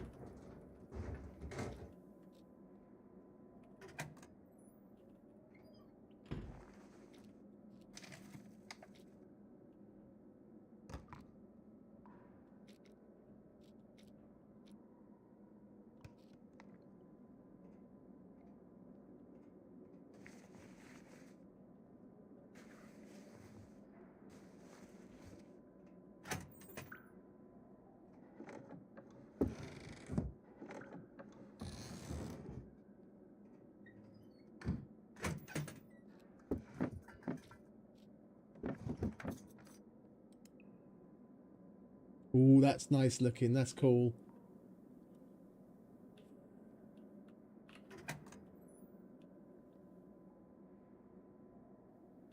Yeah, that's nice.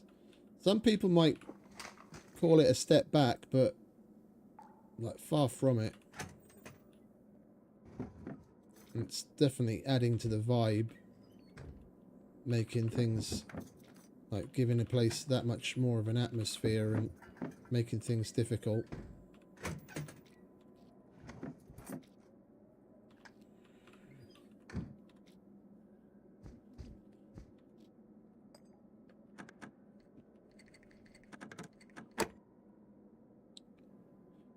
Phoenix stairs, Phoenix stairs, Phoenix stairs. Alright, maybe with the next one.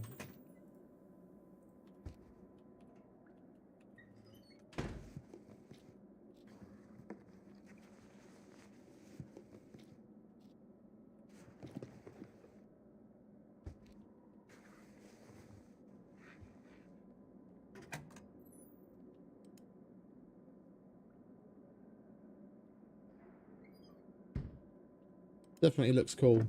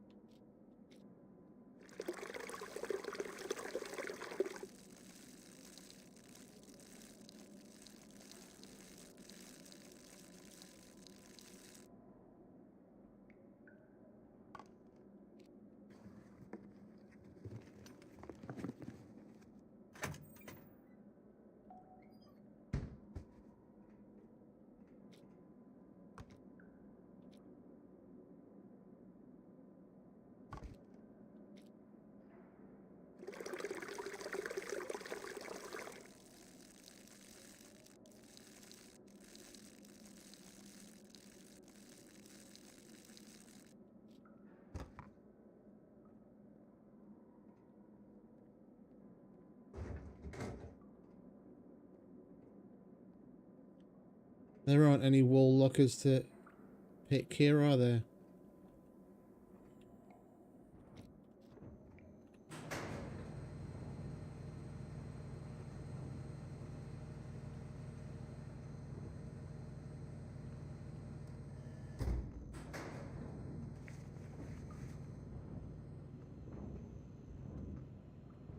Had a rather interesting encounter in here with Luthais once. We didn't even know.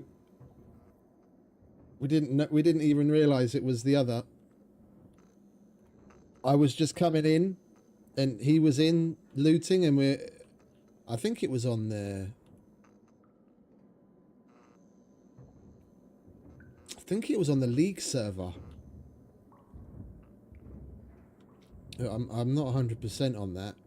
But anyway, like I was just coming in and he was in the very back just coming out, and I see someone walking along, and I barely had time to fucking react. I was just getting shot at, and I started to back the fuck off. I was like, all right, fuck this. I wasn't particularly well geared. It's like, fuck this, I'm not losing my shit. And the next thing I hear is fucking grenade exploding behind me that he'd lobbed after me.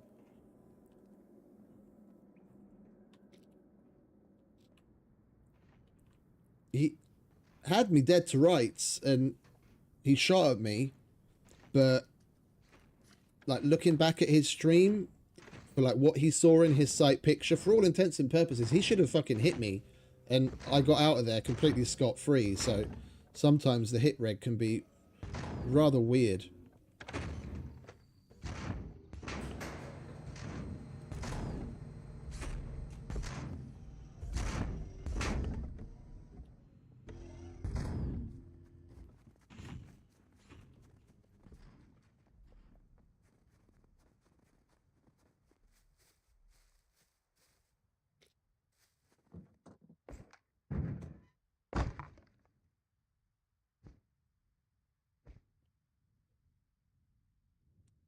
As he would put it, we scared the poop out of one another.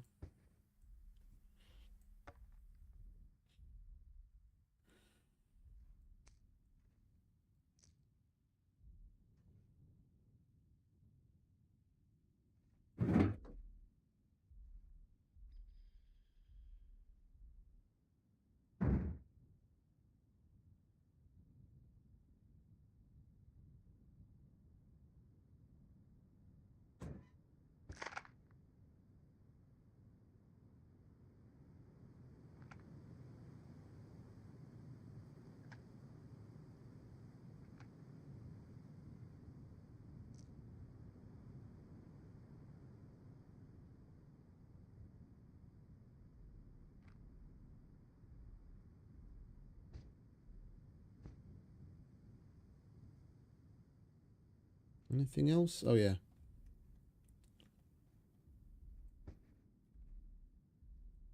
All right, everything else can go in miscellaneous.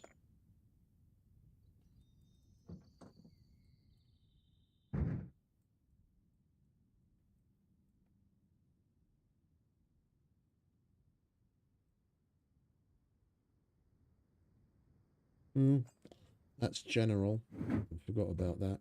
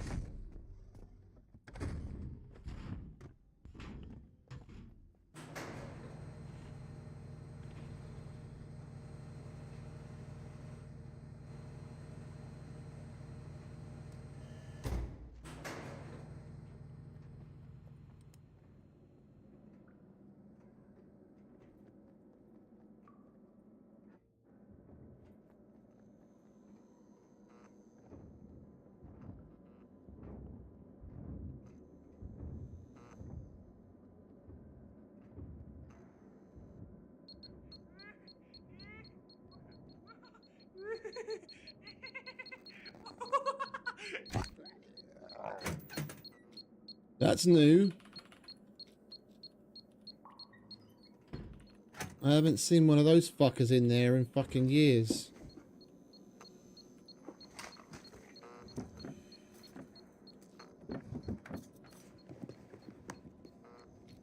They're normally, if they do spawn in down here, they're normally in that back area behind the blast door.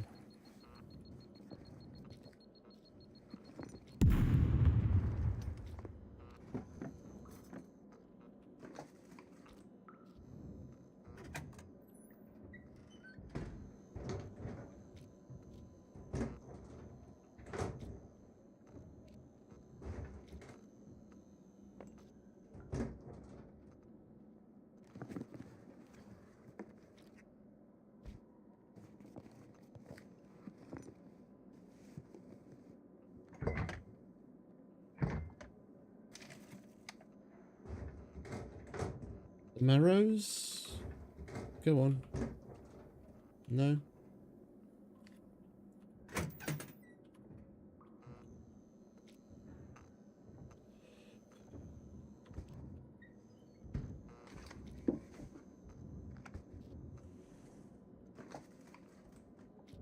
I must say, I do like the change that they made on the bunker doors. The way they're not so fucking obnoxiously loud anymore. Just that nice little...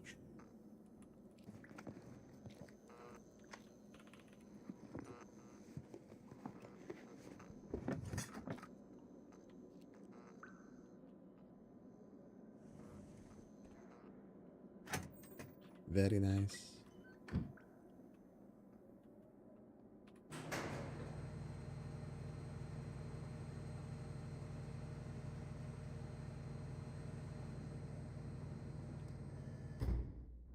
We're gonna get NPCs spawning. It's gonna be here. The fuck is that?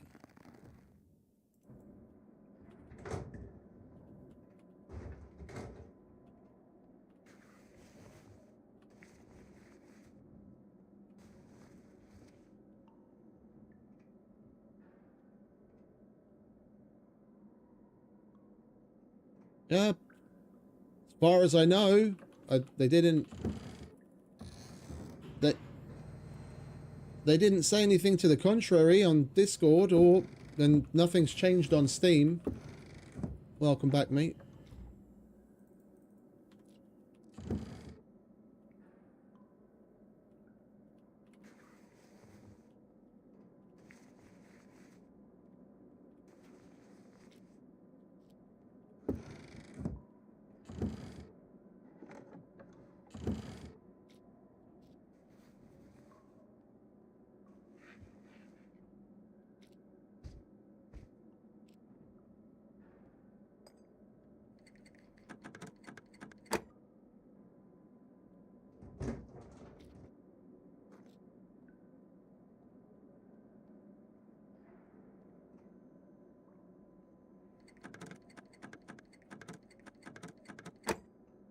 Mark 18 suppressor.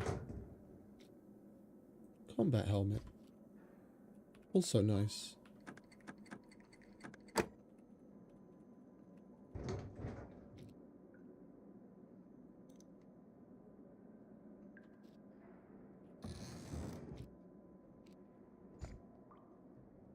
But I mean, knowing them, even if there was some big problem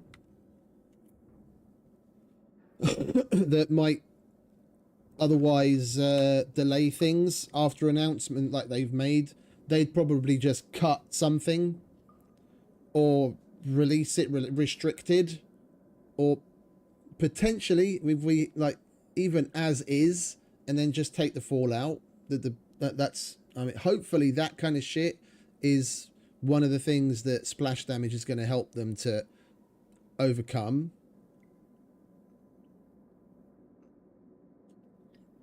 Because they have been known in the past to push something after having said that, you know, announcing a certain release date and then coming out with it where they know certain things just aren't working right. One of the examples that comes to mind was when they changed the cooking system, and they knew damn well a whole bunch of shit was bugged, some of it potentially even crashing a game. And they had a big launch event where they had a bunch of streamers and they were constantly coming across the issues. And during the live event itself, the devs were saying, yeah, this doesn't work properly yet, that doesn't work properly yet, like a day before they were supposed to release it. So even if they're, with the way Gamepies is, even if there are issues with it, you can expect something to come out today.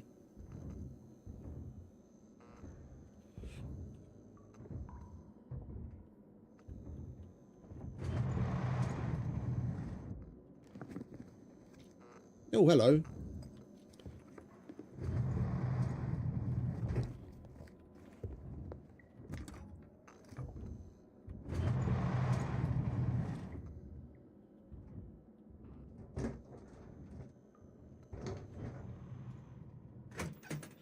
I'm going through the bottom first instead of the top, because I usually take the top in the hopes that we do end up getting NPCs when we go to the top. Because we haven't had a single NPC yet.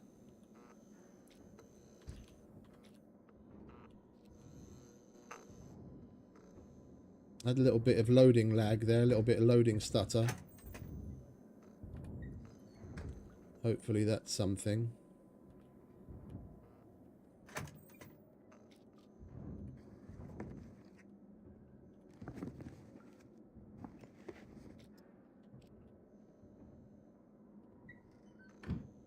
It's weird.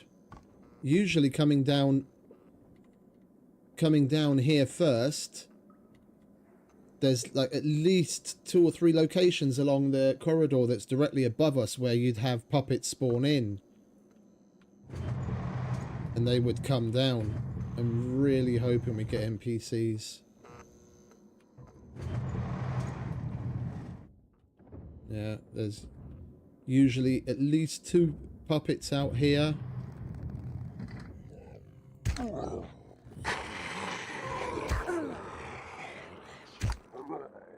There's the puppets, right on cue.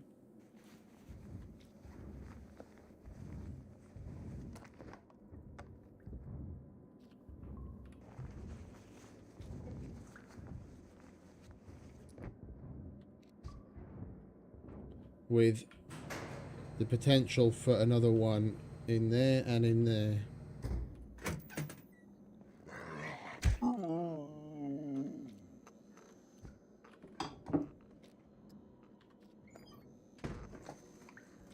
Hey!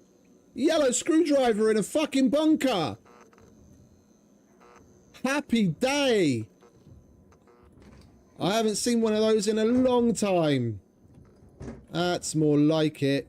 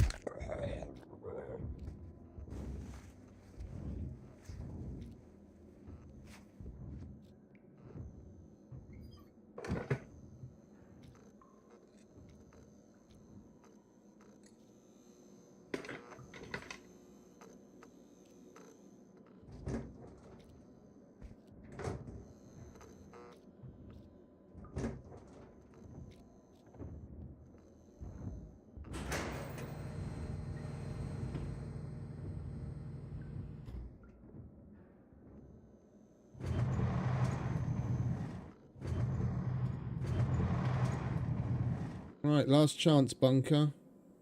Give us the NPCs we want.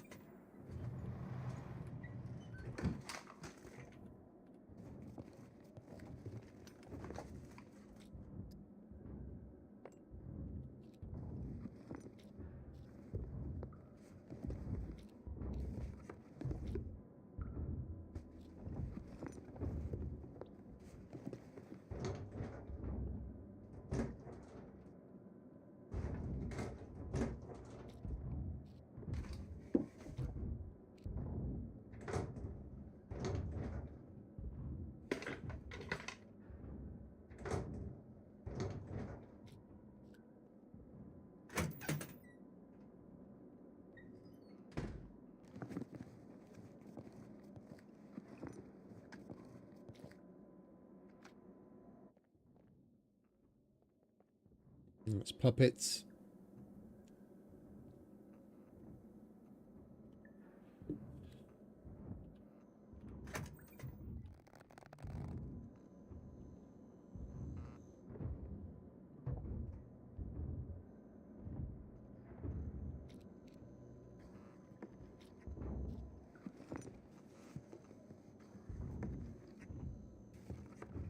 At least one in there and one in there.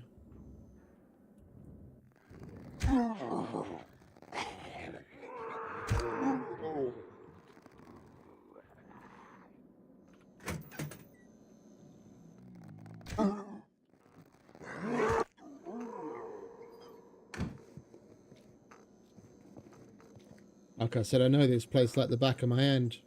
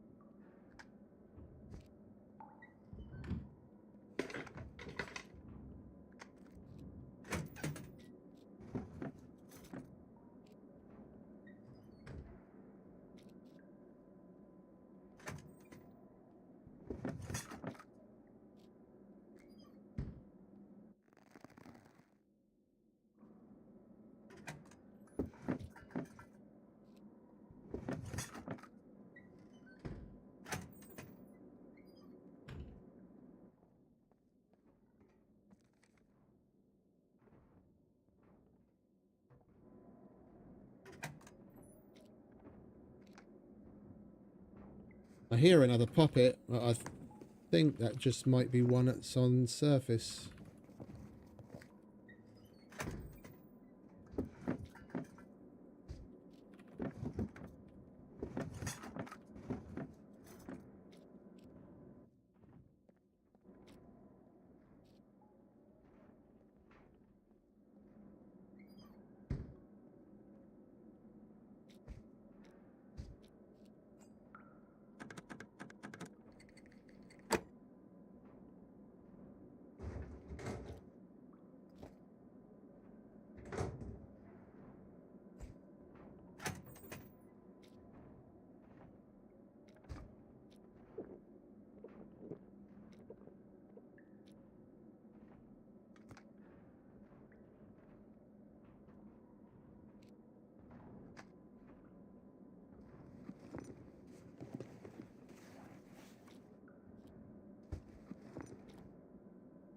Nice.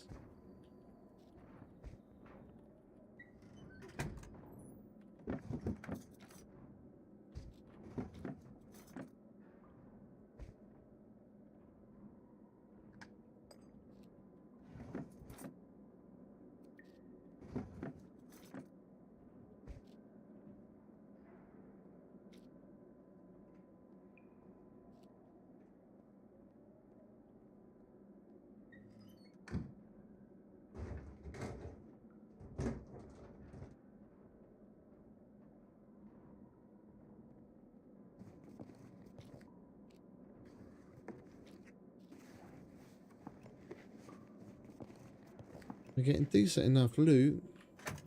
Place has just been a little bit boring so far.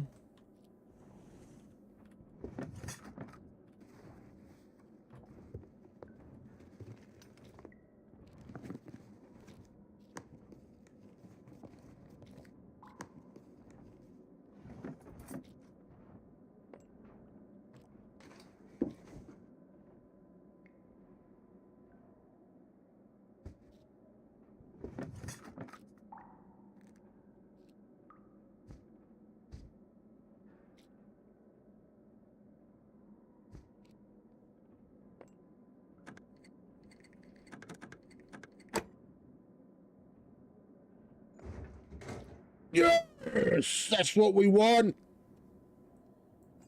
Lovely jubbly.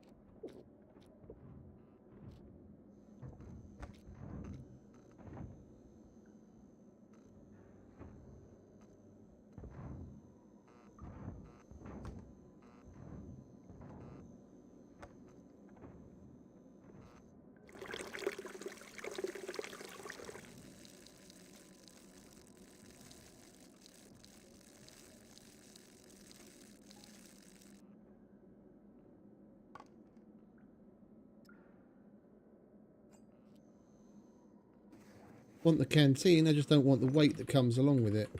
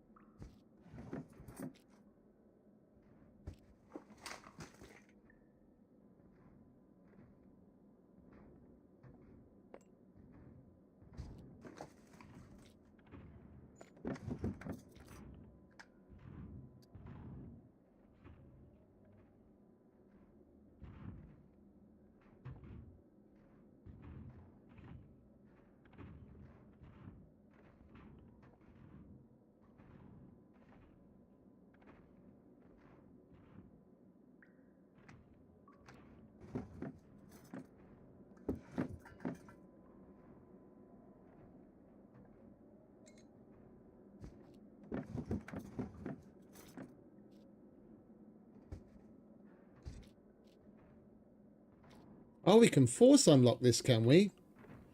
Oh, it's just a normal one, that's why. Okay. That's rather unfortunate. Let's put that on.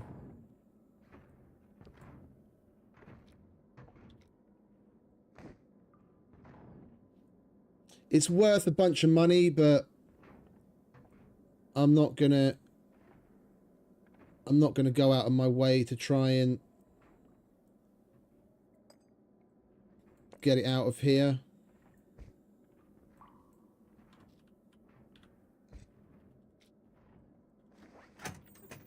We'll see if we can drag it.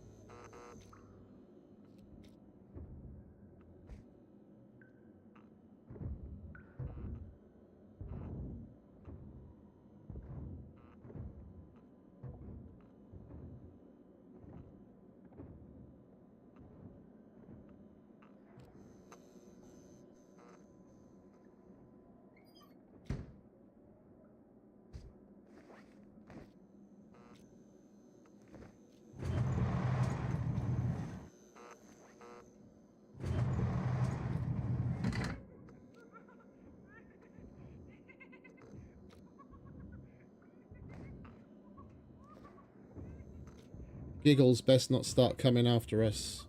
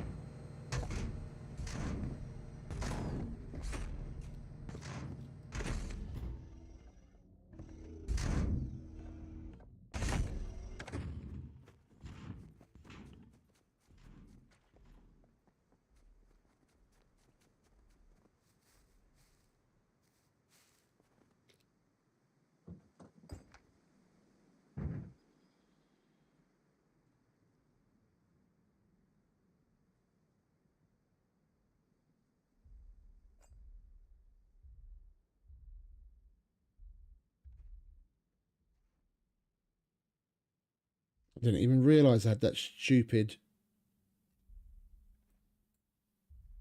Coke can in there.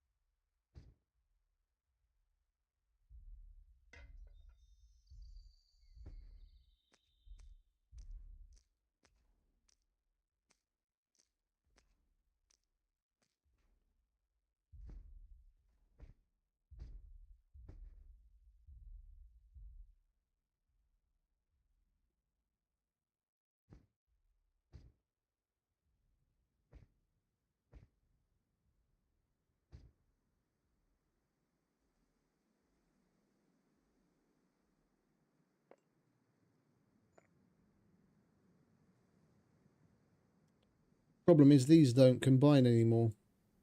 The glues also used to combine, but they don't anymore. Alright, you're going to go into the miscellaneous box. You can go down here together with your friend. Yeah, misc, that's all medic, misc, armory, misc, medic, medic.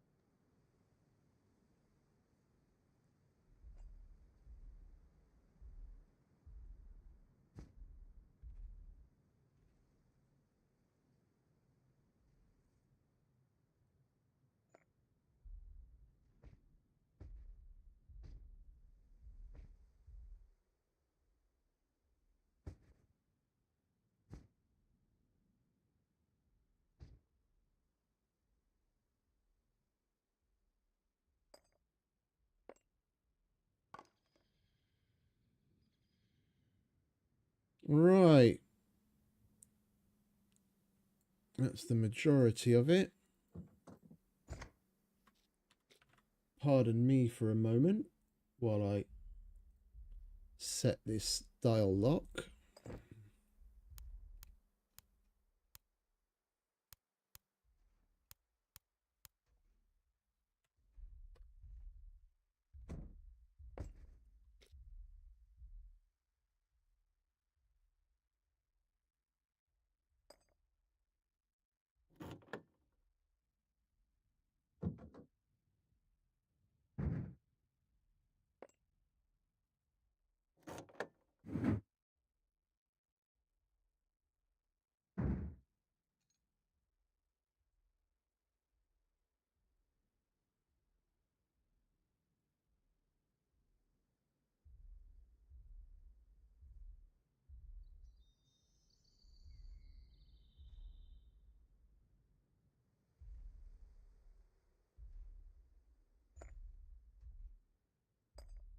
That is the right one, isn't it? Yeah.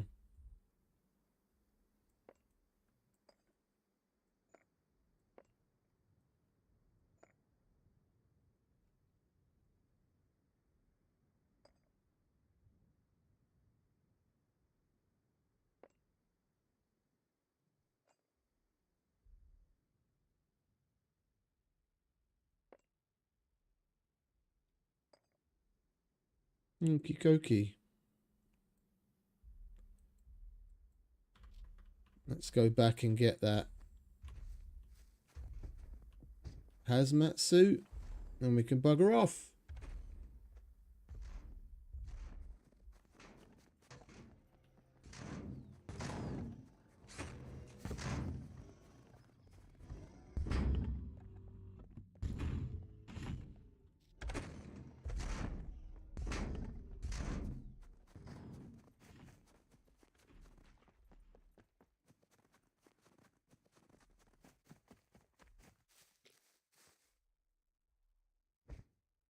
The hell was there a fucking arrow there for?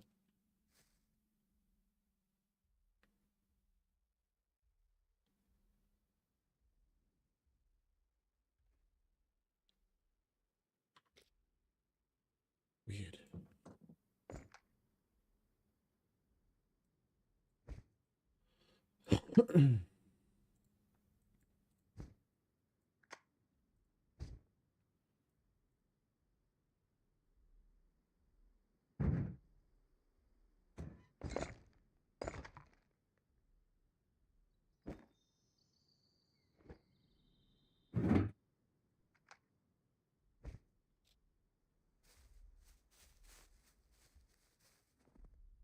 All right, that was fun.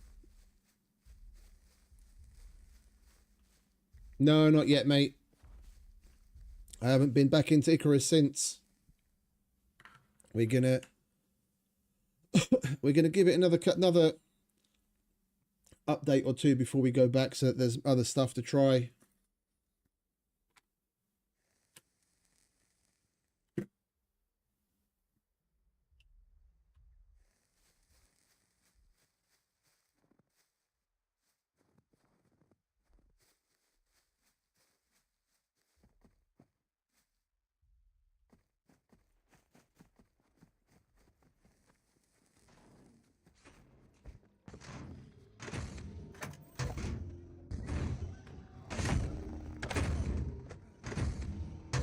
There's a puppet here this time.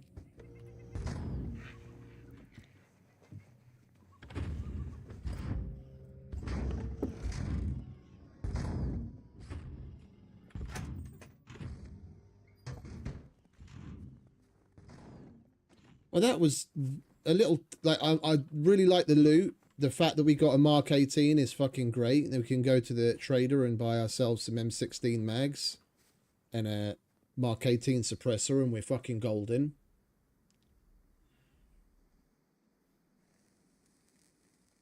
You're on console on Icarus though, no?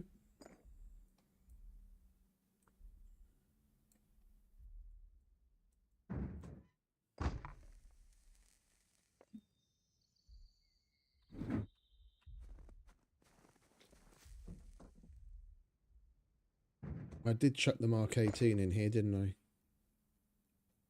Yeah, okay.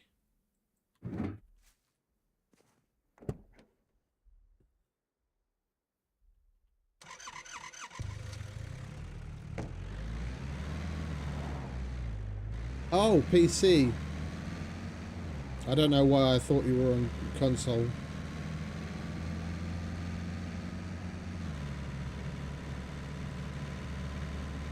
Yeah, we've got it good on PC in comparison to the console, folks. Console is just fucking wild times.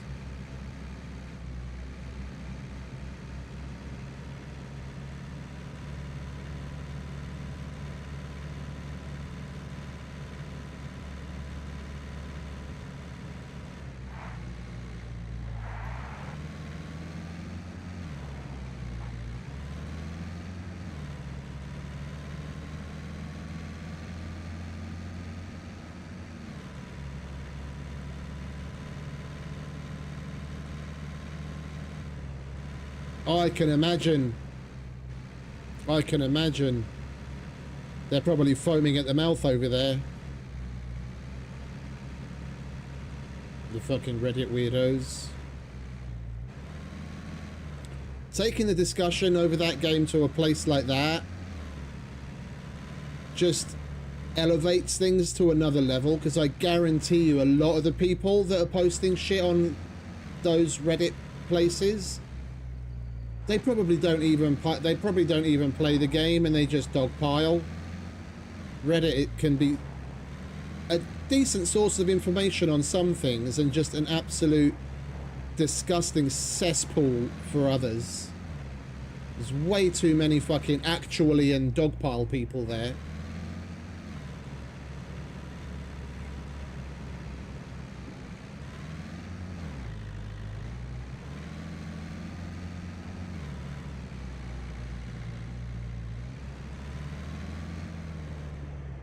Yeah, no, that's basically what I said when I first heard about what the console was like, but in the grand scheme of things, it's kind of like, one thing I always say about Rocketworks is, you know, they've made their fair share of mistakes, and some pretty big ones, but over the years, they've learnt from said mistakes, and they've changed the way that they release things.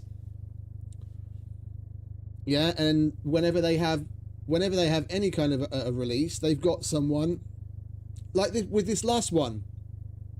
Yeah, with the last Friday's one, there was an issue with it, and still Friday later in the day, they had a potential fix for it, pushed it on experimental, community tested it, it went ahead, and then they pushed it on actual, and then same day there was a hot fix for the issue that was in the update.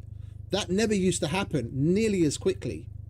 Yeah? If they pushed an update on Friday and there was a problem with it, the earliest you're going to see something happen is like Monday afternoon.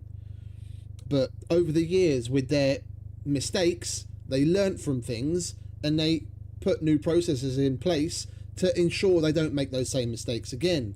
And I know the porting of the game to console wasn't in Rocketworks' hands, but they're the ones that have to sign off on it, to say, yeah, okay, you know, the other company tells them this is wrong, that's missing, that's bad, blah, blah, blah, and then Rocketworks needs to sign off on it. And they basically went ahead with the console release, put it out in worse shape than the PC release was in the beginning. Yeah, when they called that a release. Yeah, or like a full release, because they didn't do pre-release with the PC. They just went ahead with a release, and we had just Olympus, nowhere near as many operations as we have now, and a whole slew of other things tech-wise that we don't that you know we have now but didn't then, and a whole slew of bugs. And they've just gradually added things over the years, and it was probably about 18 months in that, you know, with the way that they were putting out content and improving things, it was obvious that they wanted to release it as a pre-release, They just didn't. They didn't. They were afraid of the pre-release moniker. That if they released it under pre-release, they wouldn't have had the kind of sales that they had releasing it under a full release. And that was something that everyone kind of suspected and gave them shit about. And it took them 18 months to fucking admit. But Dean Hall came out and admitted that, yeah, this is the way things went down. That, you know we should have, with the state that the game was in and with the amount of content the game had, it would have been better had it to have it fall under a pre-release and then have a release, 18 months, 2 years down the line. They just were afraid of what the pre-release would mean and how it would affect sales negatively. They outright admitted that and apologized to the community about it. And having gone through all of that, they still let the console version out in the condition it's in. It's just beyond me.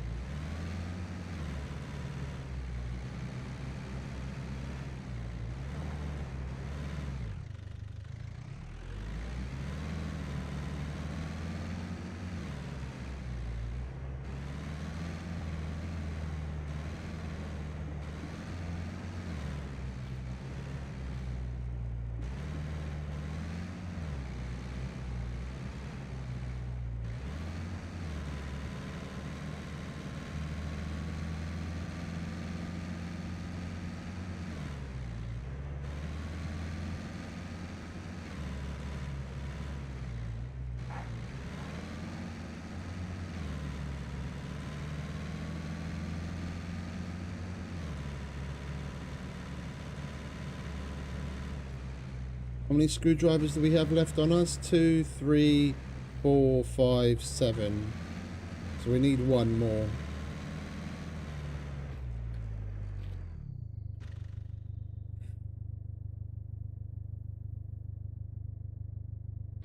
Oh, I'm not going to that cargo drop. The only way to get there quickly would be to go through the rad zone, and that's a fucking nightmare. I can't be bothered.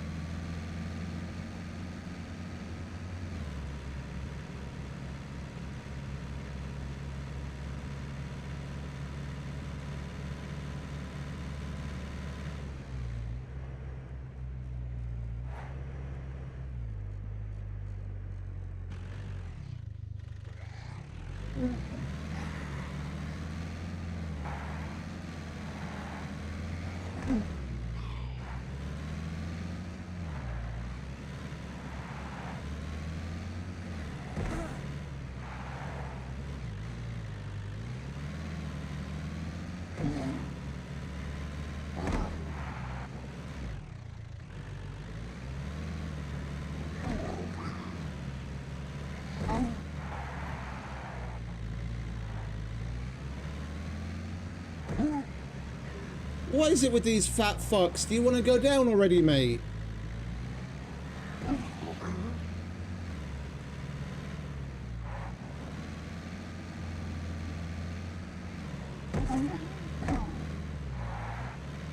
We got one of them.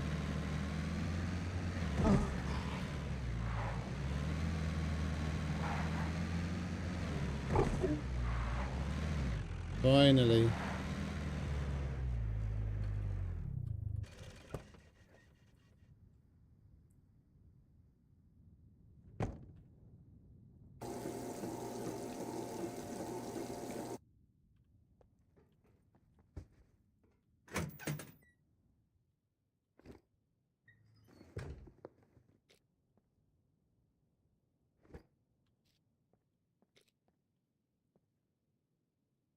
What is it with the bags in here today?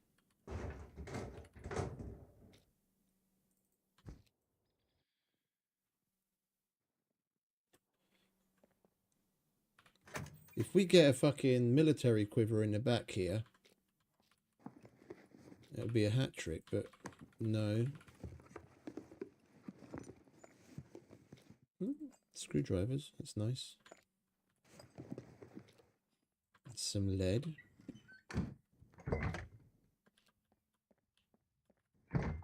I always forget about the boxes back here. There never used to be anything in here other than what might spawn on the floor. And I added these boxes. I make sure to check them because I've come across my share of screwdrivers in there.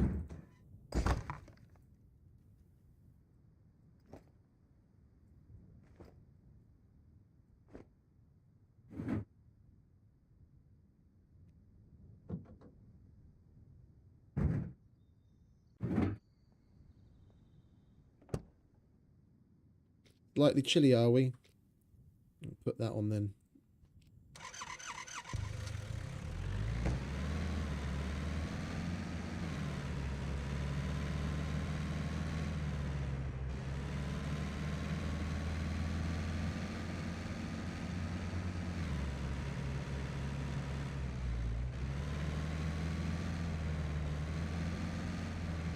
Exactly the same.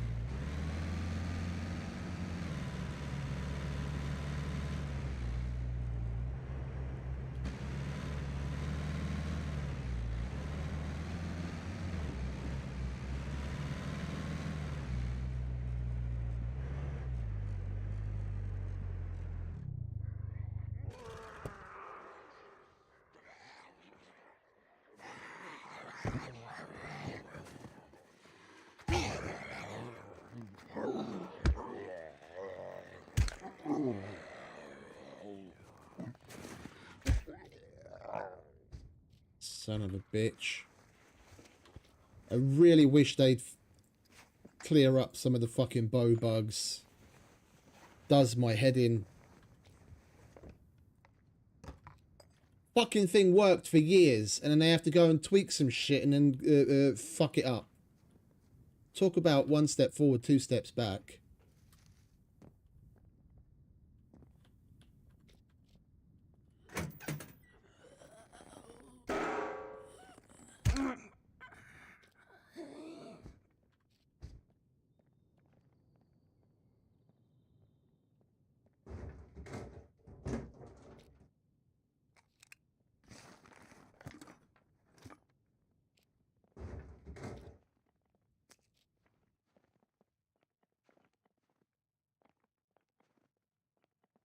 Okay, those are all puppets.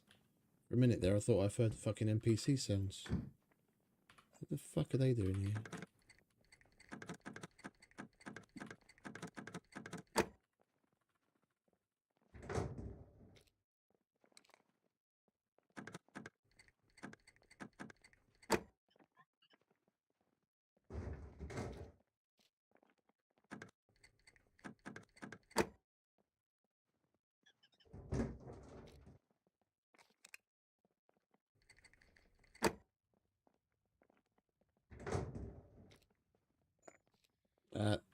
It depends on where you're playing. If you're playing on your own server and being silent and everything isn't necessarily a priority,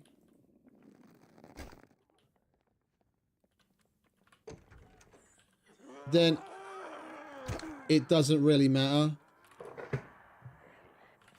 But on a server where you know how loud you are, it matters. It's,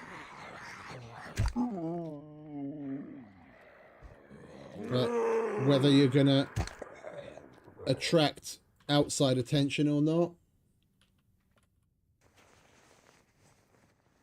or simply just spawn a horde.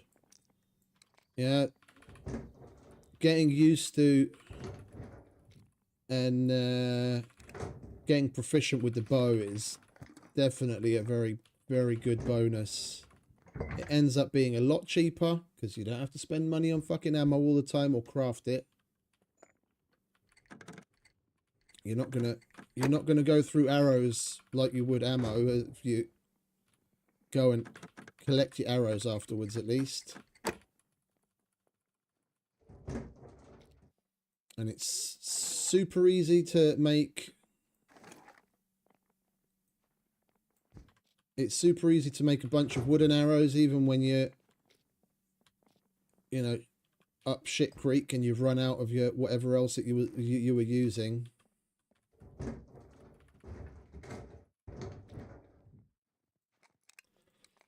Like, I'm not a particularly big fan of the crossbow. I've never used it with any significance.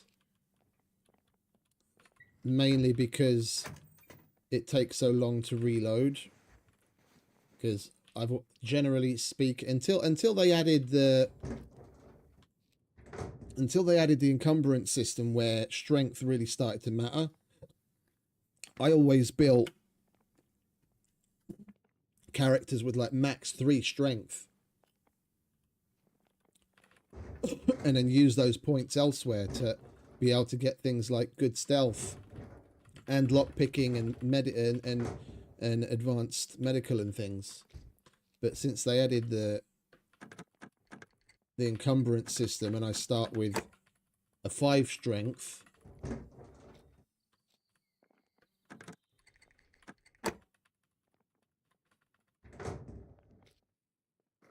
yeah, the Icarus bows aren't a good representation. The bows that they've got in this game are more real to life, more true to life. The Icarus bows are like, you know, stylized, futuristic things in some cases, but the bows here are much more realistic. About the only thing that doesn't track with realism when it comes to the bows is that they added the Manchu bow at only £50. Yeah, that should have been at least £100 to be on par with the ballista.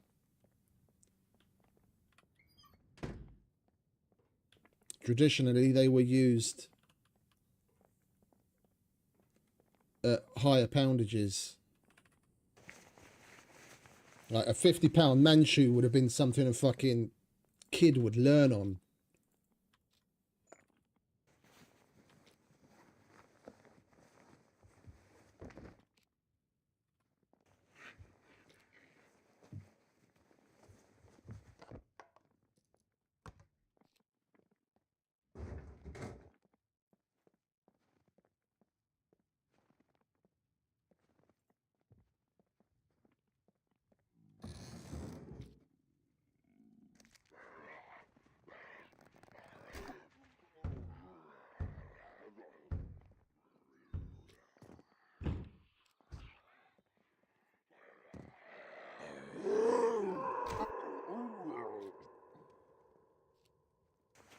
And the bows here are a lot more responsive.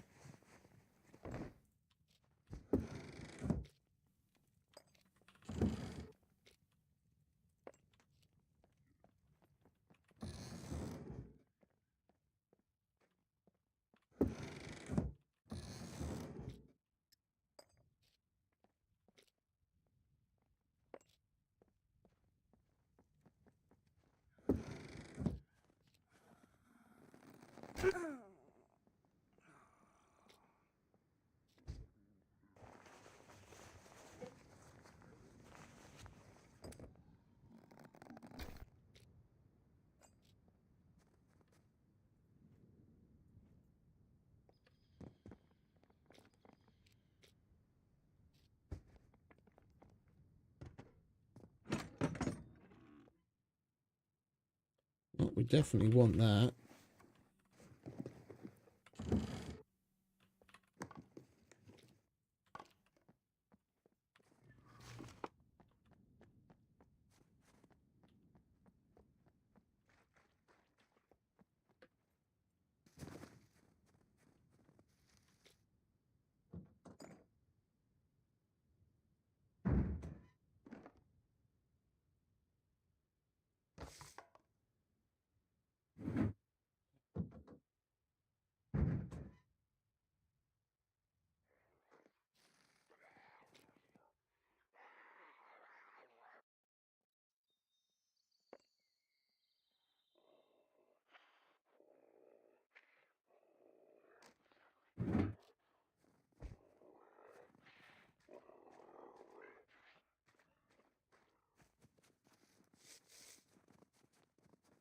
It was really only the police station I was interested in here.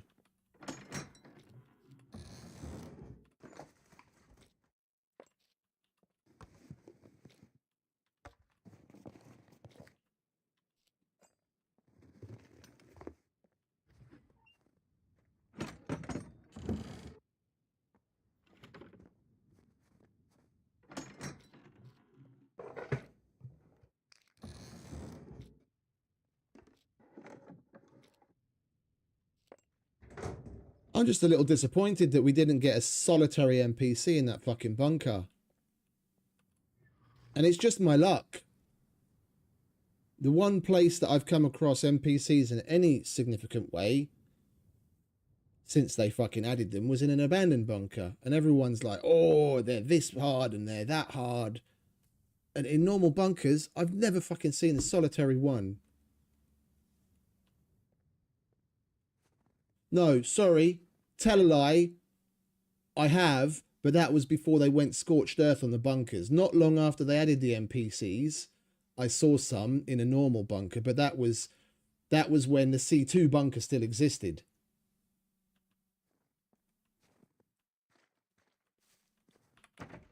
Since then, nada.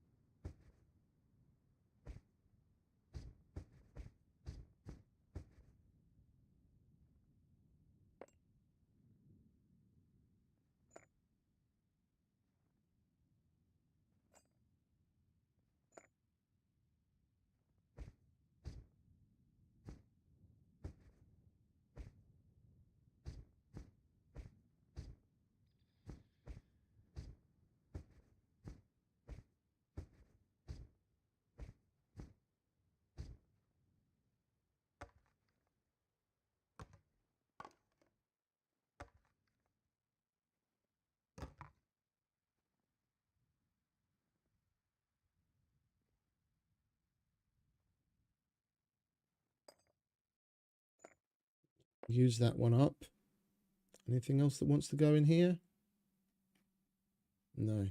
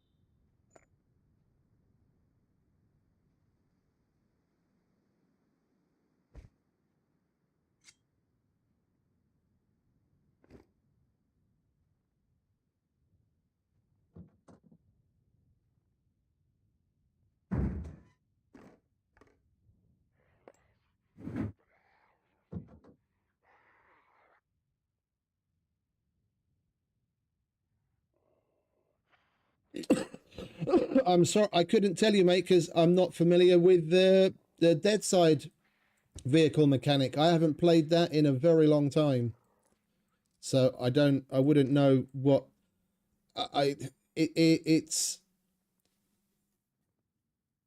pretty simple. There's a vehicle repair kit, yeah, the car repair kit, which is vehicle repair kit because you use it on motorcycles as well, and all of the body elements and the wheels and other parts of the car can potentially take damage, and you need to put the vehicle on a jack to physically be able to visualize what's damaged, and then you use the repair kit on the body parts to, like, I can show you.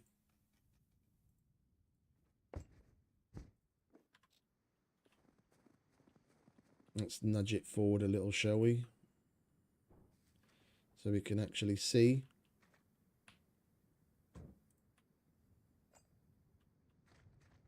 Yeah, it goes into this little debug thing, and then you can see what's damaged, and then you use the repair kit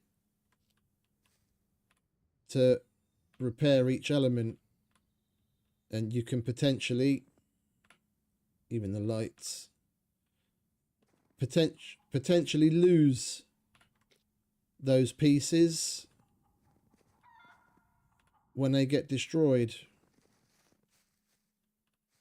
And I need to put the jack on the other side of the car to be able to do that on the other wheels. Oh, you're welcome, mate. That's basically it. There's no other secret to it.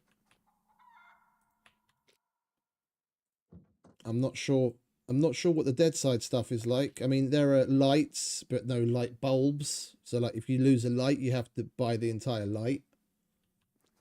And it's not just the light bulb inside. There's no oil filter. There's an alternator and a battery. Yeah. That thing right down there. The alternator and the battery, which can also take damage, but I've never lost an alternator or a battery to damage. And you can start a car, funnily enough, without either of those things, which a lot of people aren't familiar with.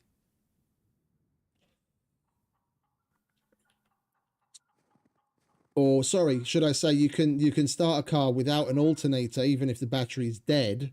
You need to put a battery in it at least. But you just push the car.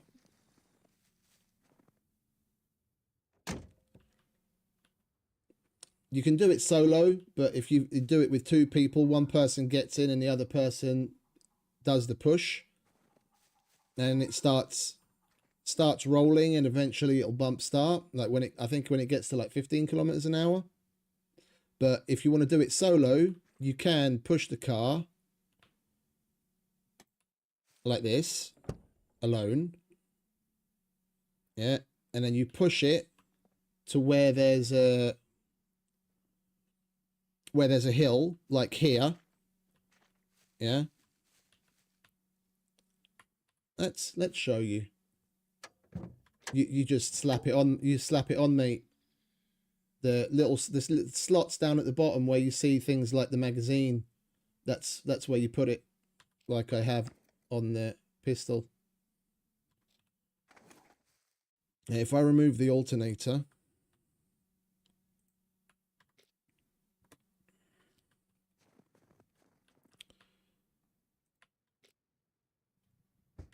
and the battery,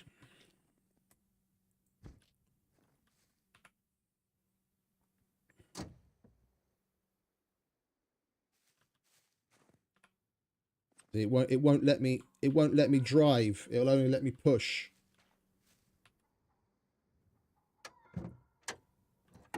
So without the alternator you can still drive, but you have to at least have the battery. And this is charged right now, so it's not really going to be a good example. It's going to start up from the battery anyway. Yeah, but let's, for argument's sake, say this battery wasn't charged, then, or now that I'm on a hill, all I have to do is push forwards and it'll start rolling that naturally down the hill, and then once it reaches 15 kilometers an hour, it'll start to bump start.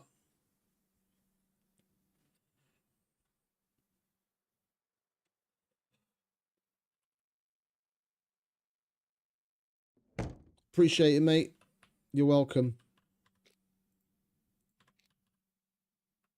The only thing you need the battery to start the vehicle, whether it's got power in it or not. But other than that, excellent.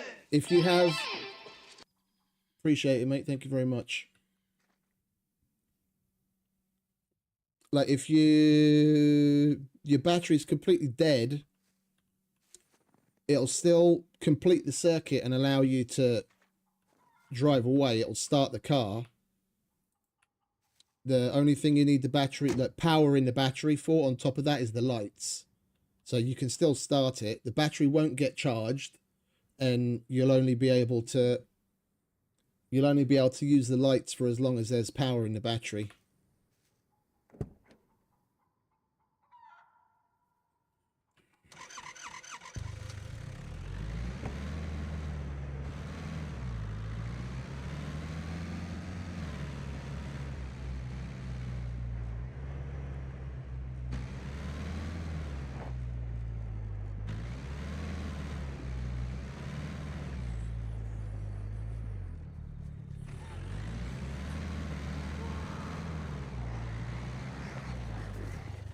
Loot Goblin, you're mine! You're mine, bitch! Come here!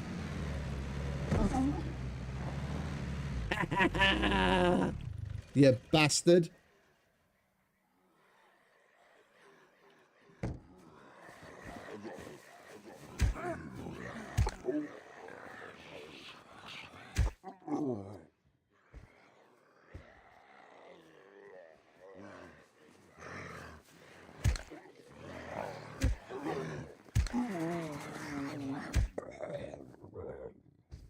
Please don't disappear, please don't disappear, please don't disappear.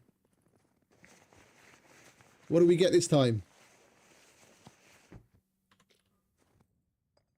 Oh, another SF-19. Nice. Thank you very much.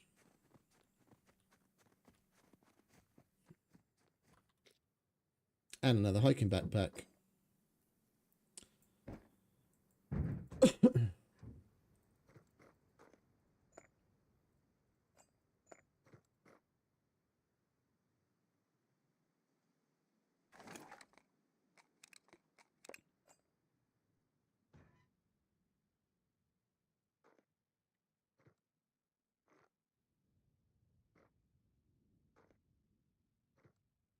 An MP5 one would have been nice, just saying. Because then I wouldn't have to buy an MP5 suppressor. You know what?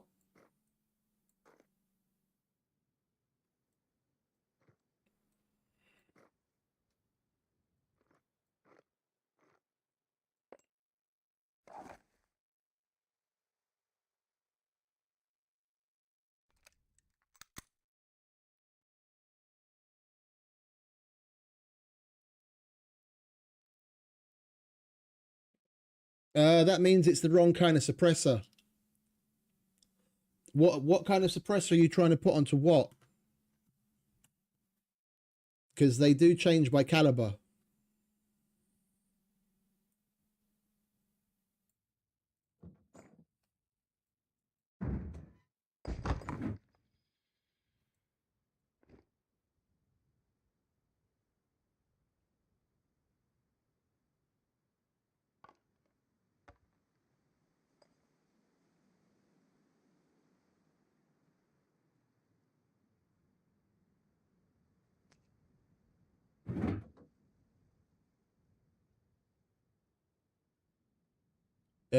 Is it an MP5 SD?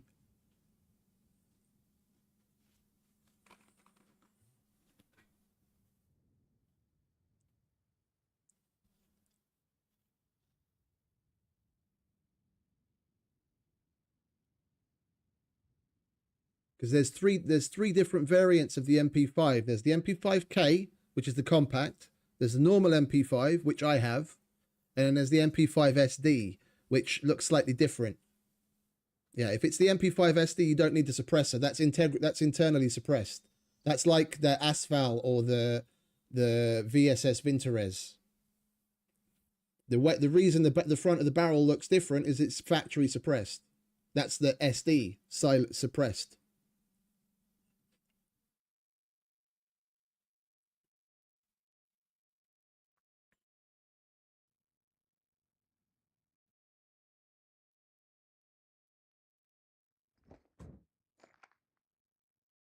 Right, we've got another backup gun.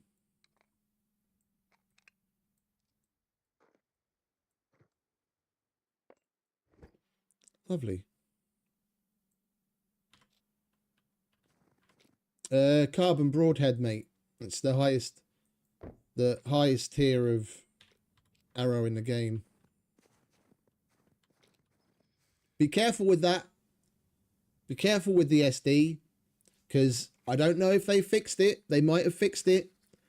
It's supposed to be quieter inside bunkers because it's suppressed, but for a very, very long time, the suppressor part of it didn't actually prevent or didn't actually get calculated correctly in the whatchamacallit, the horde spawning mechanics. So you could be firing that thing, you know, thinking that you're going to be okay and not necessarily spawn a horde, but the suppressed part of it that isn't actually calculated properly, or at least the last time I used one, it was the case. I don't know if they fixed it since or not.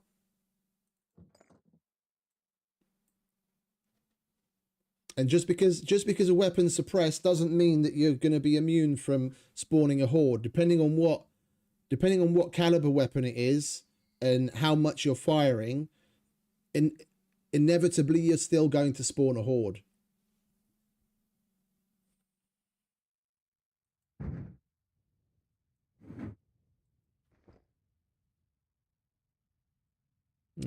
That's good stuff. Let's put that and that in there. That we should have put in the other bag. Or the other box, should I say. Is that completely full? It's completely full. Right, we need to go and sell some of this shit and make some room. And I need to get an Mark 18 suppressor and some M16 magazines.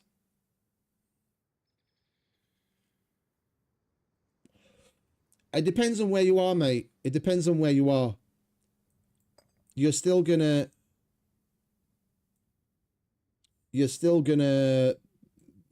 in all likelihood, spawn a horde if you spray too much. And in a bunker, suppressed or not, if you're going weapons hot,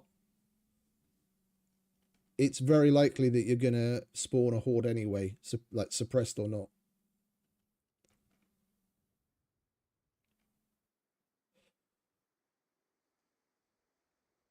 With the amount of shooting you're going to have to do.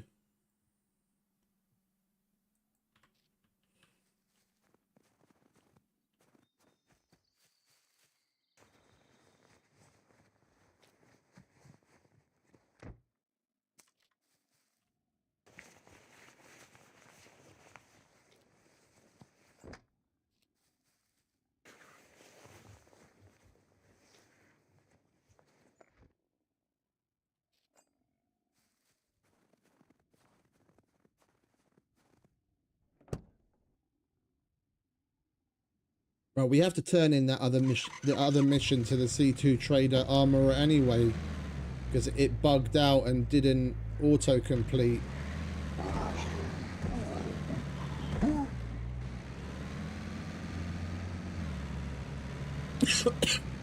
Excuse me. Have the missions reset? They still haven't reset. Surely we must be close to them resetting by now. It was like, when we were at the trader, it said like 5 hours and 12 minutes. And that was nearly 5 hours ago at this point. Well, hopefully it's not going to be long.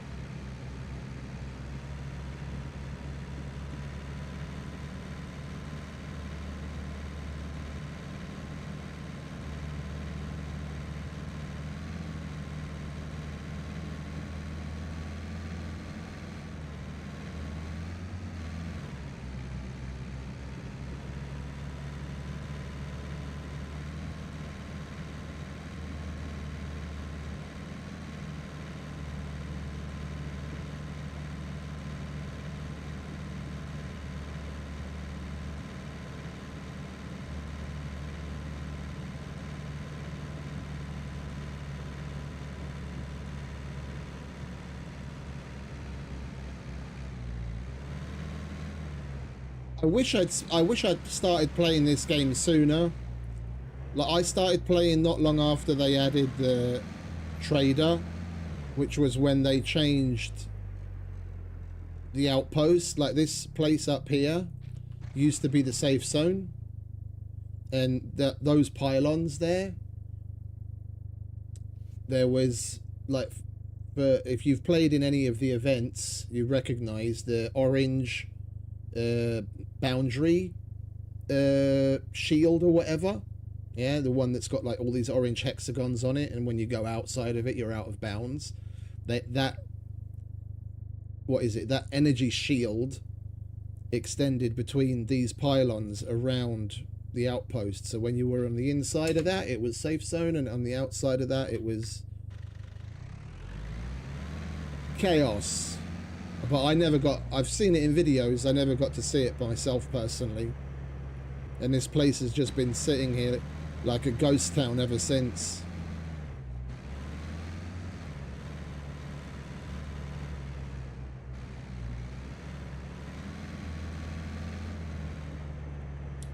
The disco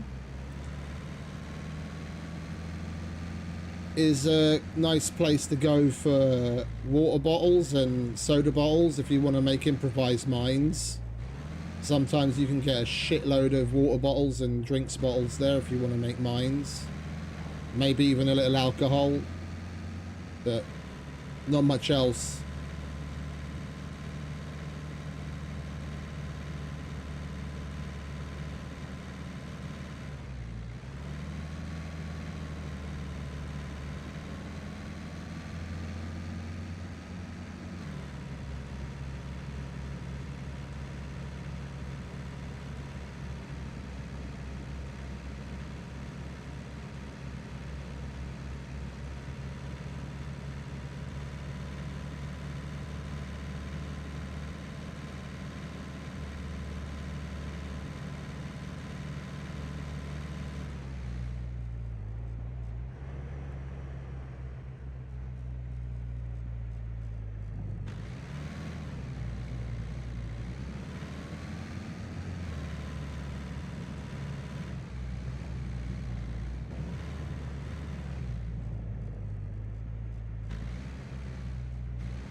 Oh, definitely. Definitely. I've got so many ideas for what each of the separate buildings could be used for, and it would add so much more functionality to the game. Now, one of my favorite ideas is currently the cargo drops just poof appear out of nowhere and fall from the sky. Yeah, and there's a, hey Tyro, morning mate, welcome. Yeah, there's a huge building that's got the empty cargo drop containers on it and around it. And that could totally be the place where they prepare the cargo drops. And they could have the Tech 1 personnel protecting it. And you could potentially storm it to, you know, you have to kill the Tech 1 guys, and then you have to do, what, say, wire cutting, mini game. You have to do lock picking and all that kind of shit to get in to potentially get some good shit from where they put the cargo drops together. And then when the cargo drop's ready, they could do an animation where the helipad thing on the top opens up, and then the cargo drop comes up from underneath, and then a dropship comes along and picks it up and flies off with it.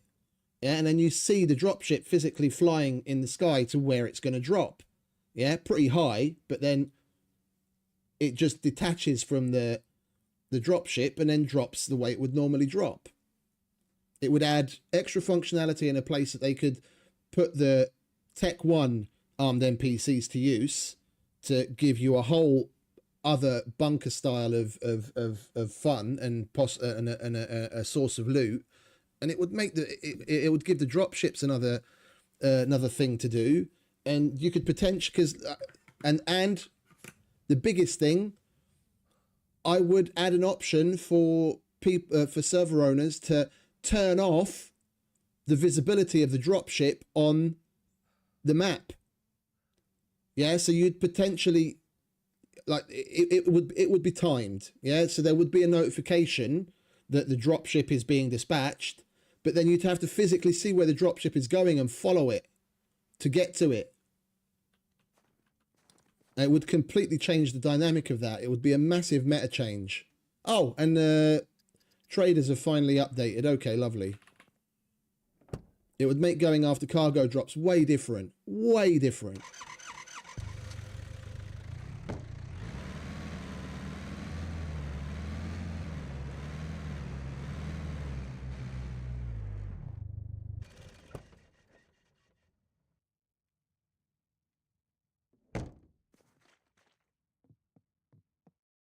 Welcome, welcome. Feel free to browse around. And that would open up other tech possibilities as well. Yeah, you could potentially have more uses for some of the tech that's in the game, because they teased us ages ago about when they added the abandoned bunkers, that eventually they want it so that you can strip the solar panels that are above the entrances of the abandoned bunkers. You could potentially take them home and use them, which has never happened. Yeah, and they could add other tech like collecting satellite dishes and whatnot, and make a scanner that you can place in your base, and you have to power it, and then that would, when a dropship is dispatched, that scanner would pick up. It would be like a homemade radar, and then the dropship would show up on your map to everyone who's in that squad who has one of those machines active, and then you could see where it's going.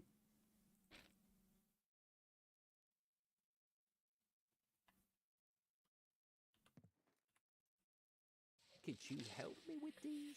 Oh, we're already at tier 2 with this guy. Lovely. Okay, hiking backpack we can most certainly do.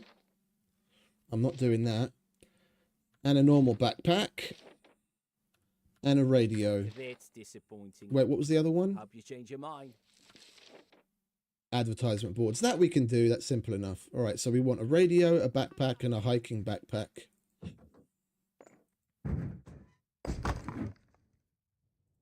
Radio. Backpack. Hiking backpack. Welcome, welcome. Could you help me with these?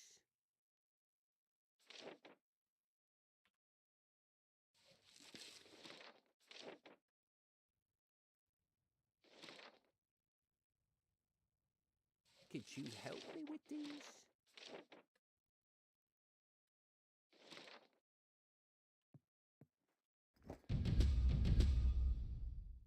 Could you help me with these?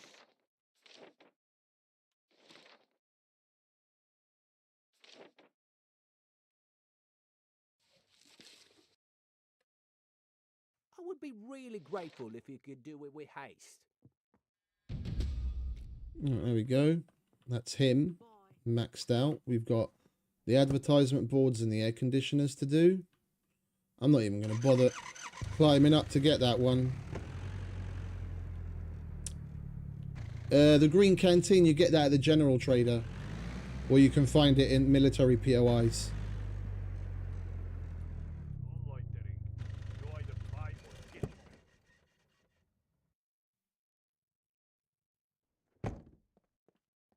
It is a bit weird that it's at the general trader, seeing as it's a military style canteen, so it should technically be at the armorer, but it's at the general store. Dirt bike headlights we have. We don't have that. We don't have that because we haven't been collecting that stuff yet. And we do have a gas can, and we'll disable generators. Alright, so what do we want? We want dirt bike headlights and the gas can.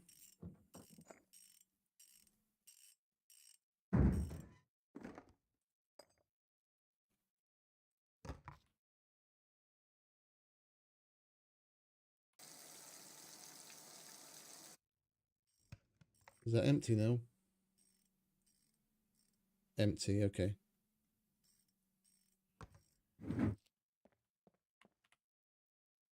Need this done. Take it or leave it. Alright, headlights. Ooh, completing that is going to give us the front shield, and that's that. So we might get lucky and be able to buy it. Gas can. Yes, good. Go now.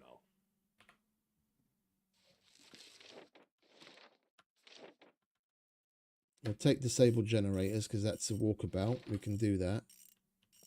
And we've got headlights, gas Take can, the reward and go. and then body and shield. Will he let us buy a body? Or a shield, should I say?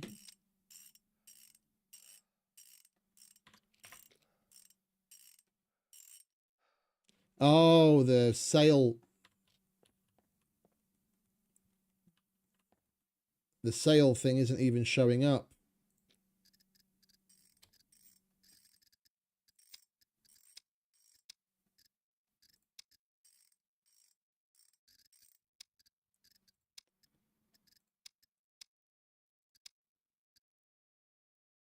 Yeah, 1 times dirt bike front shield at 200 fame, 200 bucks, and yeah, it's not showing up.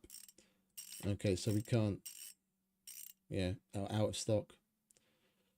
And the body, although he does have a lot of brake lights and they're super cheap. So I think we'll get a couple of those. They're all quest items. Need this We done. can use the drop Take it or box. leave it. We can use the drop box. So I think we'll take these other 2, and if we happen across those items, then we'll just toss it in a Need drop this box. done. Take it or leave it.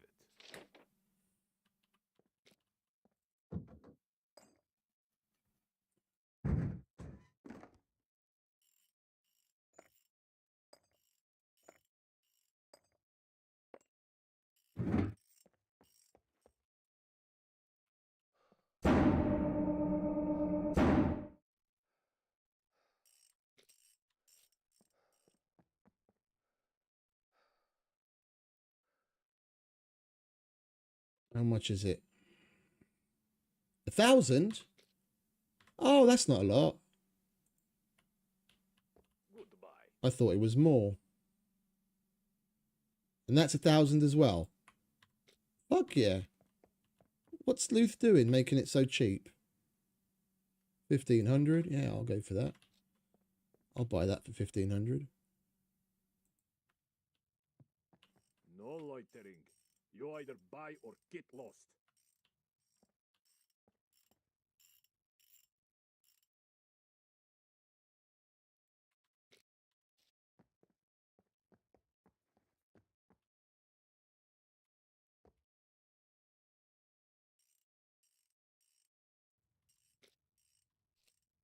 Yeah. See you later. There we go, and No we're up loitering. armored. And how much for the You storage either buy rack? or get lost. 2,900. We'd still have nearly 10 grand. we might as well. I'm gonna want it sooner or later. We might as well get it out of the way. We've still got a bunch of shit to sell at the armorer, as well as quests to do at the armorer and the dock anyway.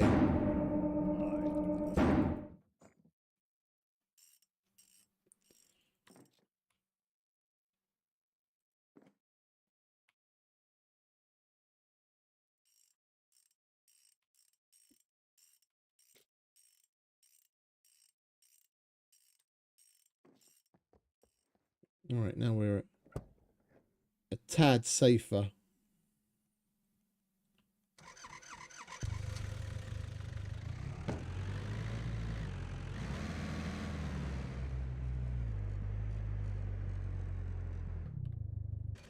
Let's say hello to Mr. Chow, shall we?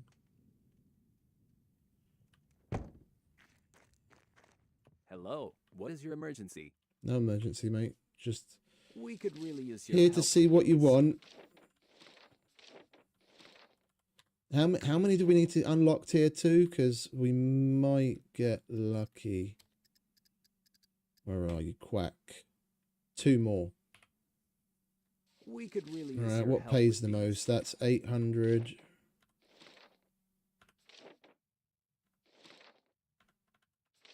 Horse shirt and pants. Let's just go for vitamins. So, what was it?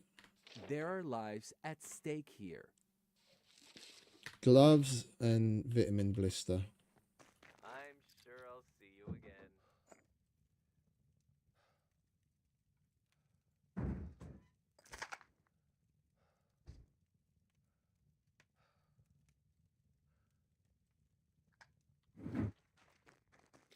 Come in. I'll have a look. We could really use your help with these.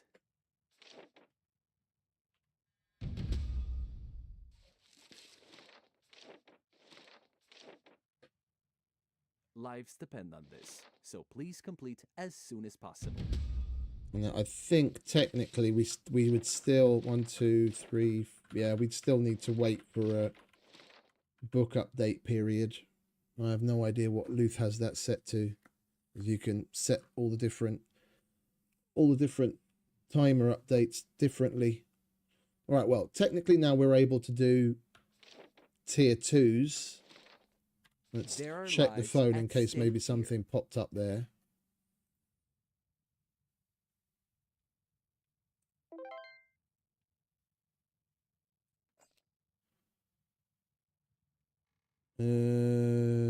C2 armorer, 9mm, Z3 glue. Why in the hell is there so many of them?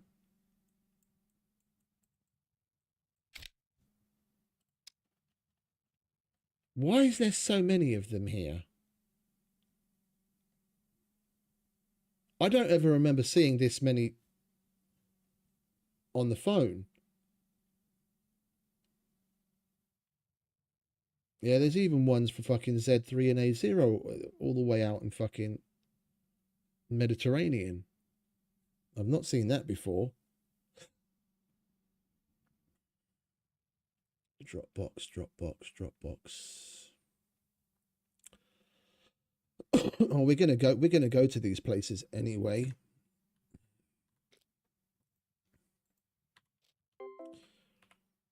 I was just We could really use your help with kind of these. hoping we'd see some tier 2 ones from the C2 Quack show up, but they didn't.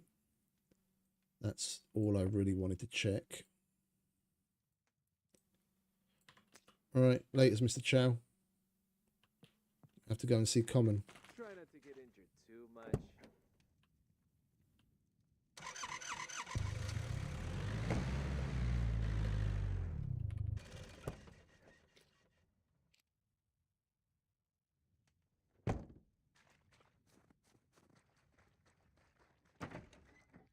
Good work. Keep it up. All right, mate. Right, M9 flashlight, block, M9, 12 gauge, puppets with sharp tools. We've got to be careful because walking through the door, that completed that quest So we've already got 1 to our name. So we're only going to be able to do 4 out of 5 because we can pick up 3 at any one time. We'll do The flashlight. sooner you get this done, the better. Block.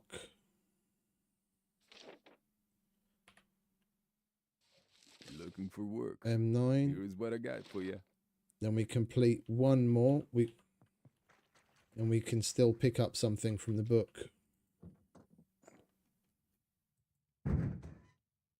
Alright, M9 block, M9 flashlight. What's up? Good work. Keep it up.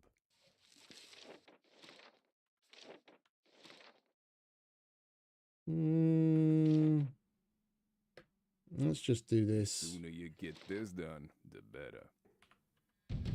Yeah. Right, and we get some 12 gauge from the car. Complete that as well, and then we've got 4.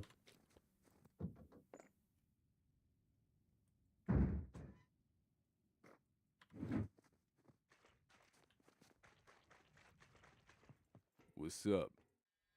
If you're trying to rob the place, Lovely. guns come unloaded. Security reasons. Yeah. Obviously. Okay, mate. Give me a minute. I want M16 magazines. 5 of them. And we are going to need to buy a bit of... We are going to need to buy a bit of 5.56 because I left all of mine at home. Let's just get 3. Let's get 2. I get 5 because I want 1 in the gun and then 4 here. Loaded and ready to go. And then we want a Mark 18 suppressor. Mark 18 suppressor. Lovely.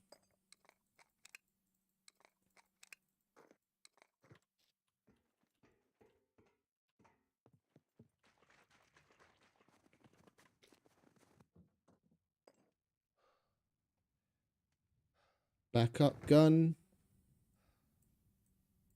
Oh, hang about. Gonna want that.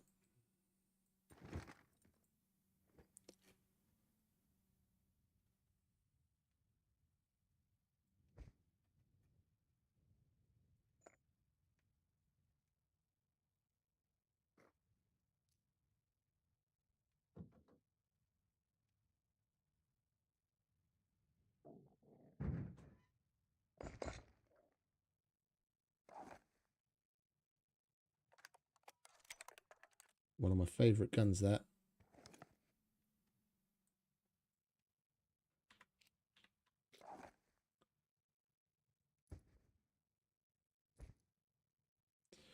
Right, do we have any 5.56 in here?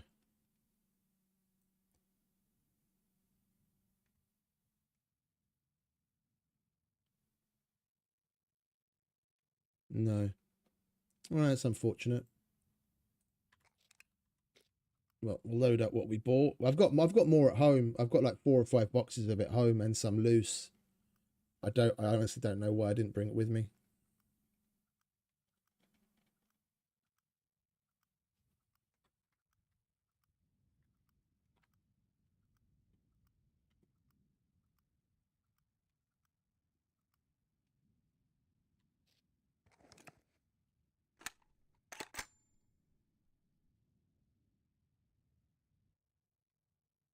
I love this thing.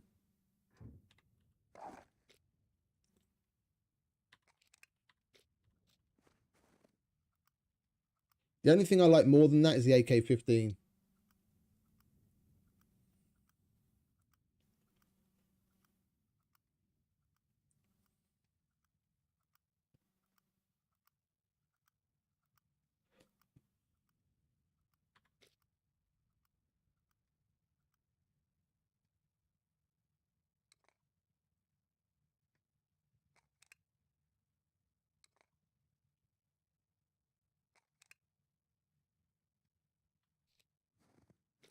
Okay, now we can go through and get to selling.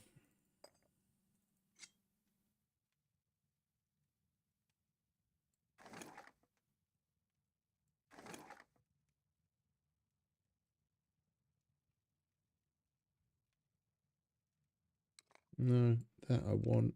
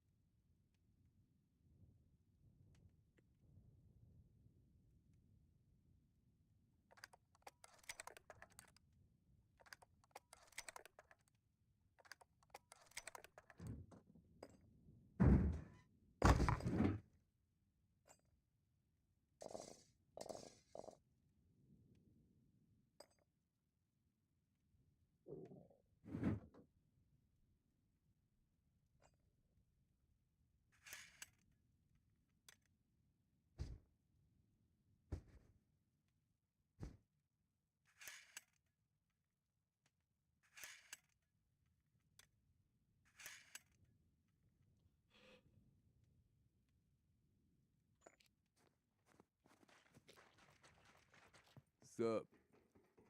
Guns come on. That thing registered? Kidding. Nobody cares.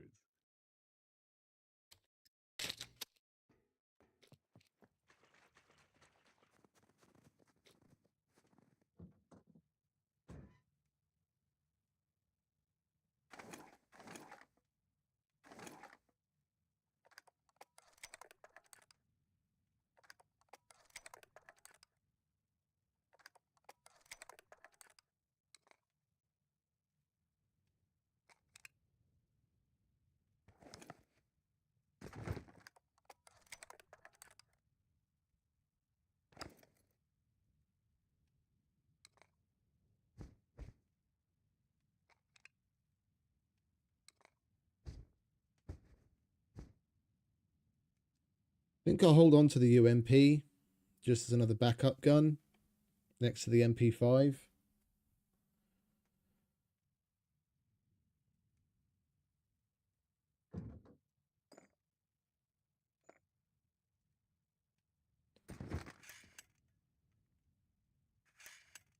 I don't normally go through and repair things like this for that extra little bit of money, but ever since they made the change, I don't know if it's a bug or if it's something that's intended. If it's intended, then it's kind of nuts and it just makes things so stupid easy. But the fact that it only takes one use of the toolbox to repair things, and in the vast majority of cases, it repairs it to 100%.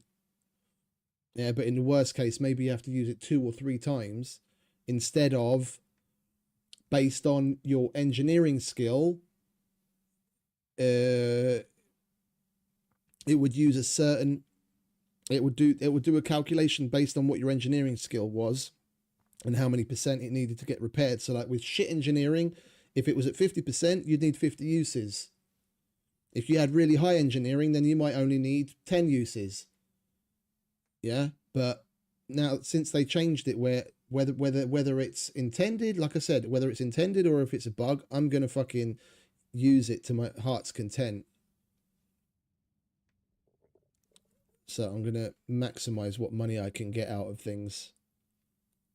Well, latest Tyro, you have a good one, mate. Appreciate you stopping by. Have fun at work, darling.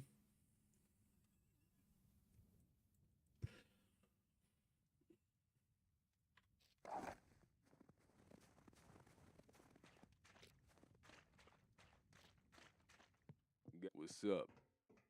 If you're trying to rob guns, come. That thing registered? Kidding. Nobody cares.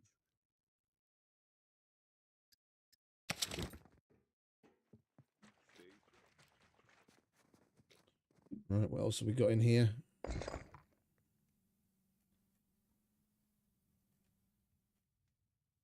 Another one of them.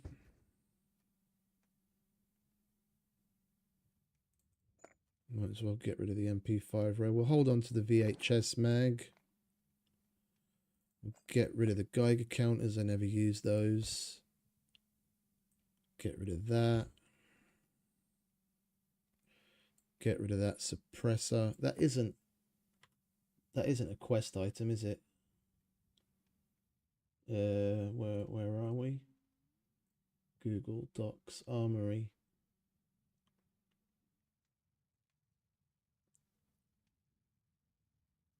Scope. No. Okay. And no, it isn't. Okay. Hold on to that. Don't want you. We'll keep at least one of those just in case there's another backup. And then we'll get rid of all of... Oh, no. UMP mag we want. So we're keeping the UMP. And we'll get rid of the vintage hazmat suit. Oh, no, not put on. Oh, you wanker.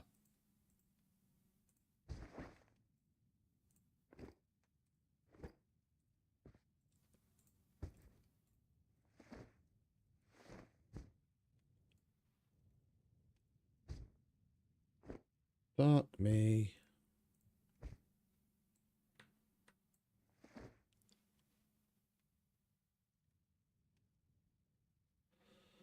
That can go back in there.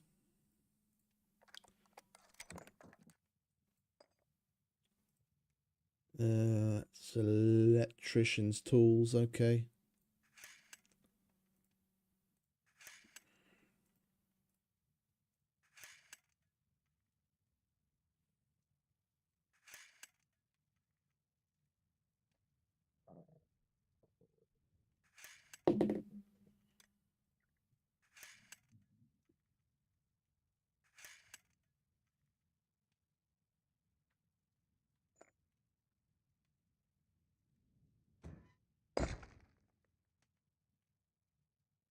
Is that it?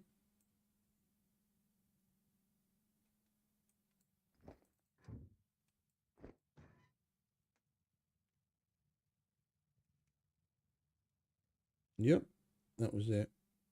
I'll get rid of that knife as well.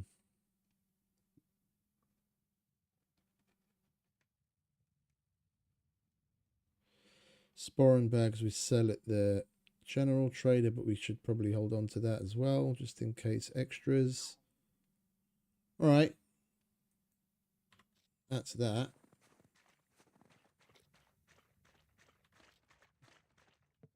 What's up? If guns... That thing registered? Kidding. Nobody cares.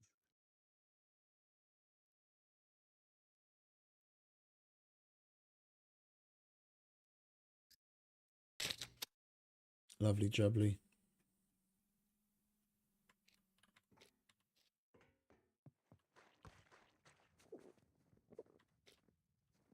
All right, have we hit everyone up? We've hit everyone up.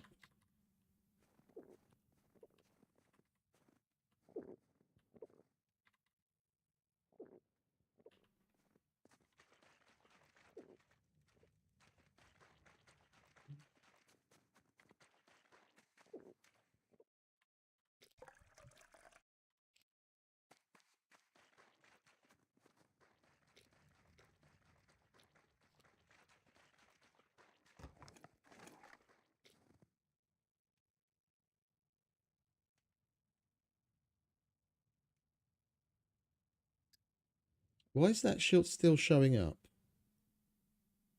I don't even have it on me anymore.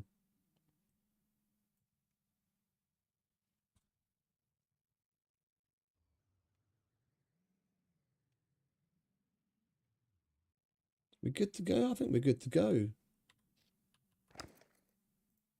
Oh yeah. Right.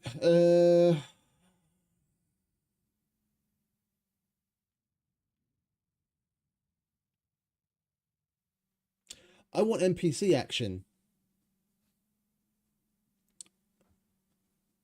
I wouldn't mind hitting up a police station as well. I think we'll head over to Laika.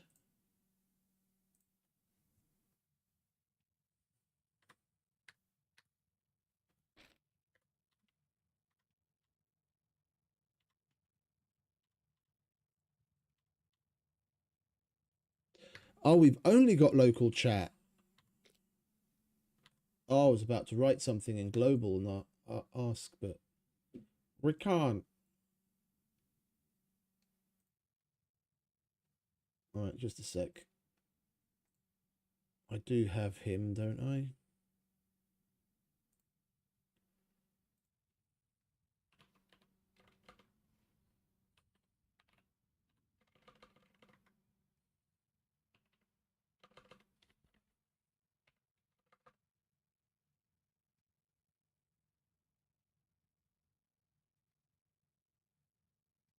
Hey, mate. Well, I wouldn't know. It hasn't come out yet. It hasn't come out yet. I've been streaming since a little after midnight yesterday, and it's not hit yet. But yeah, one can only hope. And with zero cynicism, I think I can say, I think we'll see pigs fly before that happens, mate. But one can hope.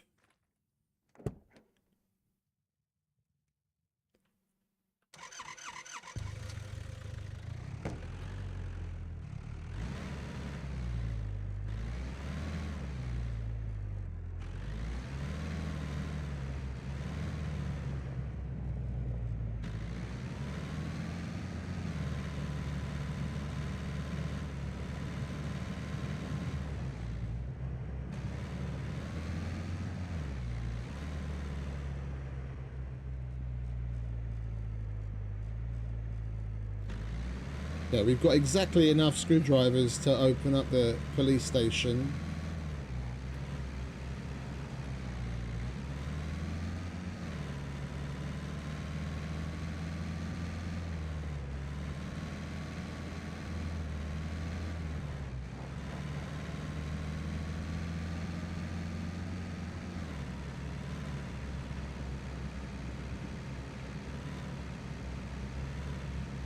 I want to know, like, I'm a quest fiend. I really enjoy doing the missions because it gives you something to push after that's completely external to the typical killing and raid grind.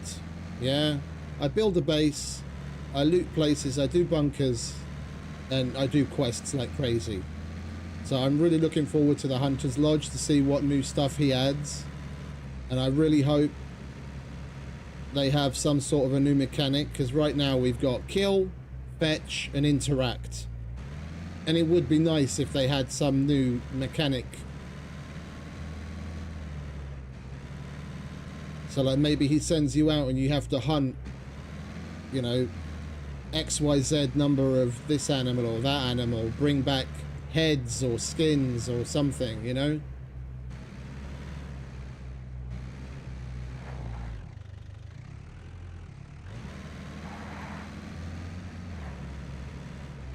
But with the rabbits, for example, apparently that one of the items that they're adding, the lure, will make it easier for you to get the rabbits. Then as part of that quest, you would need to use the lure to make it easier on yourself, especially if, for example, the quest calls for like 10 rabbits. Where the fuck are you going to find 10 rabbits with the current system? Maybe over the course of 2 days, if you go to all the places you know that rabbits show up, maybe you could collect that money, but not with the way things are right now. You'd need the new lure to do that.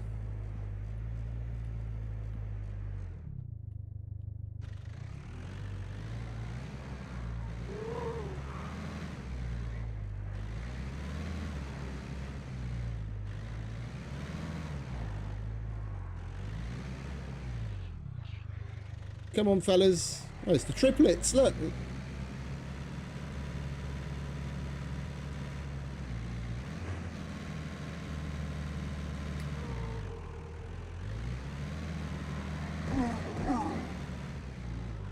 You wanted this. Don't be running away.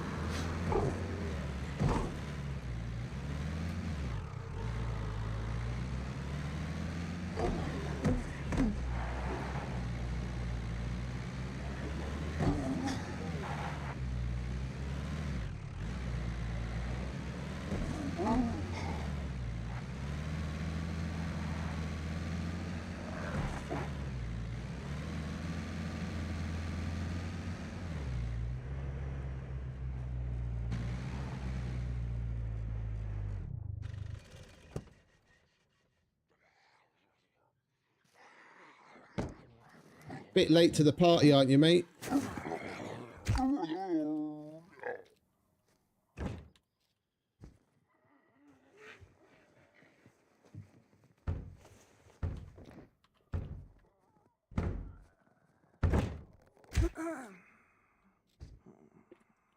Lucy, I'm home.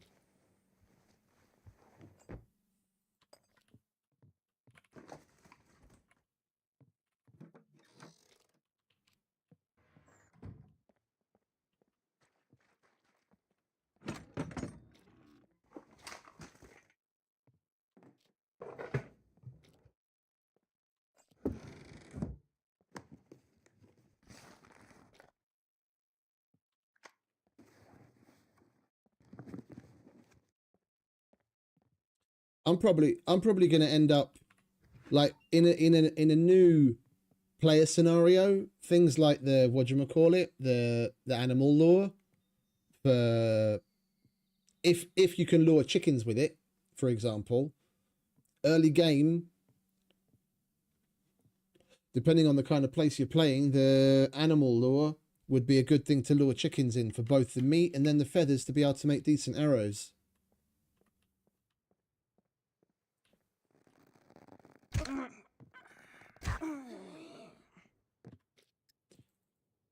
What are you ladies up to, eh?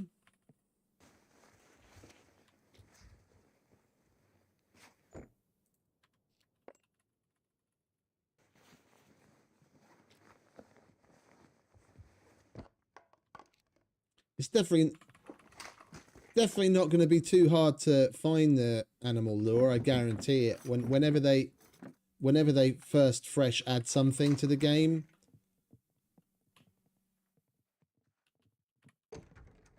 And we finally have NPCs coming.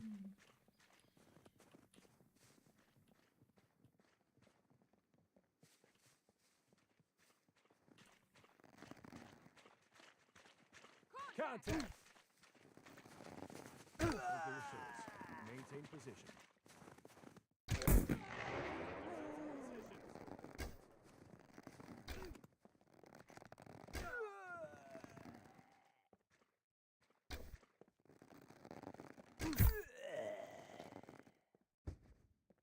There's at least two more. Yeah, there's one. And there's another one. Oh, there's more over there as well. Slow your roll, darling. I'm not after you. Can you jump out the window, please?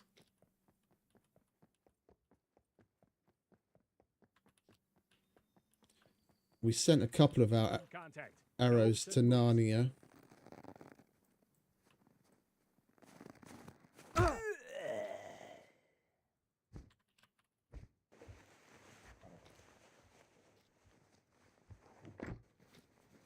This is my problem, like the way that Luth has it set up is nice and fair. Yeah, so that in places like this you don't necessarily have tier 4 and 5 NPCs rolling up on you, fucking you up when you're still fairly fresh. Yeah, but from a police station, for example, I do still strongly believe that there should be at least a chance. It should be down to RNG to whether you're going to get that kind of level NPC or not. Yeah, then if you happen to get a high level NPC and you're a starter, then you just leave or you try and kill them. Yeah, just straight up flattening the curve.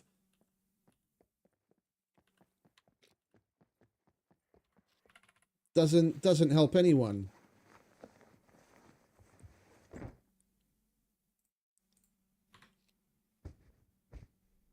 I go to the high tier military POIs and then don't come across a single NPC. Like, I do not remember the last time I've seen a tier 4 or tier 5 NPC. Everywhere I go, I get the fucking max tier 3s. And it's bloody annoying.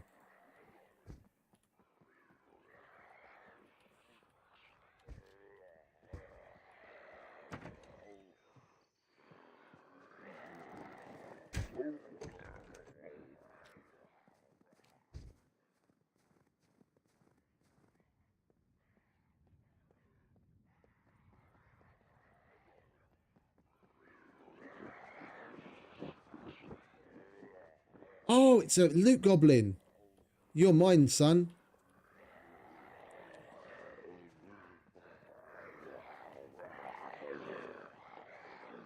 Oh, no way.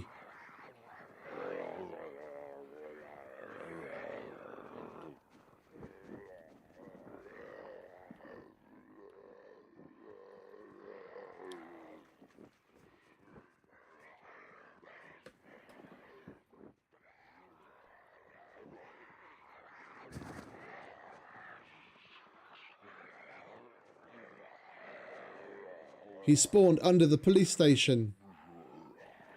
He's in there.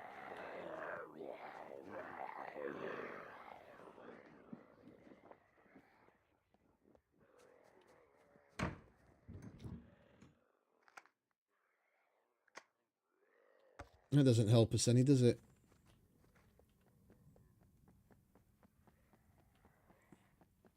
Sometimes they can come out. Like if we leave him to calm down, and he switches to his, like, you know, his little zombie mode, where he just like creeps along like that, then they can phase through walls. Now, if we just let him chill, he might phase through, and then we can get him if he doesn't despawn.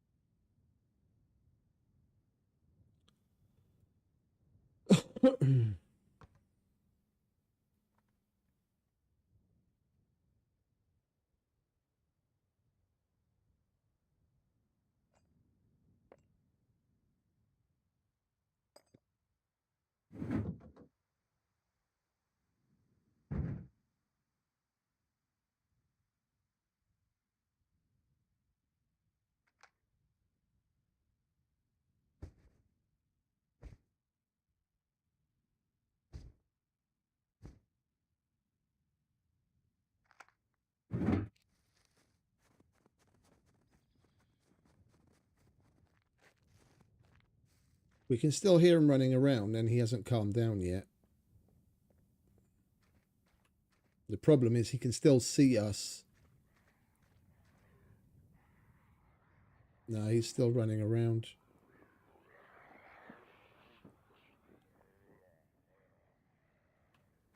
We might as well get on with the police station then, eh?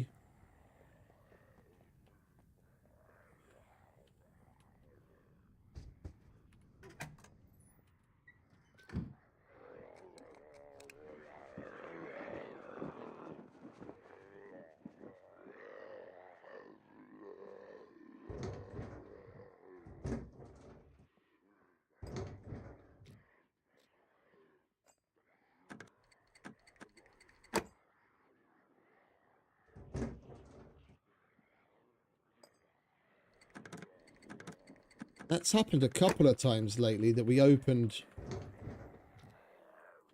a locker and we didn't get anything. I think I know what that is. Because Luth has the number of key cards closely like significantly turned down. When we open up a locker and it's empty, it's probably that it wanted, like, there must be some calculation being done in the wrong kind of order. It wants to give us a card, but then realizes, hey, the card limit has been reached, and then when we go to open, it's empty.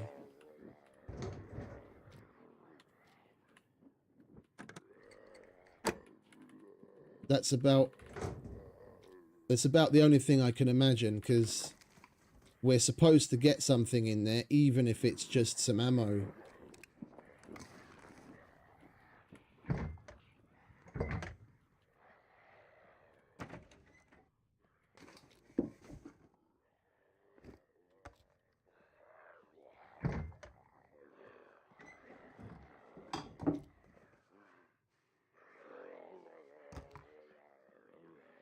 Oh, I've got plenty of ideas, mate.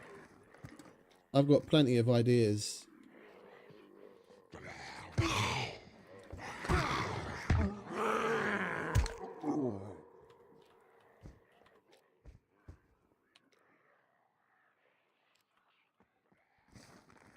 Right. Problem isn't with ideas. Like, you go onto the SCUM Discord and onto like Reddit and places. People have plenty of ideas of what can be done. It's more of a dev issue.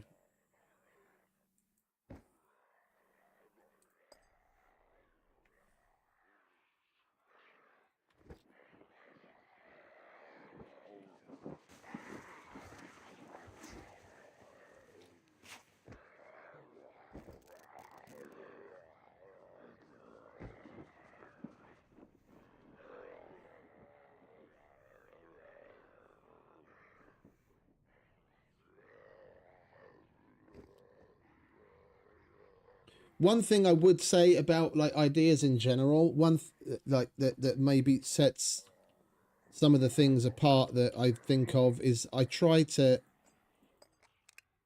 generally speaking, I try to keep... Okay. I try to keep balance in mind. Yeah, people come up with all sorts of weird and wonderful things that would benefit the player, and don't think of the fact that, you know, you can't have your cake and eat it. It's still a survival game. When you're coming up with ideas for things, you've got to take certain pros and cons into consideration and balance it out. Otherwise, you know, then people and the devs are never going to think about it.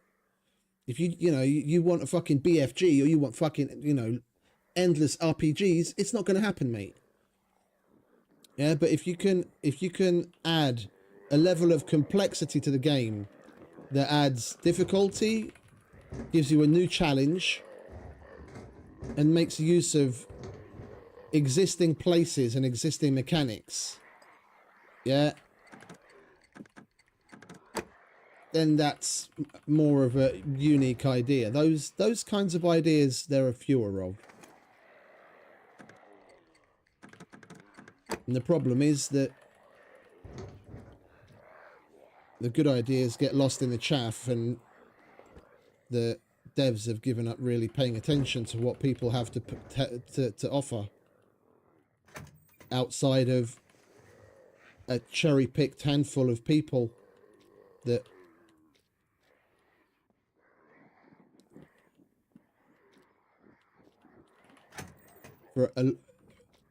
in the case of a lot of them,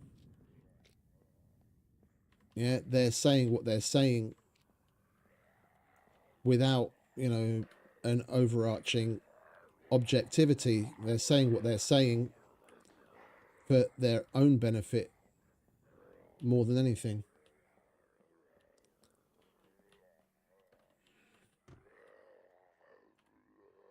Not all, not trying to like blanket generalize, but a lot.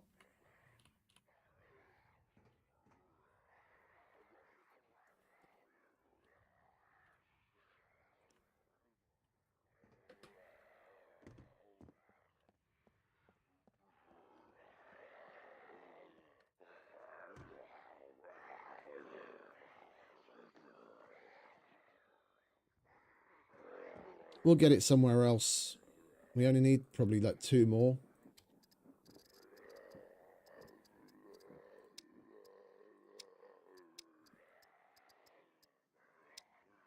Oh, 4 more. Okay.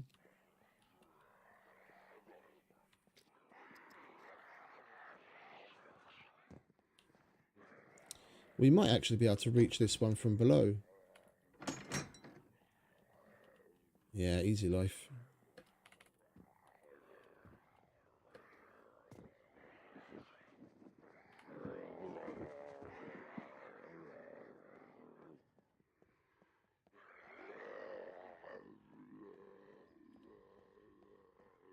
That loot goblin doesn't want to give up, does he?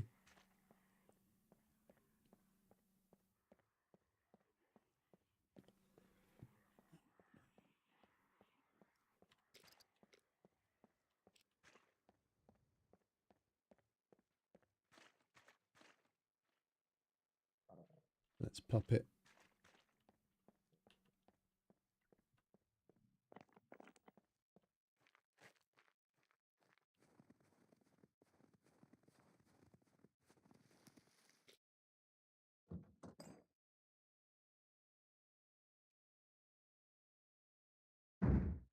Oh, we've got the who's what's it now, don't we?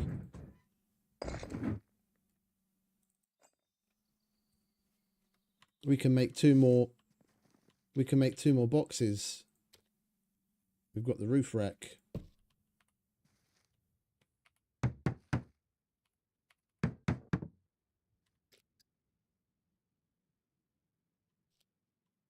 Nails. Metal.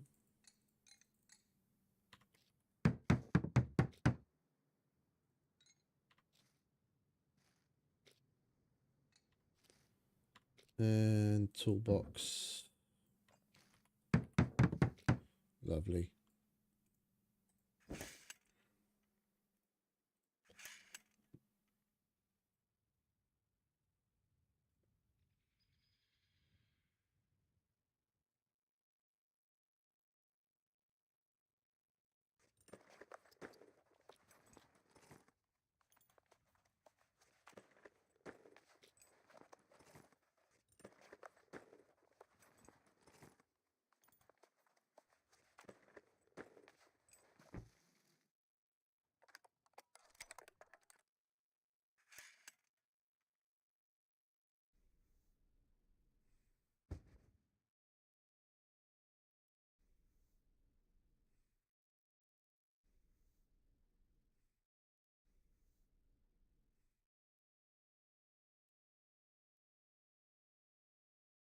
No, we put that in the armory. All of that can go in there.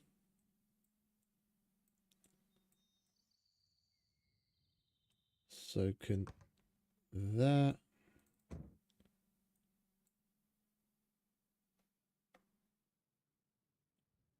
We don't need that anymore.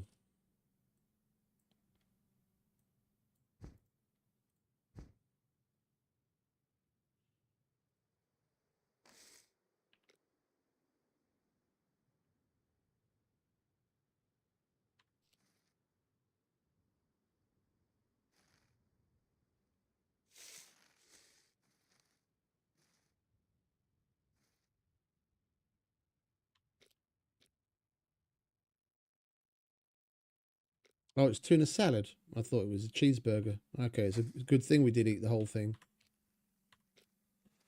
Dun, dun, dun, dun, dun. We can put that back in there, but I should have taken some locks out first. All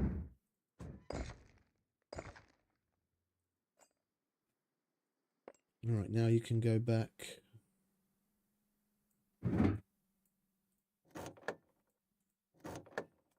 All right.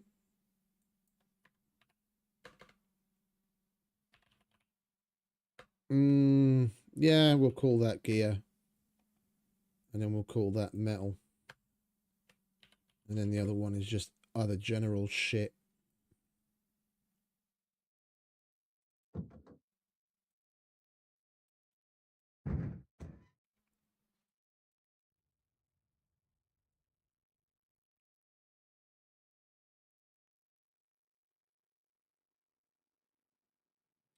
whether I want to keep it or sell it. If it's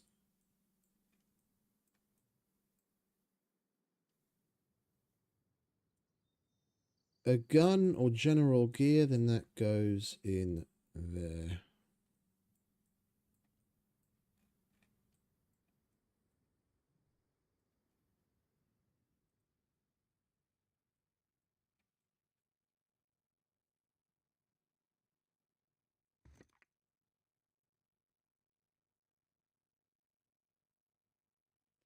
We're going to need to put together some proper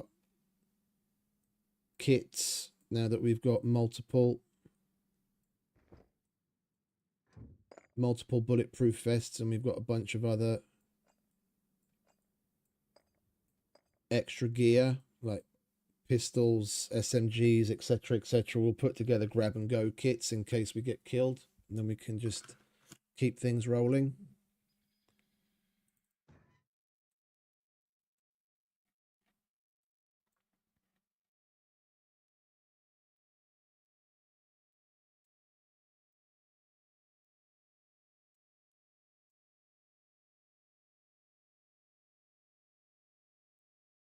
That shouldn't even be there.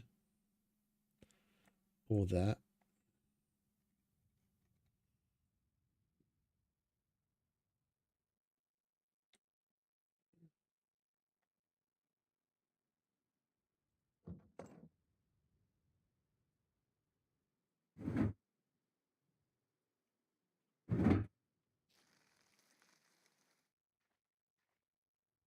Puppet.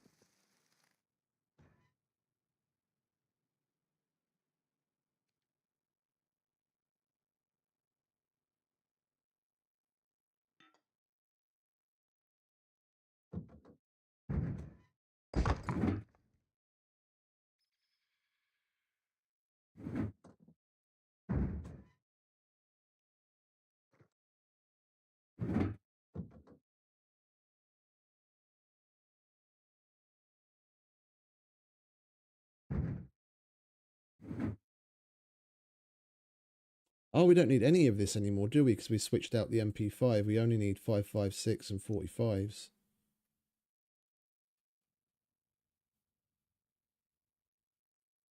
And then we could do with some screwdrivers. Let's go find some. Let's go find some.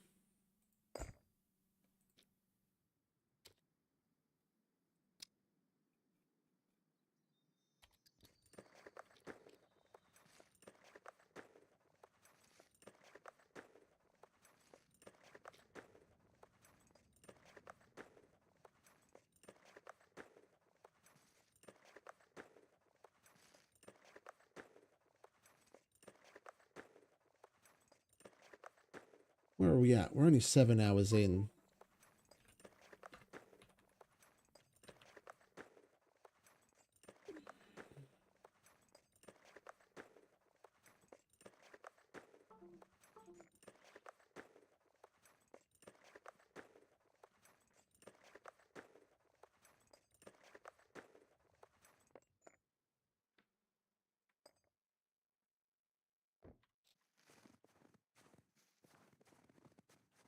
All right, let's hit up the hunting stall.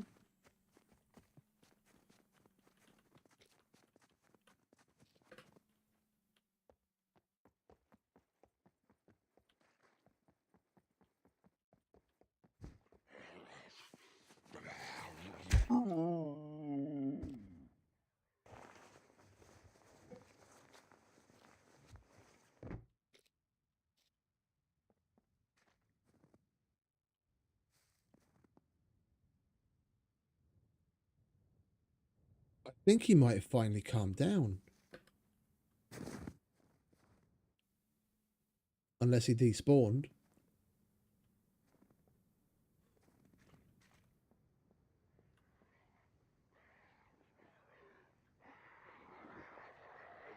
No.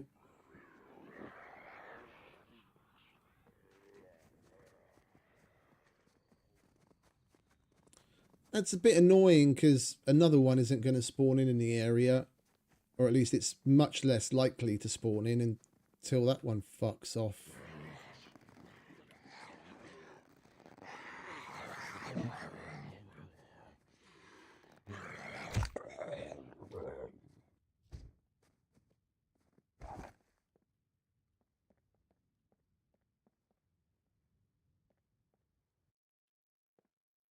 There's one! There's one!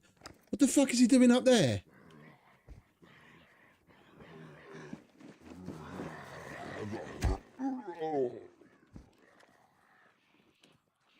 You're mine, sunshine. Fuck us fast!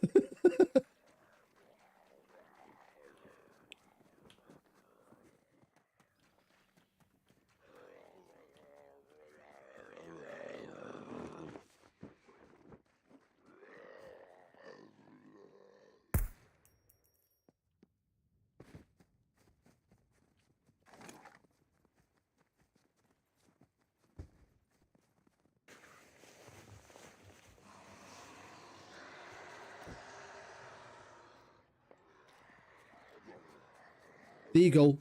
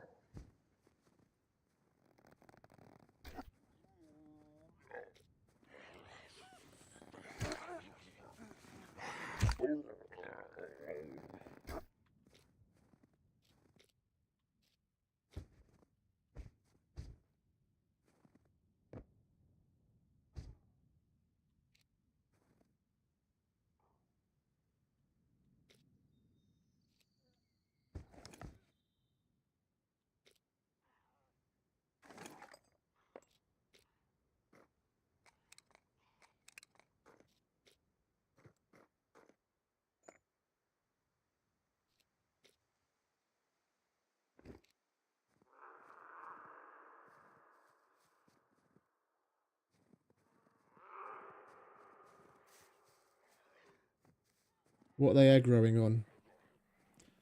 That is the question.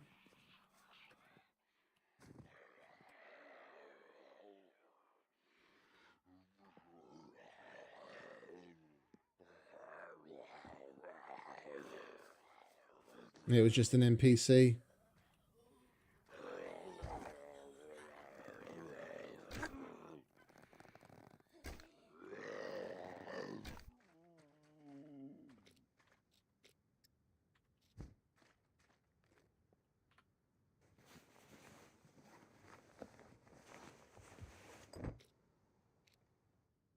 There's more shit going down on the other side of the town as well. Man, this place is fucking popping off.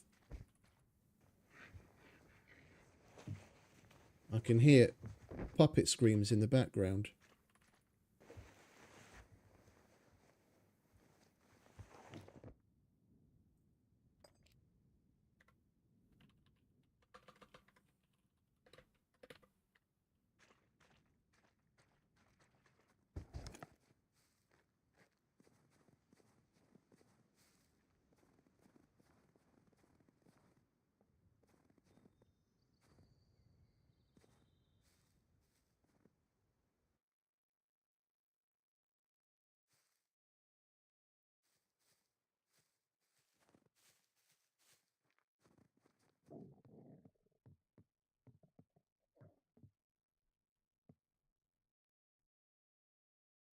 Right, it's gone quiet.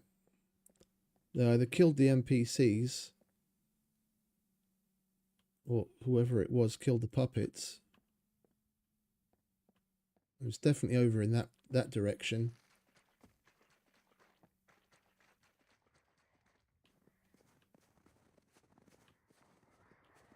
Loot boy's still running around.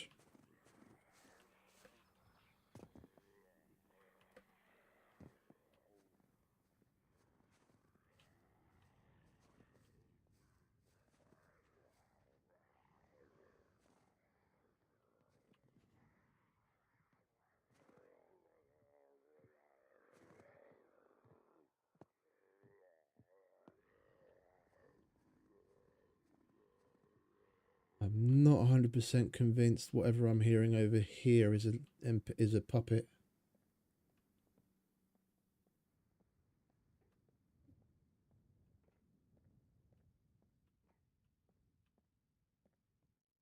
That's a puppet. That's a puppet.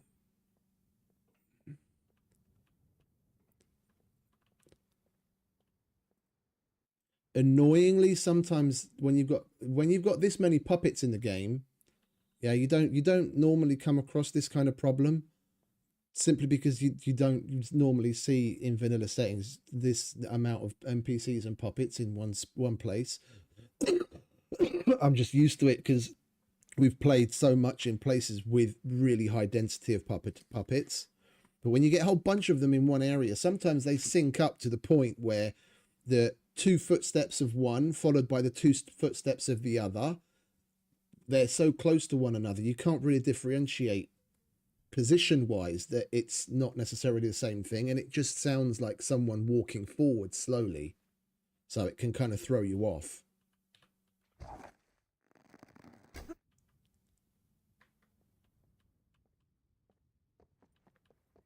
Hey Venom, welcome mate.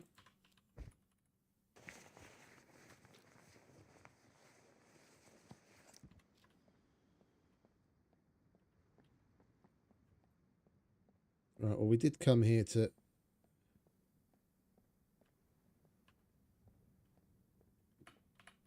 get the hunting store. We might as well get that taken care of. What we got? Miss M's knife. Let's take sweet little Miss M's knife, shall we? And nothing else of any significant use.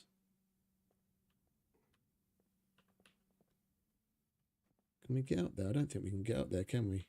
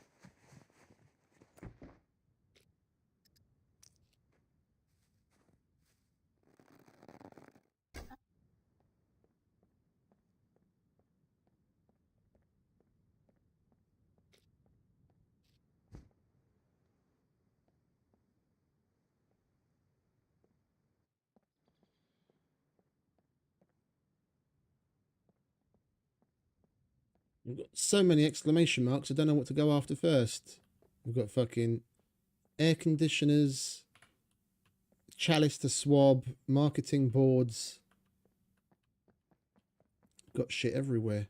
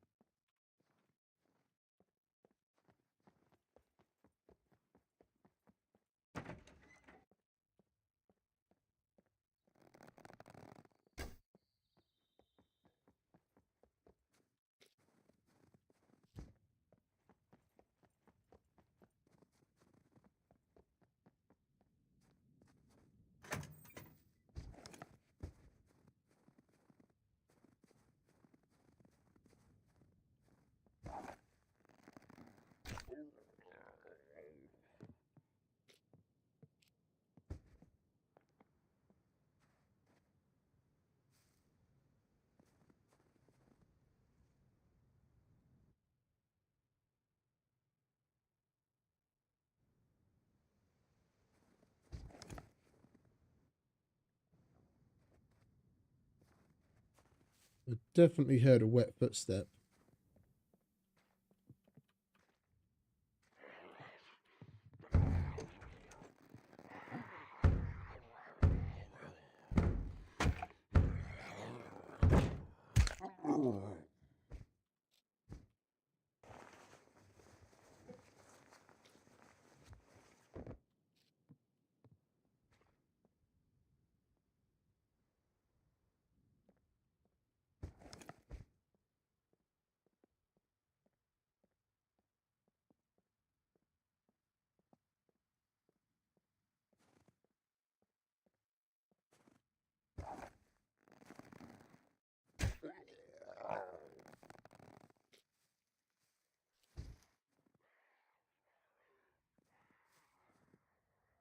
That puppet's still going at it.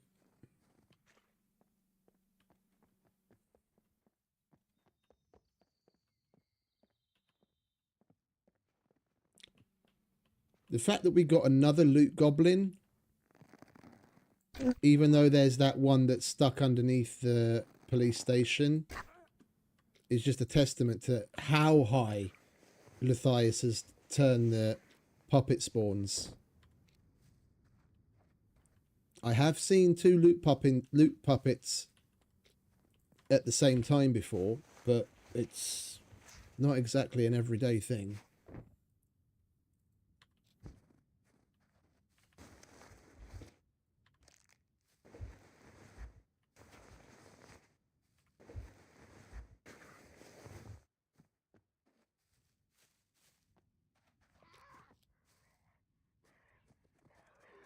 Fucking goat scared the bejesus out of me. Go on, game.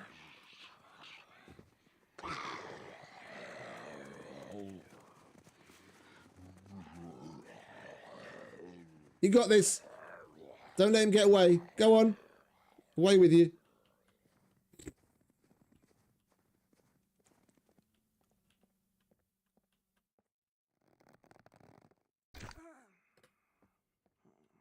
Yeah, no, it is.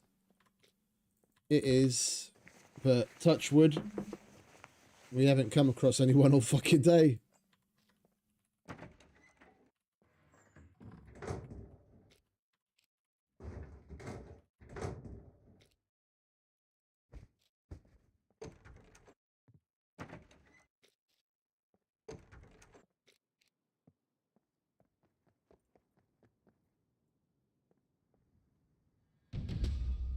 Alright, that's another one done.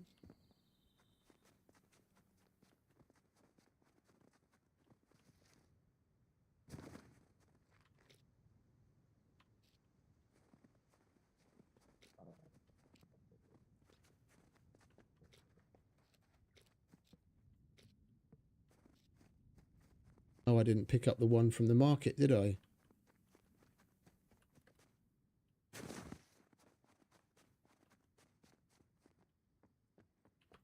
Or did I? Oh, I did. All right. Well, we lost an arrow then. Biatch. I just heal up from the last fucking hit and then we go and rack up another one.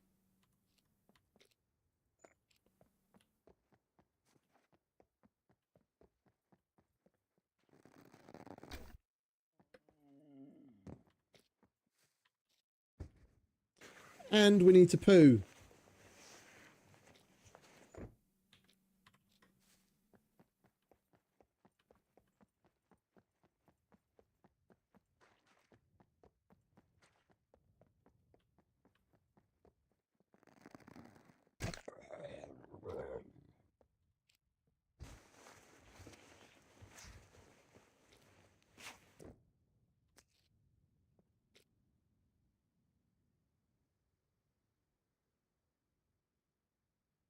Oh, I love the carbon broadhead.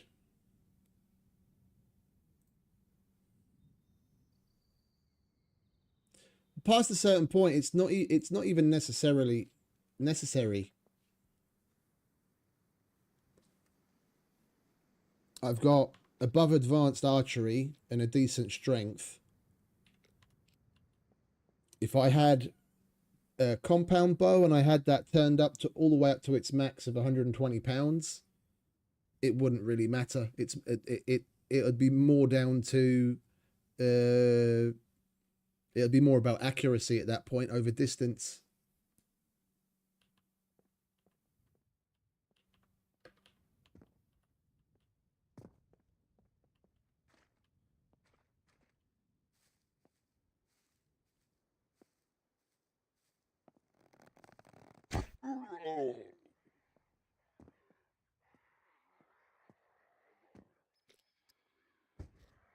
I thought loot goblins were supposed to calm down once they get to a certain point.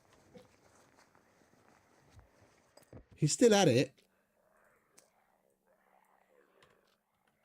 He's still running around under there, trapped under the police station.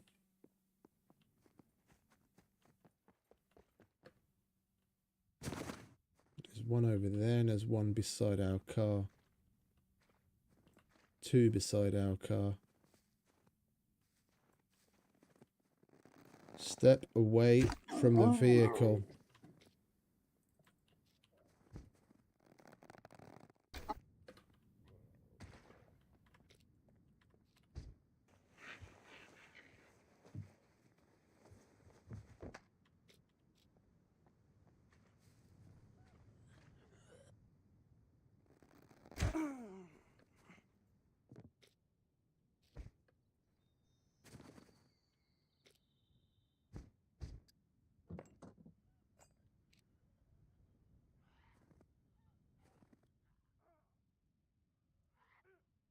Yet more NPCs. Can you guys leave me alone for like 2 minutes so I can put the loot in my bag away?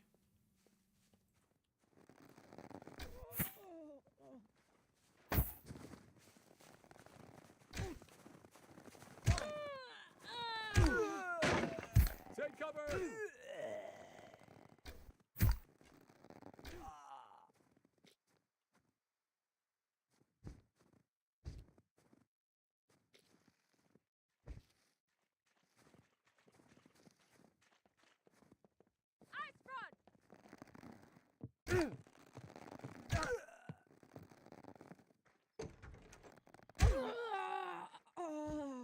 Sorry, darling, not today.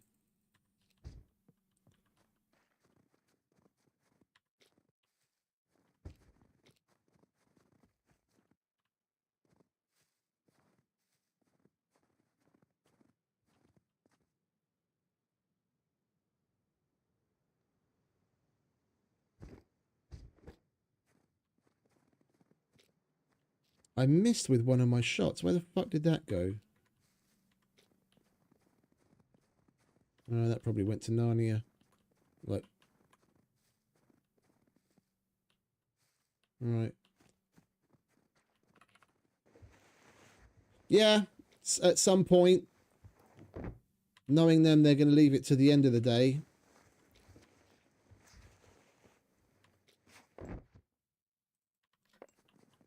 So we'll only be able to see what's in it in the next little installment.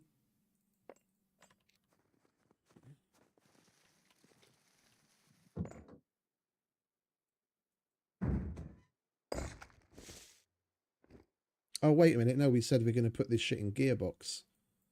I just made a box specifically for this shit. Excuse me.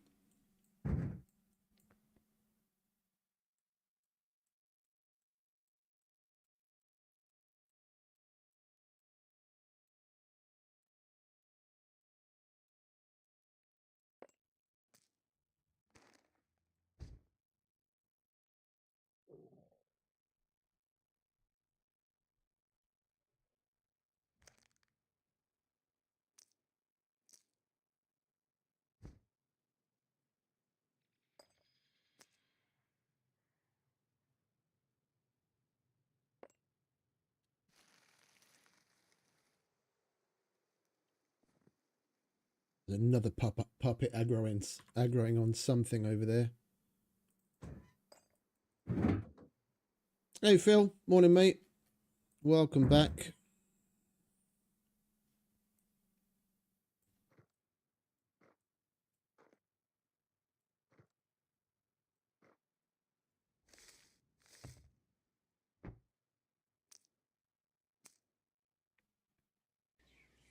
Excellent! Appreciate the sub, Venom. Welcome. Thank you very much indeed.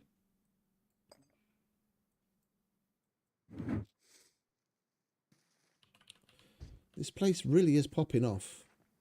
But how slowly it got started with the puppet situation.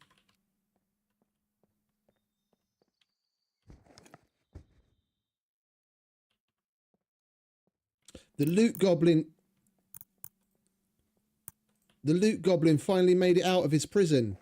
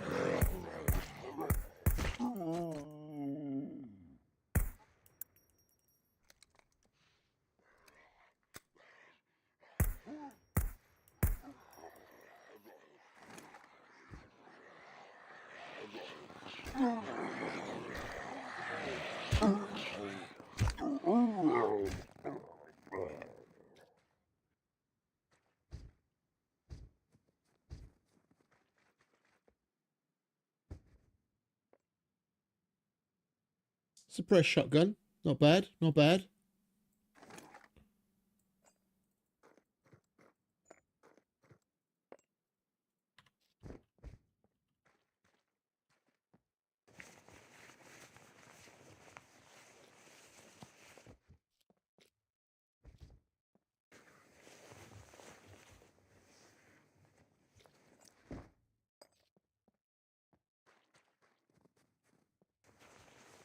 The only reason I stayed with the gun is because there was the vast majority of them were fucking military. I've not seen a horde be so overwhelmingly from one particular puppet before.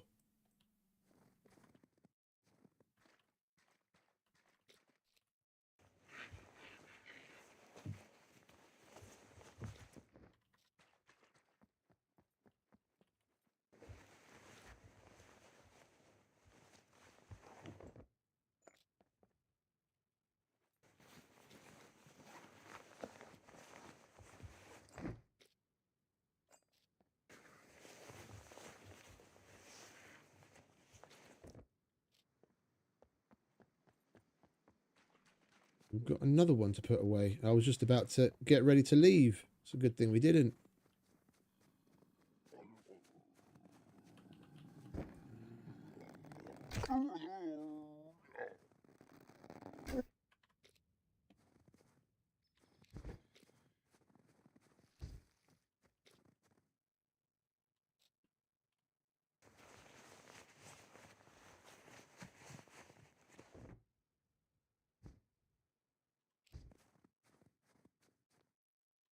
Right, can I now finally put all of this shit away?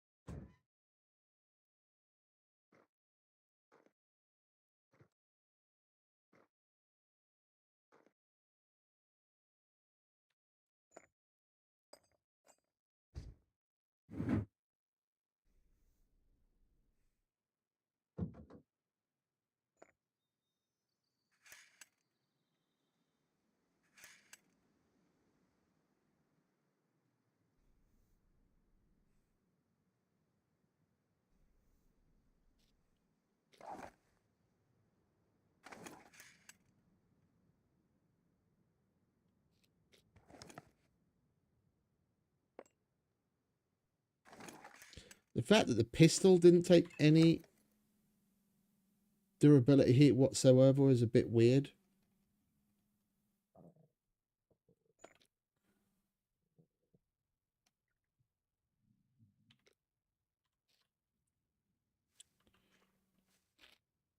Alright, let's shove off at last, shall we? We arrived at this town fucking hours ago.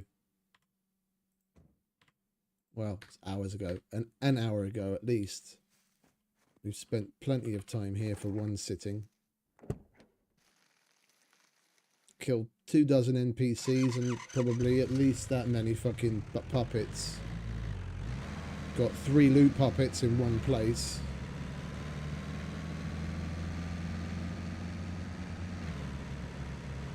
To ju kod je bicyklit.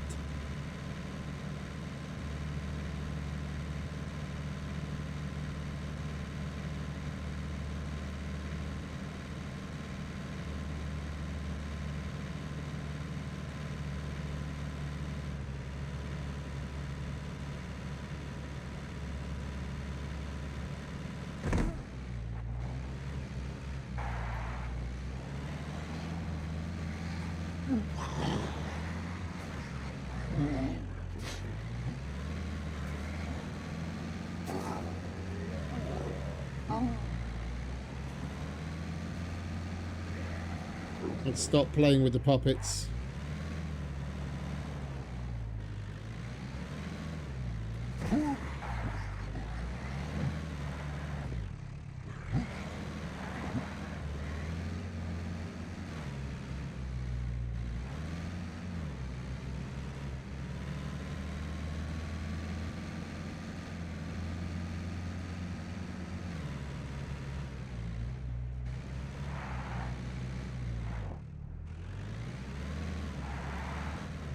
Whoa.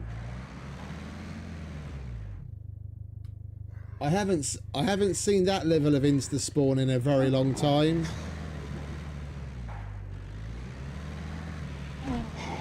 That was literally right in front of us. Right, well, I think we're going to go to the radio station in hopes of seeing some higher tiered NPCs.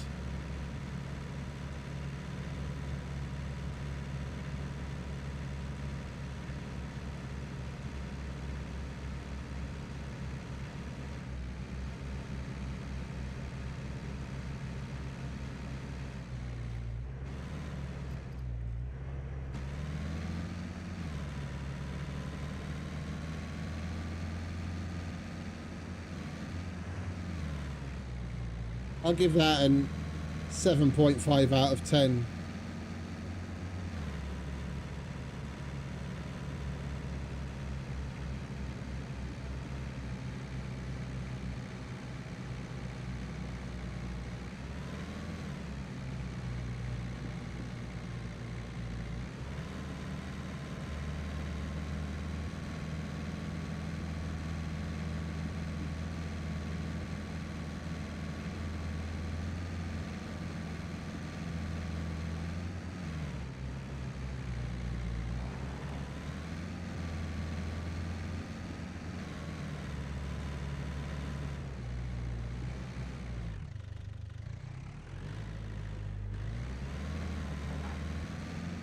Oops.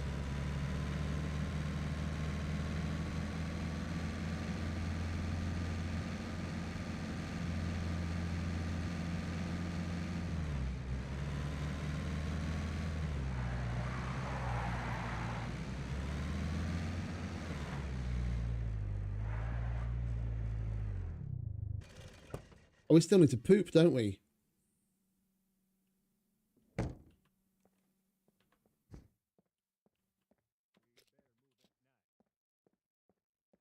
No, we've already got some NPCs spawned in.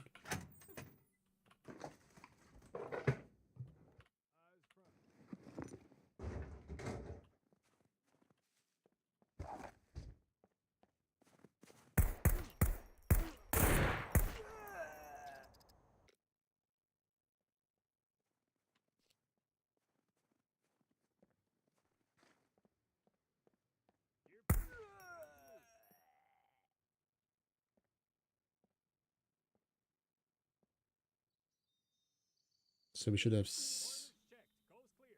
7 rounds.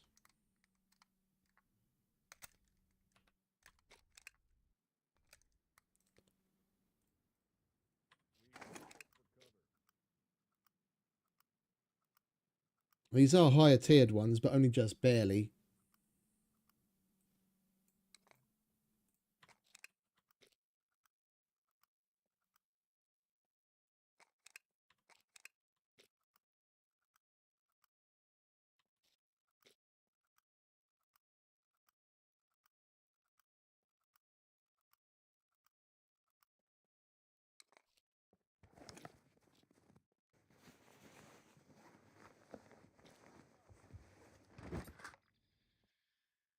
Thank you for the coffee.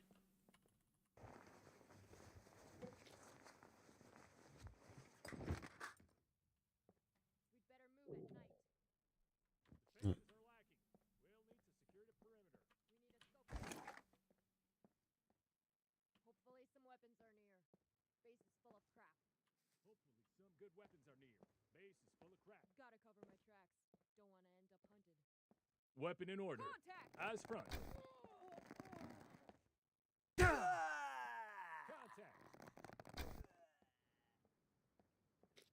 Weapons in order. Eyes front. This fella's got a hiking backpack on, so I think that's tier 4. Better set up camp and check weapons.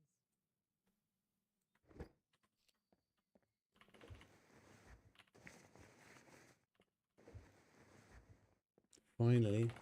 Corners check, coast clear. Shame they're not much more of a challenge than the normal ones. But at least they're what we were looking for.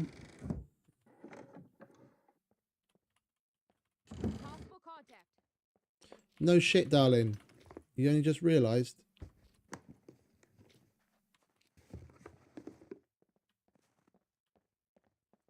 Defensive positions! Tier 5.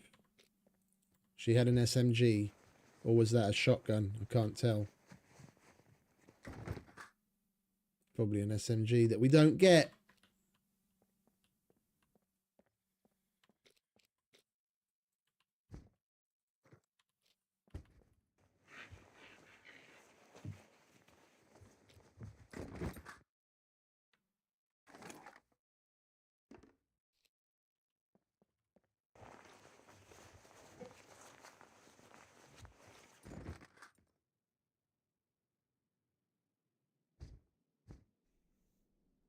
These fellas had some nice shit.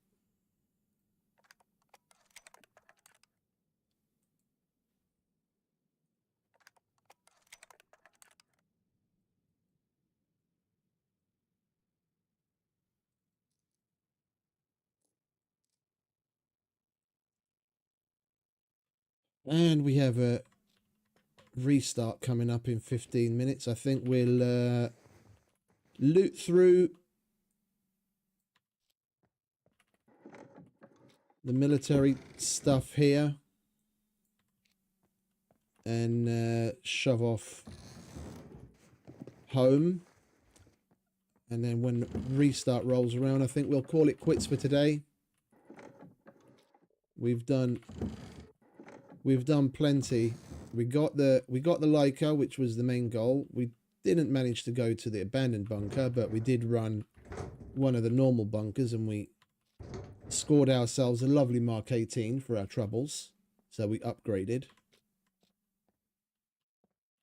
That's already a bonus. I was hoping to get a little bit of base stuff done. Maybe get a start on the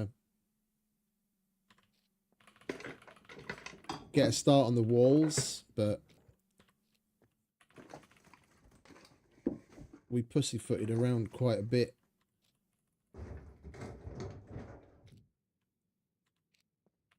So that's just going to have to wait for tomorrow. Well, later today, technically. When we will also be getting into... Oh, hello. Well, we will also be getting into the meat and potatoes of the update. Just so long as Game Pies actually delivers. And it's functional.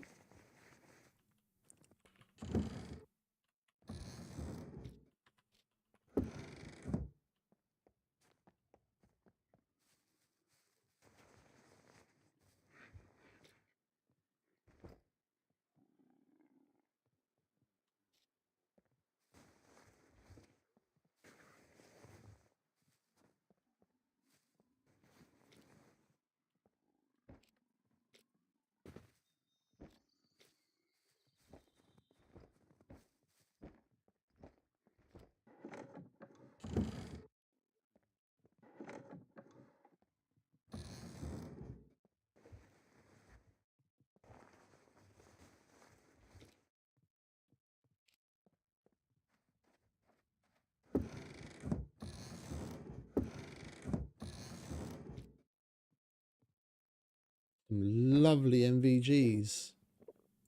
I will most certainly take those.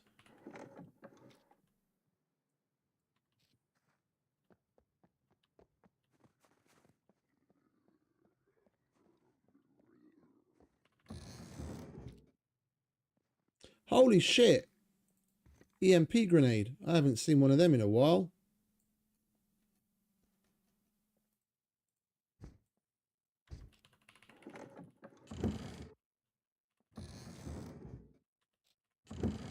About the only thing we're going to get to use that on is fucking around with the mechs. Seeing as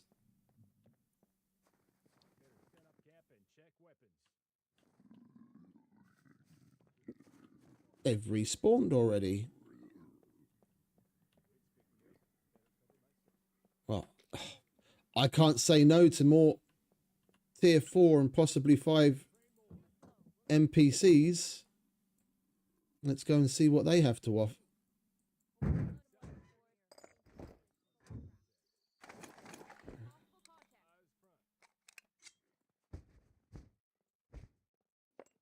cover! Defensive positions. Son of a bitch.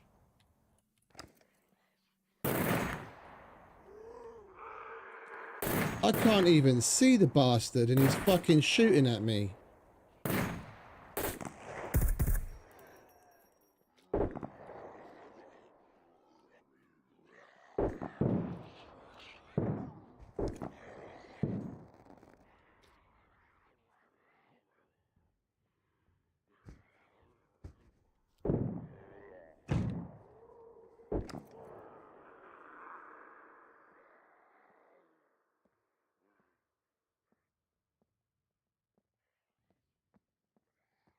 I think they're coming round.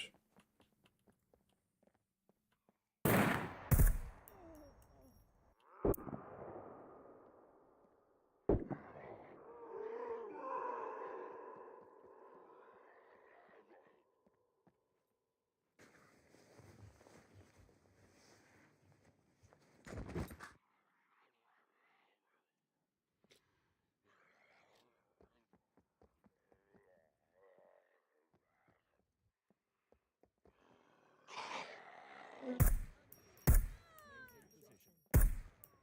front! Contact.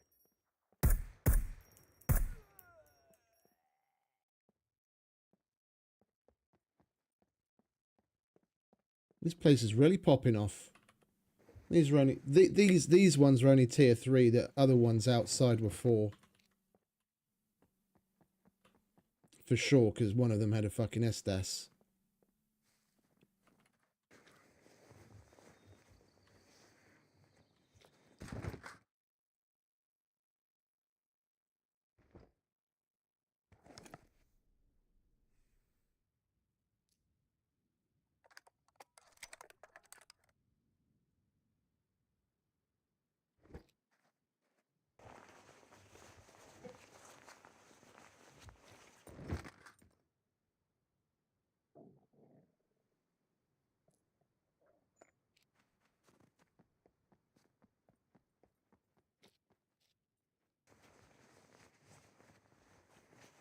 Well, it's definitely worth coming here.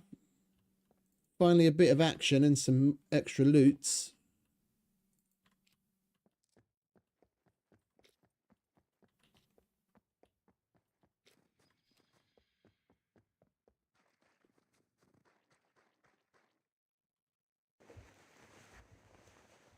It was startling more than anything else, taking the hits from them, because we weren't taking barely any damage. Well, barely any damage. We've got 0 fucking bleeds. Just our gear started to get shredded.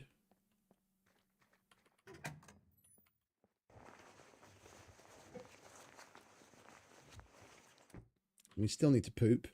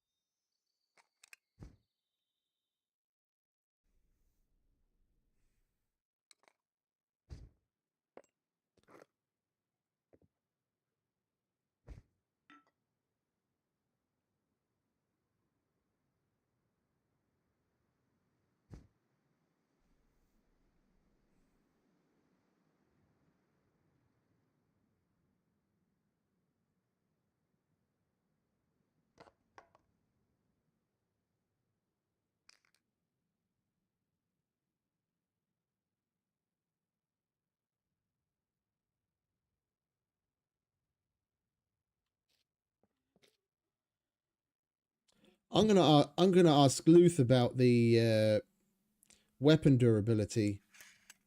I have a funny feeling that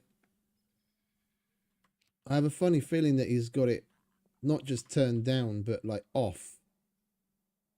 Or it's very, very, very low. I don't remember the last time I had to repair my weapon after shooting it. The suppressor, yeah, but the weapon...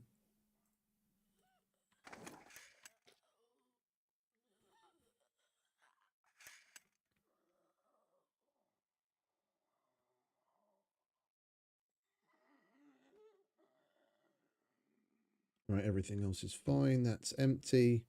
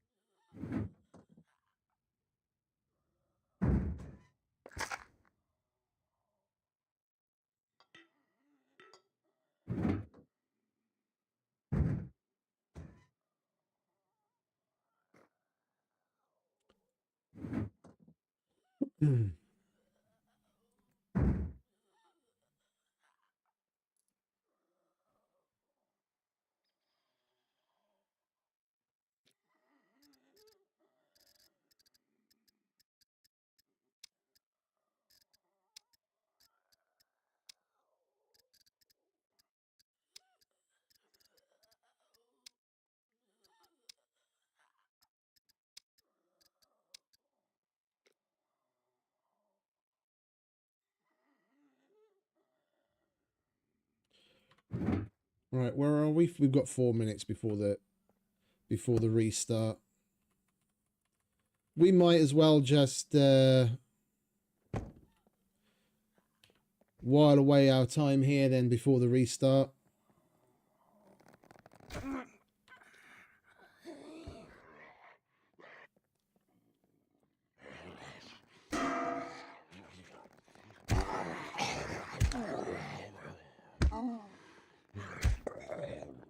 We're not going to make our way all the way home in 3 minutes. Hi, Skay. Welcome, mate. Yeah, we went through all of this.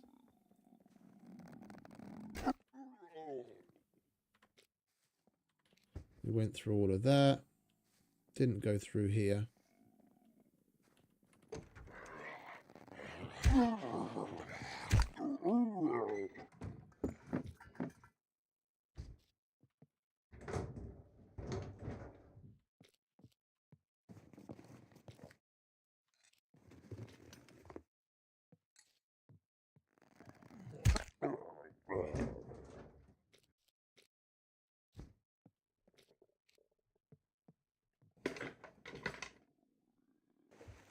I don't need fresh panties.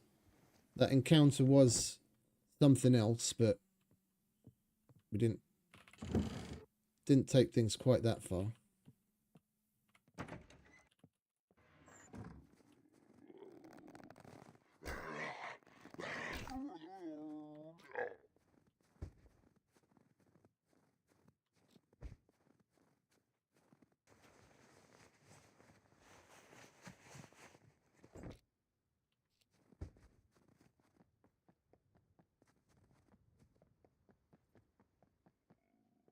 Went through all that. We didn't.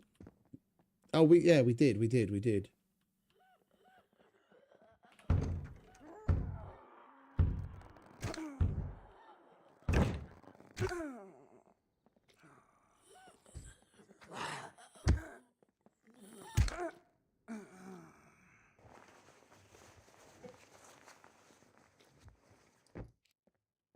Although one place I certainly don't want to be is in here when the restart happens.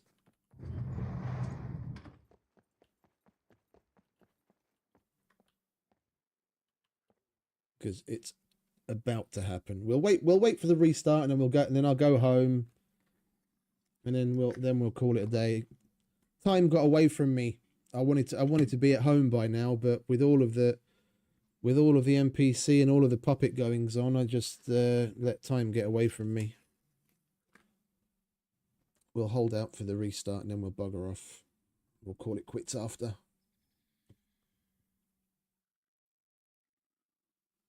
Nine a.m. already. I wouldn't mind going to bed.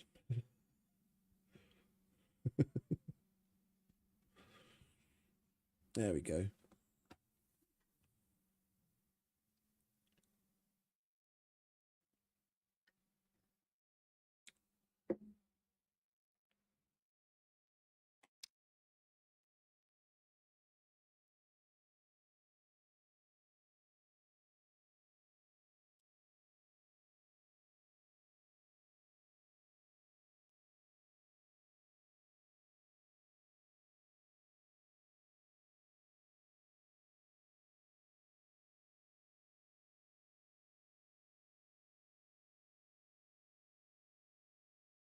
Alright, let's have a look at what's going on in the world while we wait for the server to restart.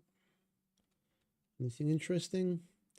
Let's have a look at the SCUM Discord announcements. Yeah, they announced it Into the Wild 5 days ago, and they haven't posted anything else since.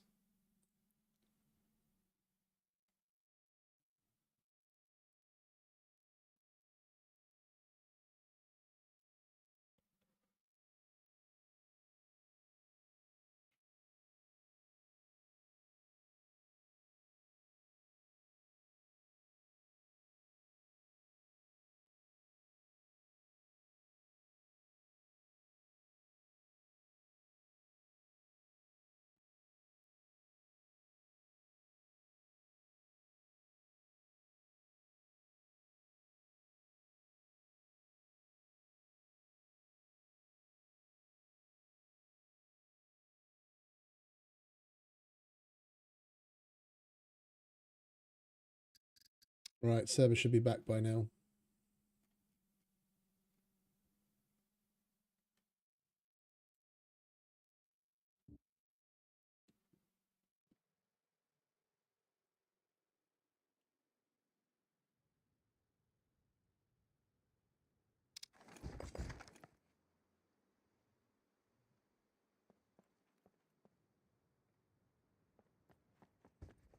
Right, just out of curiosity, are we going to get a whole bunch of NPCs again? Because if we are, then I'm all for it.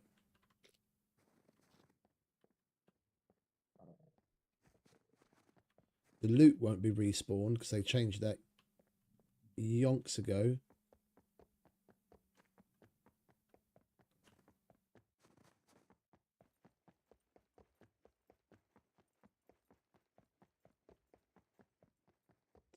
The amount of log looting that was done around restart time, it's fucking nuts.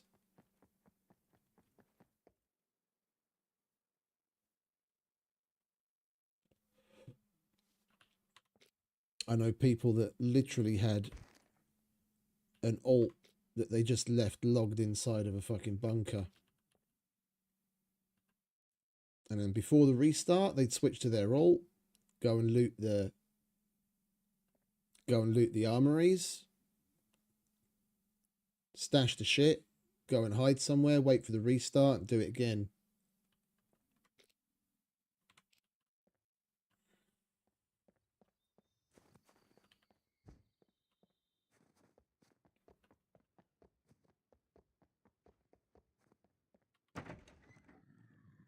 No, we've got puppets.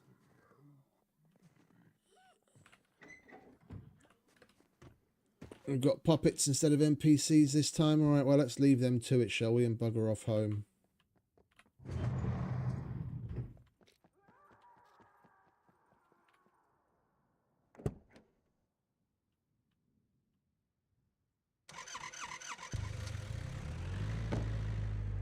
And unfortunately, we didn't manage to find another key card. Although we didn't hit up very many police stations. I was focused on a number of other things. We'll have to try and squeeze that in the next little episode. Next, discovering what the Hunter's Lodge is all about. And I'm going to have my work cut out for me because I'm going to need to update the mission spreadsheet. Like in the description below, if anyone's interested, there's a link to a spreadsheet I made ages ago now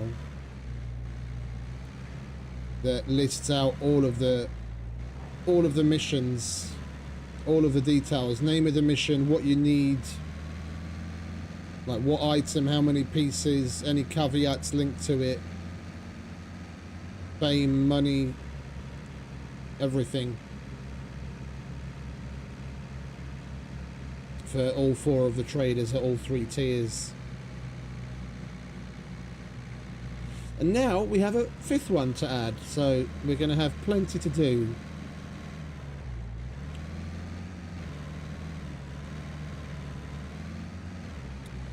And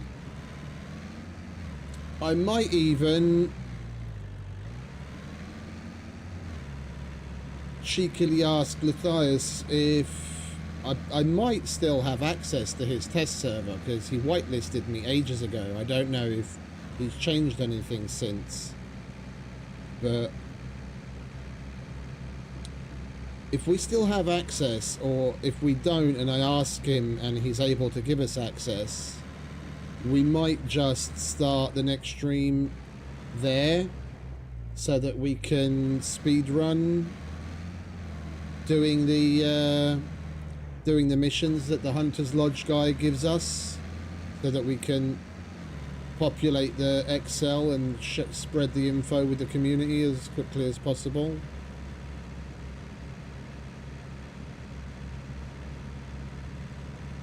I mean, we can always try it in single player. The only problem with single player is, as far as I'm aware, the interact missions still don't work properly in single player. And if the Hunter's got any interact missions, we won't know exactly what it is that we need to do.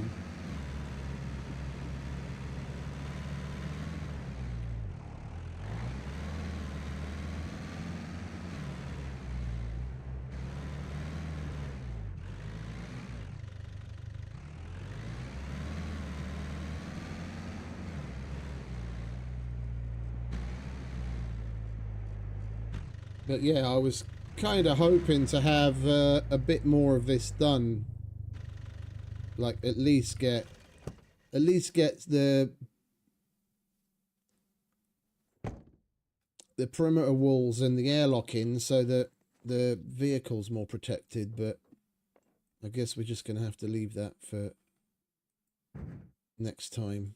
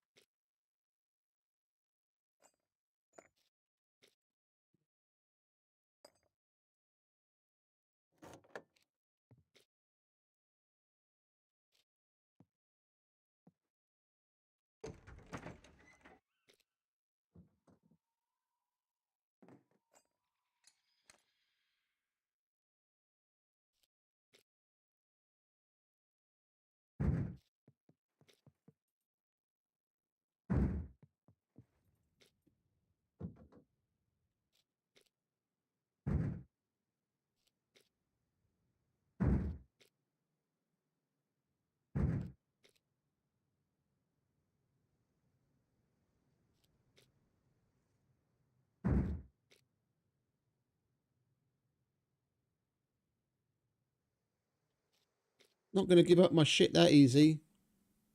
Not leaving it in the car.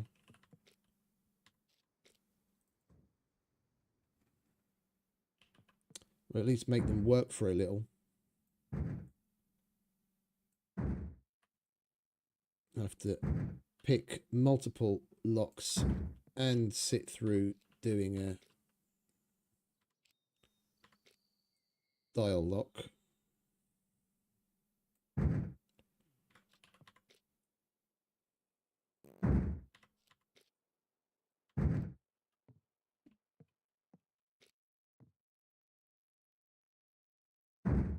Can we put shelves in here? I completely forgot about the shelves.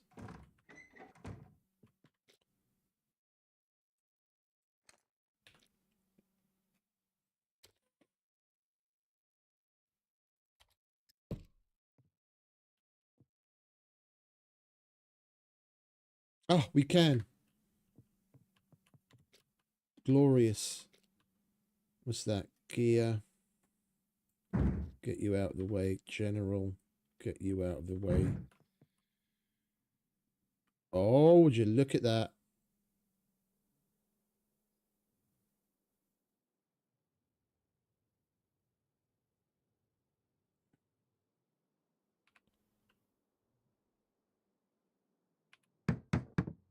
Right, so we need...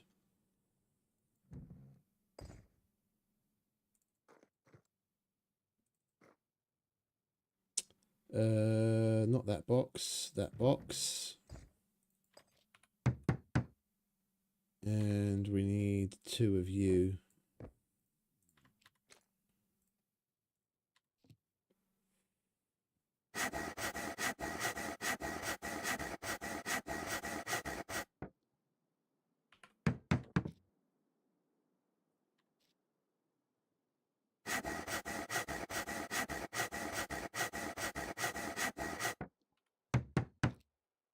Lovely jubbly.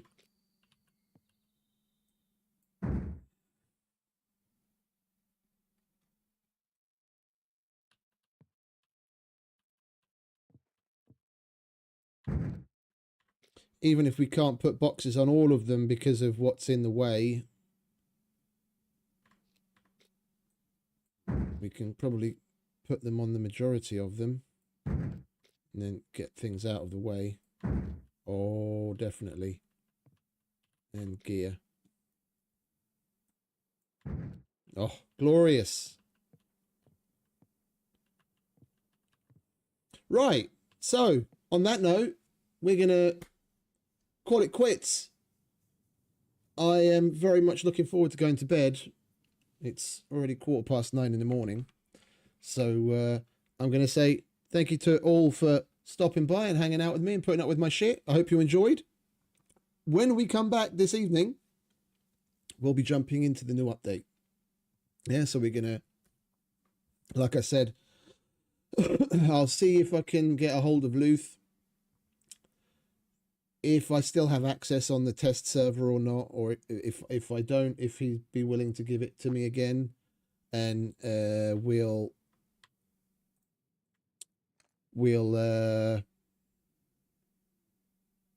check out what the Hunter's Lodge is all about and work our way through doing the missions. See what fun new stuff it has to offer. So plenty to come. Watch this space. As always, everyone have a wonderful rest of whatever it is where you are. Stay safe, have fun, happy gaming, and I'll see you tonight. Ciao. Latest, Phil. See everyone. Appreciate all the new subs. Welcome. I know you told your friend you're not okay, and tell me what's wrong and why you never said you felt that way. And guess you're trying to stay strong and fake a smile until I look away. But I've known you too long, it hurts to watch your blue eyes fade to gray as you fade away, as you fade away. Yeah, I'm about to fade away, cause every time I wake up I feel like it's Monday. Something's going wrong with all the chemicals up in my brain. All of a sudden I don't look at anything the same way. day. Got a buildup of my thoughts sitting in an ashtray. I'm sorry that I'm so inconvenient, okay. Just let me be me and I'll stay out of your way. I can see the way you look at me, I'm such a disgrace. I never really asked to be brought into this place. You wanna love me? Well then baby, have a taste. All the highs and the lows, no you'll never be the same. I don't really wanna hurt you, but I can't control the pain. If you're sticking by my side, maybe we could be okay. Okay, maybe you could be the change I need today. I promise that I've never felt this way. I really hope that you will choose to stay through all the pain. I know you told your friend you're not okay, and tell me what's wrong and why you never said you felt that way. Guess you're trying to stay strong and fake a smile until I look away. But I've known you too long, it hurts to watch your blue eyes fade to gray as you fade away.